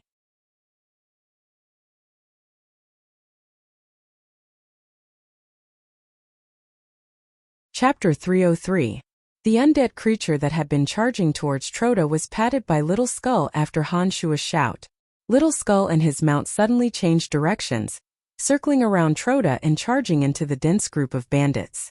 Troda yelled as he shot out rows of arrows. A few of them landed on the undead creature, but unfortunately, they didn't pose any hindrance to it. The undead creature resembling a porcupine charged into the dense group of bandits under Little Skull's control. This powerful undead creature landed in the middle of the bandits, its sharp spikes piercing through 5 bandits. 3 of them were torn apart by the spikes, while the other 2 were sent flying through the air. 300 gargoyles whizzed over, flapping their bat-like wings as they swarmed forward. Dozens of bandits didn't even have time to defend before they were torn into a bloody mess by their hook-like claws. The dark creatures that couldn't fly, under the lead of the Earth Elite Zombie and Wood Elite Zombie, joined forces with 10 evil knights on fire-breathing black armored beasts, and landed in the middle of Troda's red-bearded bandits. More than 1,000 undead creatures of all kinds charged directly into the middle of the bandits. These undead creatures that didn't fear death didn't feel any pain at all. They either used the sharp weapons in their hands or their claws and teeth to launch a frenzied attack on the bandits. Among them, the skeletal warriors were the weakest. Their bones would often shatter under the powerful bombardment. Apart from this, the higher-ranked zombie warriors' bodies were already very sturdy. The strength of the iron rods they wielded was also very fierce, often giving the bandits a lot of trouble. As for the enormous hate warriors, they were even more difficult to deal with. It often took 4 or 5 bandits working together to barely resist them. Apart from light magic, only fire and lightning magic could harm these powerful undead creatures. Even if some ordinary physical attacks broke the hate warriors' arms and legs, they still couldn't stop their attacks. 10 of the most valiant evil knights raised their enormous white-boned spikes. Each one of them possessed great destructive power. With a wave of the enormous white-boned spikes, 5 or 6 bandits would be swept to death. The black armor formed by the strange minerals in the Death Abyss was much more resistant to magic than the normal armor in this world. Undead creatures were strange existences that were not easily harmed by physical attacks, so these 10 evil knights were a nightmare for bandits. They couldn't seem to find a way to deal with them. Han Shua, who was suspended in the void, waved his skeletal staff and chanted a cryptic spell. The greenish-black canopy of undead was shrouded in a dense death aura. Ripples spread into the air and formed acidic swamps. Undead creatures didn't pose any hindrance to the acid swamp, but once a living person without an aura of death fell into the acid swamp, their skin and flesh would immediately melt. "You damned stupid pigs, do you only know how to watch from the side?" Fogg cursed loudly and pointed his silver spear at the bandits. He roared, "Aim and shoot!" There were more than 4,000 savage bandits, and their strength couldn't be underestimated. Han Shua had also summoned more than 1,000 undead creatures, but most of them were the lowest-level skeleton warriors. However, these skeleton warriors were the weakest in terms of battle strength and often couldn't pose any real threat to the bandits. Therefore, it was impossible for the undead creatures to completely annihilate this group of 4,000 bandits with just the few hate warriors and evil knights. Fogg roared as rows of arrows landed among the bandits and even the undead creatures. For high-level undead creatures like the hate warriors and evil knights, a few arrows wouldn't cause them any harm. Therefore, even if their attacks missed, they wouldn't cause much damage to the undead creatures. The novice archers heaved a sigh of relief when they saw that the hate warriors were still able to attack the living people around them without any problems even after a few arrows pierced into their bodies. They were able to fire freely. Now that they no longer had any worries, the archery skills they gradually grasped during their daily training slowly came into play. More and more of the Red-Beard bandits were killed under the rain of arrows. Han Shuo, who'd been coldly observing the entire battle situation, suddenly had a thought. The magic that had been scattering through the acid swamp temporarily stopped, and a narrow winding path appeared from Trota's side to Fok's side. The narrow path could only fit 3 or 4 people, but it seemed to leave some hope of attacking Fok's group. Attack! Kill these damned cowardly soldiers of Brettel City. Trota pointed at Fok. The bandits that had surrounded him charged towards Fok with Trota in the rain of arrows. The soldiers, who'd gradually gotten used to the oncoming charge, mercilessly sent even more arrows towards Trota's group. The charging bandits fell to the ground like porcupines, their bodies full of arrows, javelins, and spears. Their deaths were also strange. On the mountainside of Mount Tali, the leader of the mountain people, Fulkin, who was tall and had a high-nose bridge, wore a set of armor that was not considered rare. He looked at the chaotic battle at the foot of the mountain in confusion and said, "What's going on?" Fulkin was the leader of the mountain people on Mount Tali. He'd lived on Mount Tali for the past few years, exchanging ore for daily necessities. This group of about 1,000 mountain people had been reduced to less than 600 in the constant fighting. If it wasn't for the mountain's terrain, they would have long since been breached by the bandits. I don't know who that necromancer is, but those soldiers should be from Brettel City. Oh, how dare these Brettel City vermin take up weapons? My eyes must be playing tricks on me. The old miner Turiev stood on tiptoe on a tall rock, looking down with the same puzzlement. I've heard that Brettel City has a new city lord. Does this new city lord really want to change Brettel City? Fulkin couldn't help but exclaim softly, astonishment in his eyes. Rumor has it that the new city lord is called Brian. He seems to be a necromancer and has even killed a great swordmaster of the Brute Merchant Alliance. He's a demon who's challenged many experts of the Empire. No one has been able to escape from his palms, leaving no one alive in every battle. Turiev couldn't help but remind Fulkin when he'd heard some news from Asen City from some merchants who'd recently come over. As the master of the mountain people on Mount Tali, Fulkin thought for a moment with a dark expression, then said, "That damned bandit Trota has killed many of our people. Even my younger brother died in his hands. No matter what, Trota's situation isn't looking good now. It looks like we don't need to stay on the mountain to defend." "Fulkin, you mean we should charge down the mountain and fight to the death with Trota?" Turiev was startled and asked. Nodding, Fulkin snorted and suddenly shouted, "Perhaps today is the day for us to take our revenge. That damned bandit Trota has killed too many of our people. Don't let him leave Mount Tali alive." Fulkin walked out from behind the rock after he finished speaking and charged towards the parties fighting at the foot of the mountain. The mountain people who'd been hiding among the rocks and shrubs suddenly erupted with accumulated hatred when they heard Fulkin's words. They followed behind Fulkin and charged towards Fok's group. For Fulkin and the others, it was best not to get too close to strange existences like the undead creatures. After all, these creatures didn't belong to this world. It would be a waste if they attacked them as well. In addition, there were many acid swamps of various sizes in the middle of the undead creatures. Dozens of white skeletons that had just shed their skin and flesh could be seen in the acid swamps. This horrifying scene was extremely shocking to them. They naturally wouldn't want to come to such a dangerous place. Whoosh whoosh. 2 bone spears shot out of nowhere. Trota, who was advancing, suddenly felt pain in his legs. Then dozens of gargoyles swarmed him. Before he could react, they grabbed him with their iron claws and spiraled him into the sky. "I'm the new city lord of Brettel City. My name is Brian. Nice to meet you, Trota." Han Shua's voice sounded courteously. When Trota reacted, he found that Han Shua was looking at him with a faint smile. For gargoyles' iron claws had pierced through his back. The 4 gargoyles flapped their wings to keep him from falling to his death. "What do you want?" Trota was indeed a bandit leader. Even though his back was dripping with blood and in great pain, Trota's expression was still fierce as he glared angrily at Han Shua and roared. "I don't want anything, I just want all your wealth. Everything you've plundered from Brettel City all these years, spit it all out." Han Shua was in a good mood as he chuckled lightly. "Just kill me, I won't give it to you even if I die. Haha, you won't be able to obtain that wealth. Troda laughed maniacally, as if he didn't know how to spell the word, death. 3 bone spears pierced through Troda's abdomen and chest. Han Shuo smiled faintly. You seem to have forgotten that I'm a necromancer. Necromancers not only have powerful control over dark creatures, but are also very familiar with souls. Even if you die, I can still obtain everything from your soul.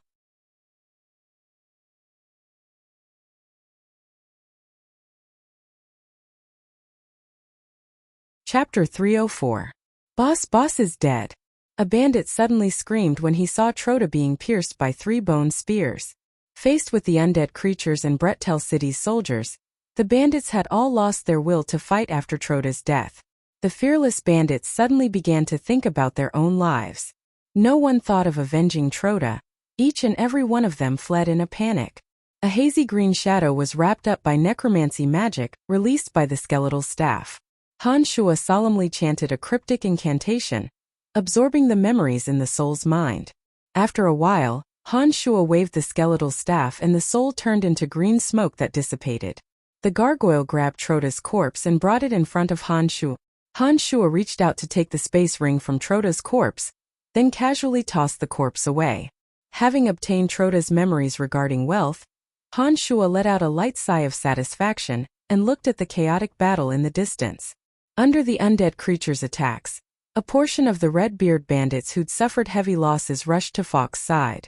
Under Fox's command, the soldiers who'd been hiding in the distance and shooting arrows fearfully switched their bows and arrows to broadswords and spears. With Fox's 100 experienced knights leading the charge, they attacked the bandits charging over. Fulkin and the mountain people of Mount Tali also rushed down from the mountain, joining forces with Fox and the soldiers of Brettel City. They encircled and annihilated the Red-Beard bandits who'd lost their will to fight after their leader's death. Han Shuo controlled the situation through the 3 Een demons. He knew that the bandits were destined to suffer a crushing defeat this time. The undead creatures still died one by one under Han Shuo's command. Having reached the separate demon realm, Han Shuo no longer needed the power of these souls. However, the demon's lair edge in Han Shuo's chest was still working, silently absorbing the energy that was hard to see with the naked eye. Han Shuo hovered in the air until he discovered that the bandits had escaped from the undead creature's area. He discovered that Little Skull was riding that strange giant hedgehog among the undead creatures, howling as he chased after the bandits. The Earth and Wood elite zombies were together with the 10 evil knights, also hunting down the bandits. After an order was passed down, the remaining skeleton warriors and zombie warriors squatted down in the area and began to collect the spoils of war from the bandits' corpses. Weapons, leather bags, and even some good clothes were taken out by these competent undead creatures and piled up according to Han Shuo's orders. After the bandits had escaped, the canopy of necromancy that hadn't been replenished by Han Shuo's mental strength gradually dispersed with the wind. When the sunlight shone down, the corrosive liquid of the acid swamp gradually sank into the ground. The white skeletons that had been maintaining their strange postures cracked and shattered with a loud rumble. The outcome of the battle had been decided, and there were no more surprises. Of the 4,000-plus bandits in this battle, over 2,700 had died here. The rest had fled in a sorry state without a trace. All the spoils of war of the dead bandits had been gathered up and handed over to Fox for safekeeping. Nearly 200 of the Brettel City recruits who'd participated in this battle had died in the face of the savage bandits' attacks. On the other hand, only 50 of Fulkin's mountain people had died. This was enough to prove that this group of cowardly soldiers had very poor combat ability. Respected Lord Count, thank you for your help. Fulkin arrived in front of Han Shuo after the dust had settled and bowed respectfully towards Han Shuo. No need to be polite. Mount Tali belongs to Brettel City. As the city lord, I have the responsibility to protect your safety. Han Shuo replied with a smile, then added, I hope this is a good start. Brettel City is also your hometown. I don't think you have to stay in Mount Tali forever. Perhaps we will return to Brettel City, but now isn't the best time. Lord Count will surely understand our concerns. A single battle wouldn't be able to make Fulkin feel at ease. Fulkin definitely wouldn't dare to take the risk before Brettel City displayed its formidable military strength. Nodding, Han Shuo smiled. You will see the changes in Brettel City in the future. Alright, today's matter ends here. I still have other matters to take care of. Ignoring Fulkin, Han Shuo walked over to Falk and instructed him to clean up the battlefield. He then left by himself, heading in the direction of Helen Duchy. Han Shuo had already learned the location of the bandit Trota's hidden wealth. Apart from the few crystal cards in his space ring, Trota hadn't sold the rare jewels and ores he'd plundered over the years. Instead, he'd buried them in a barren mountain. Trota had originally been a criminal of Helen Duchy. Due to the succession of Helen Duchy's Grand Duchess Helentina, he'd been pardoned and released. Trota had left the prison and returned to the free world he'd been away from for many years to become a bandit. However, even though Trota had been wreaking havoc all over the place, he still couldn't forget his hometown. He'd hidden his wealth in a barren mountain not far from his hometown. The current Grand Duchess of Helen Duchy, Helentina, was rumored to be an enchanting woman. This woman's methods were exceptional. She'd sat on the position of Grand Duchess under the covetous eyes of many uncles, becoming the de facto ruler of Helen Duchy. None of the uncles who'd fought with her for power had escaped her grasp. They'd all been killed after she'd ascended to the position. Helen Duchy, humph? Han Shuo snorted coldly as he flew through the dusky sky, secretly considering when to make a move against Helen Duchy. Although Helentina was a woman, Helen Duchy was in her hands. Those troops didn't have any benevolent hearts. Among the 7 Grand Duchies' invasions of Brettel City, Helen Duchy was equally frequent. Helen Duchy was located to the northeast of Brettel City. It was more than 700 kilometers away from Brettel City. It would take a day to reach the duchy on horseback, but Han Shuo only spent about an hour using the art of the demonic ninth heavens. When Han Shuo arrived at the barren mountain, he discovered that a large-scale battle involving 4 duchies was currently in full swing. Helentina, whom Han Shuo had just secretly cursed, was valiantly sitting on a fiery red phoenix, calmly commanding the soldiers to attack.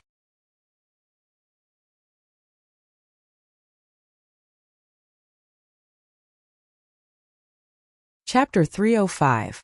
The 7 Grand Duchies were Helentina's Helen Duchy, Alec Ambridge's Bavenden Duchy, Bert Zeely's Ballet Duchy, Randy Allett's Bonton Duchy, Benedict Sackville's Narsen Duchy, Algie Kieran's Etman Duchy, and Niam Beige's Bisley Duchy. The total area of the 7 Grand Duchies added up wasn't much smaller than the Lancelot Empire. However, the 7 Grand Duchies were at war with each other all year round, seemingly showing no signs of stopping. Currently, Helen Duchy, Narsen Duchy, Etman Duchy, and Bonton Duchy were participating in this battle outside of Helen Duchy's borders. Grand Duke Benedict of Narsen Duchy was in the prime of his life and coveted Helen's beauty. In order to win the beauty's heart, he joined forces with Helen Duchy to help her resist the invasion of Etman Duchy and Bonton Duchy. Benedict coveted Helen's beauty, and had the idea of obtaining all the beauty of the human nation. However, Helen had always adopted a lukewarm attitude towards Benedict Sackville's crazy pursuit. This made Benedict Sackville's heart itch, and he tried his best to curry favor with her. He often led Narsen Duchy's army to lead the charge at Helen's invitation. Helen of the Helen Duchy on the Bald Mountain was wearing a fiery red magic robe. There was a profound magic pattern on her bulging chest, and her long red hair fluttered in the wind. Complemented by the red fire phoenix beneath her, Helentina was as dazzling as a goddess of fire. On the hillside below her, Benedict of the Narsen Duchy stood in front of a luxurious carriage in an exquisite and clean suit. With a calm and confident smile on his face, he looked at the soldiers of Etman and the Bonton Duchy who were attacking the bare mountain. Han Shuo flew above the mountain and glanced at the battle that was in full swing. He thought of the location where Trota's wealth was hidden, and was momentarily stunned. It was different from the valley where the mithril mine was produced last time. This bald mountain was made purely from a kind of sturdy limestone. For the Earth Elite zombie, he could move unimpeded through the soft soil, but the entire bald mountain made of limestone wasn't something he could enter as he pleased. If the Metal Elite zombie of the place of extreme metal could be refined, the Metal Elite zombie that could pierce through mountains and split rocks would be able to easily charge in. Unfortunately, the whereabouts of the place of extreme metal had yet to be determined. Naturally, the Metal Elite zombie had no way of obtaining it. Therefore, as he stared at the unending battle on the Bald Mountain, Han Shuo could only think of other methods. Standing high in the sky and looking down at the bald mountain, Han Shuo furrowed his brows as he pondered whether or not he should take the opportunity to sneak in. Trota's wealth was hidden under Helentina, and Benedict stood beside the carriage. The reason why Trota hadn't stored all of his wealth in his space ring was because he was afraid that someone would assassinate him and obtain his space ring. This Trota was also sufficiently dissolute. He kept 3 mistresses and 2 sons in the Helen Duchy. One of the mistresses he trusted the most had already been properly arranged by him.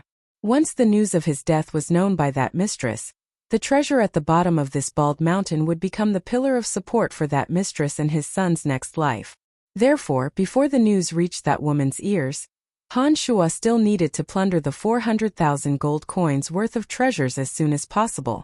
Just as Han Shuo was contemplating the method below, Grand Duke Helentina of Helen Duchy, who was being looked down at by Han Shuo, actually sensed Han Shuo's gaze.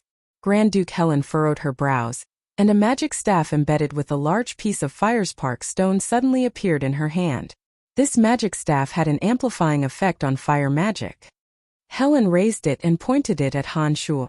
Raging flames condensed into 5 human-sized fireballs that swept towards Han Shuo in the sky. Hateful woman! Han Shuo cursed in a low voice. He extended his left hand and nimbly moved his 5 fingers. Faint purple flames wove into a profound ice net, trapping all 5 enormous fireballs within. He used the mystical glacial spellfire's purple magic flames to form a magic net, wrapping the 5 fireballs and causing them to emit sizzling smoke. The extremely cold air instantly ground away all the fire magic elements in the 5 fireballs. Scattered sparks slowly floated down, forcing Helen to raise up a magic barrier. Who is it? Helentina looked up at the sky and only saw a black dot under the sunlight. When she discovered that the fireballs had been easily dissolved, she immediately put away her contempt and asked cautiously. Snorting coldly, Han Shuo didn't pay attention to Helentina and flew towards the back of the bald mountain. He planned to temporarily leave this area and think of a way later. Behind the desolate mountain, Han Shuo had already seen some soldiers of Helen City. They seemed to be pushing some kind of enormous war equipment up the mountain. They were planning to ambush and kill some soldiers to change their clothes and join the ongoing battle. When Helentina saw that Han Shuo only snorted coldly and flew towards the back of the mountain without another word, she was alarmed. She shouted at Benedict below, "You guard this place well. There are magic cannons being pushed behind the mountain. A dangerous person has gone over there. I must immediately go and take a look." Without waiting for Benedict Sackville's response, Helentina patted the fiery phoenix beneath her. This super-rank magical beast Fiery Phoenix is gorgeous, and bright feathers fluttered in the air like ribbons. Wearing a fiery red magic robe, Helentina flew towards the back of the mountain like a raging inferno. These magic cannons contained strange magic elements that were repelled by space rings. They couldn't be directly stored in space rings, and could only be slowly pushed by manpower. Helentina had planned for this battle for a long time. Her trump card was to use this batch of magic cannons and the high terrain of the mountain to bombard the area below. After preparing for such a long time and finally tricking the 2 enemy duchies to this place with great difficulty, Helentina absolutely wouldn't let anyone ruin her plan. Therefore, when she saw Han Shuo fly towards the back of the mountain, she immediately spared no effort to stop him. Han Shuo had just flown to the back of the mountain when a fiery red shadow swiftly arrived before he could carry out his plan. 5 slender fire snakes, each 7 meters long and lifelike, wriggled their slender bodies in the air, splitting into 5 different directions as they coiled towards Han Shuo. The dance of the fire snakes spell could only be cast by a fire archmage. With the help of the firespark stone embedded staff in her hand and the mental strength amplification ring on Helentina's left hand, the dance of the fire snakes, spell that an archmage could originally only release 3 fire snakes, was now able to release 5 at the same time. The 5 fire snakes wriggled through the air, the scorching heat causing the air to crackle. The surging red flames were so fierce that it seemed as if they would immediately burn Han Shuo into charcoal if they approached him. Han Shuo was stunned. He had originally looked down on Helentina, thinking that she was an ambitious woman who only knew how to scheme and use her beauty to get ahead. He hadn't expected that she actually had real skills. Her astonishing strength and extraordinary beauty gave Han Shuo quite a shock.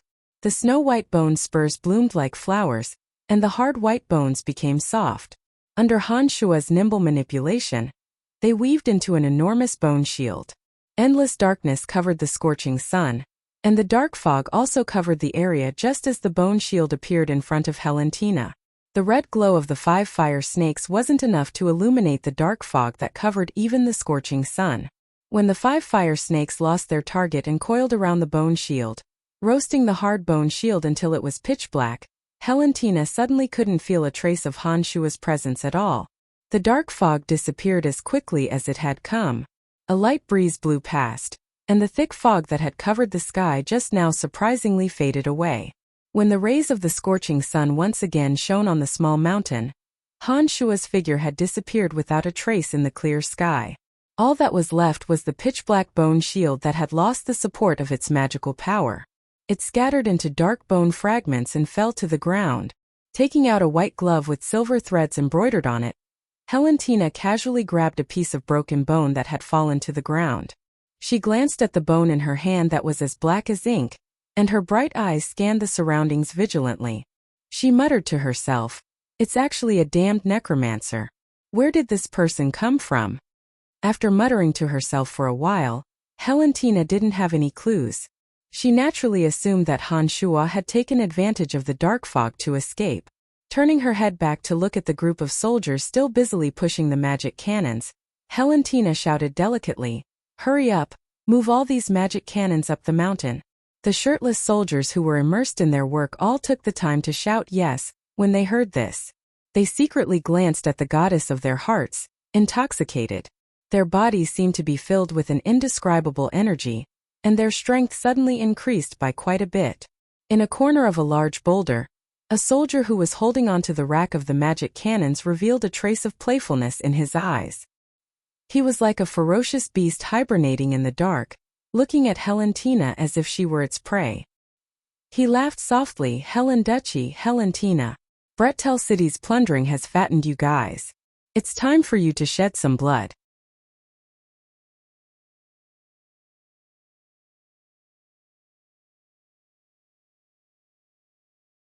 Chapter 306. As soon as the female Grand Duke of Helenduchy left, the previously dispersed dense fog once again slowly converged. The clear sky was covered in ink, turning it pitch black to the point where one couldn't even see their own fingers. The soldiers of Helenduchy, who were doing their utmost to push the magic cannons, couldn't help but scream in fear. Within the inky darkness, an erratic shadow moved unrestrainedly. Unsuppressible mournful cries of alarm rang out wherever the shadow passed. These mournful cries of alarm would abruptly stop as soon as they started. The soldiers who had wandered back and forth between life and death many times quickly understood what it meant when these cries abruptly stopped. All sorts of unreconciled howls were isolated by the darkness. The thick black fog concealed the cruelty of the massacre. When the fog truly dissipated, there were over 40 corpses on the ground. Every corpse had been killed by a sharp weapon piercing through the nape of their necks. A total of 6 magic crystal cannons, 5 meters tall and 6 meters long, shone brightly after the fog dispersed. These magic crystal cannons were made from magical silver and all sorts of strange metals. Their barrels were engraved with profound and cryptic miniature magic arrays. The silver-gray magic crystal cannons were abnormally heavy and definitely couldn't be easily moved. Specks of black light flickered as if the light of the stars had appeared at the same time as the scorching sun. Heavy and stiff bodies appeared one after another beside the magic crystal cannons. 60 zombie warriors divided themselves into 6 groups and carefully guarded the 6 heavy magic crystal cannons as they pushed them down the bare mountain. It was indeed very difficult to push the simple and unadorned magic crystal cannons up the mountain. However, it naturally didn't take too much effort to push them down from halfway up the mountain. The 6 magic crystal cannons that had been pushed up the mountain with great difficulty by the Hellen Empire soldiers didn't even take a tenth of the time it took for the 60 zombie warriors to push them down to the foot of the mountain. Of course, these incomparably large and expensive magic crystal cannons weren't only guarded by a few dozen laborers. Only a few soldiers in charge of guarding the cannons were still shrouded in the dark fog and hadn't walked out. At the foot of the mountain, The 1,000 or so soldiers who had painstakingly delivered the magic crystal cannons from the Helen Duchy immediately realized that there was a problem when they saw the magic crystal cannons that had just been pushed up quickly slide down. The ones pushing the cannons weren't their own soldiers either. Before the 1,000-odd soldiers could react, the ground at the foot of the mountain suddenly split open. Along with a rumbling sound, a total of 6 extremely expensive magic crystal cannons rolled into the suddenly split open ravine one after another. The deep crevice was so long and deep that even after the 6 magic crystal cannons fell into it, they didn't make any muffled sounds. The 60 zombie warriors who had completed their mission disappeared into thin air one after another under the flabbergasted gazes of the soldiers in the back of the mountain. Only the deep marks left behind by the magic crystal cannons proved that they had indeed existed. "Captain, what should we do?" The junior captain looked at the senior captain eagerly. His brain was sluggish as he stared at the gully that was constantly healing, and he asked in a dry voice, "Inform the Duke. 6 magic crystal cannons are worth 600,000 gold coins. If we can't get them back, our lives will be over." The senior captain had a terrified expression on his face. He had originally planned to flee this place regardless of everything. However, when he thought of Grand Duke Helentina's ruthlessness, as well as his parents in Helen City, he stayed here like a boulder, already prepared to die.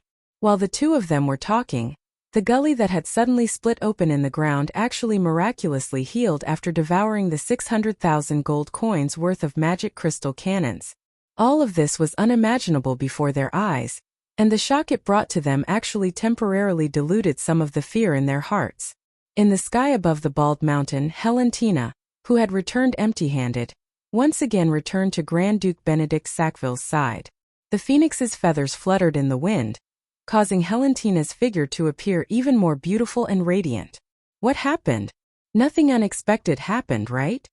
Although Benedict was already middle-aged, his elegant and erudite noble temperament, in addition to the charm of a mature man, had a fatal attraction to ordinary women. Benedict, who had hunted countless women, looked at what was perhaps the most difficult prey to obtain in this lifetime and calmly inquired as usual, "He's escaped. It's an evil necromancer." Helentina revealed a reserved smile. She wasn't stingy with her smile as she spoke in a slow and gentle tone. "So it's just a cowardly necromancer. An insignificant character who doesn't affect the overall situation, shouldn't have any effect on our plans." Benedict made this judgment with a peace of mind. He didn't express any further opinions on the matter and casually asked, "When can the magic crystal cannons arrive? I really want to quickly see those despicable invaders fall apart under the bombardment of the magic crystal cannons. They're already halfway up the mountain. They'll appear soon. I spent a large amount of money to purchase these 6 magic crystal cannons from the Brute Merchant Alliance. I've already tested their power a long time ago. You'll definitely see fresh blood blossom like fresh flowers." Helentina, who had tried to destroy a small forest with a single cannon shot, already had a picture of the enemy's flesh and blood splattering in her mind. Helentina, who had walked through blood and fire until now, was similarly filled with anticipation. Lord Duke, it's bad, it's bad." The junior captain at the bottom of the mountain ran over while stumbling, shouting loudly with a terrified expression. "What is it?" Helentina's brow furrowed. She was very displeased in her heart and shouted unkindly at the junior captain who had disturbed her mood. "All 6 magic crystal cannons are gone?" Although the junior captain was terrified, there was nothing he could do. He could only stammer out the truth with fear in his heart. "Well, what?" Helentina, who had fallen from the peak into the abyss, felt a bit dizzy for a moment. She couldn't adapt to this sudden contrast at all and didn't realize that her shrill voice was contrary to her usual elegance. Some zombies pushed the 6 magic crystal cannons down the mountain, and then a ravine suddenly split open in the ground, swallowing all 6 magic crystal cannons. After the cannons disappeared, the ravine healed and the ground became flat again. "That's the truth." The junior captain lowered his head and quickly described what had happened. He didn't dare to raise his head to look at Helentina's eyes. An enormous fireball shot out and the raging flames immediately submerged the junior captain. Helentina's face was covered in a layer of frost amidst his mournful screams.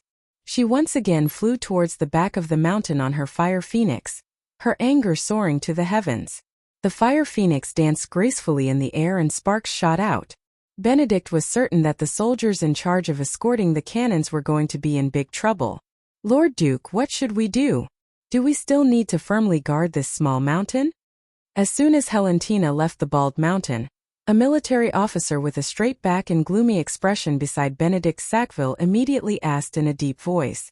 Benedict Sackville shook his head and the elegant and calm expression on his face disappeared.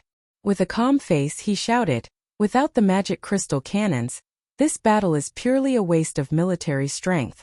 We naturally can't do such a strenuous and unrewarding thing. Let's go, we'll immediately withdraw from this bald mountain. You only need to notify Kaba of Helen Duchy. I think he'll know what to do." Nodding his head, the military officer didn't waste any more words and directly left Benedict Sackville's side. He continuously issued orders to the high-ranking officers under him to retreat. Benedict Sackville was indeed pursuing Helentina. However, Benedict Sackville had the wonderful idea of swallowing up the entire Helen Duchy. In essence, Benedict Sackville was still a duke who only cared about profit. He wouldn't waste his own strength for the sake of his pursuits. When Narsen Duchy's army was ordered to retreat, the soldiers of Helen Duchy that Helentina had left seemed to realize that the situation was anything but reassuring. After some negotiations, Kaba, the commander of Helen Duchy's army, cleanly issued the order to retreat. Under the rain of arrows, the soldiers of Narsen Duchy and Helen Duchy that were defending the valley quickly dispersed like a tide. The battle that was in full swing dissipated just as quickly as it started. The battle stopped after 3,000 corpses were left on the bald mountain, and at the foot of the mountain. The two opposing duchies, who had waited for the soldiers of Helen Duchy to leave the city with great difficulty, saw these people neatly withdraw from the mountain. Under the command of their leaders, they circled around the mountain and chased after the Narsen and Helen Duchy. Apart from the corpses all over the ground, there were only 300 soldiers from Etman and Bonton Duchy who were cleaning up the battlefield and collecting the remaining supplies. Half an hour passed in the blink of an eye and the majority of the troops had left the bald mountain. The 300 soldiers who were cleaning up the battlefield suddenly felt as if the day had turned into night. The sky was covered by a thick layer of dark green clouds. The remaining soldiers who were collecting supplies from the corpses looked up at the dark green clouds in the sky, full of doubt. All the weapons and armor had been gathered into 5 large piles. The 300 soldiers who had just completed their mission suddenly discovered in horror that the bodies of the soldiers who had just died were slowly wriggling within the dark green clouds of death. They stood up in grotesque shapes. 3,000 corpses were scattered in all directions. Once they all stood up, they immediately surrounded the 300 soldiers who were cleaning up the battlefield. Under the effects of the necromancy demons, the 3,000 corpses didn't take long to transform the 300 soldiers into existences similar to themselves. Under the control of Han Shua's evil power, the 3,000 zombies that had been resurrected with sluggish expressions lined up neatly and headed in the direction of Helen Duchy. As the spellcaster, Han Shua arrived at the place where Benedict Sackville had just been. Using Trota's memories, he successfully entered the underground and obtained the inheritance that Trota had prepared for his mistress and child. You're tuning in to the Li Mei's Wuxia Whispers YouTube channel. We're so grateful for your support, and don't forget to subscribe to join us on this incredible journey through captivating stories. Your generosity through donations truly makes a world of difference, as it's the primary source of revenue that allows me to expand and enhance this channel for you. Thank you from the bottom of my heart for being a part of this adventure.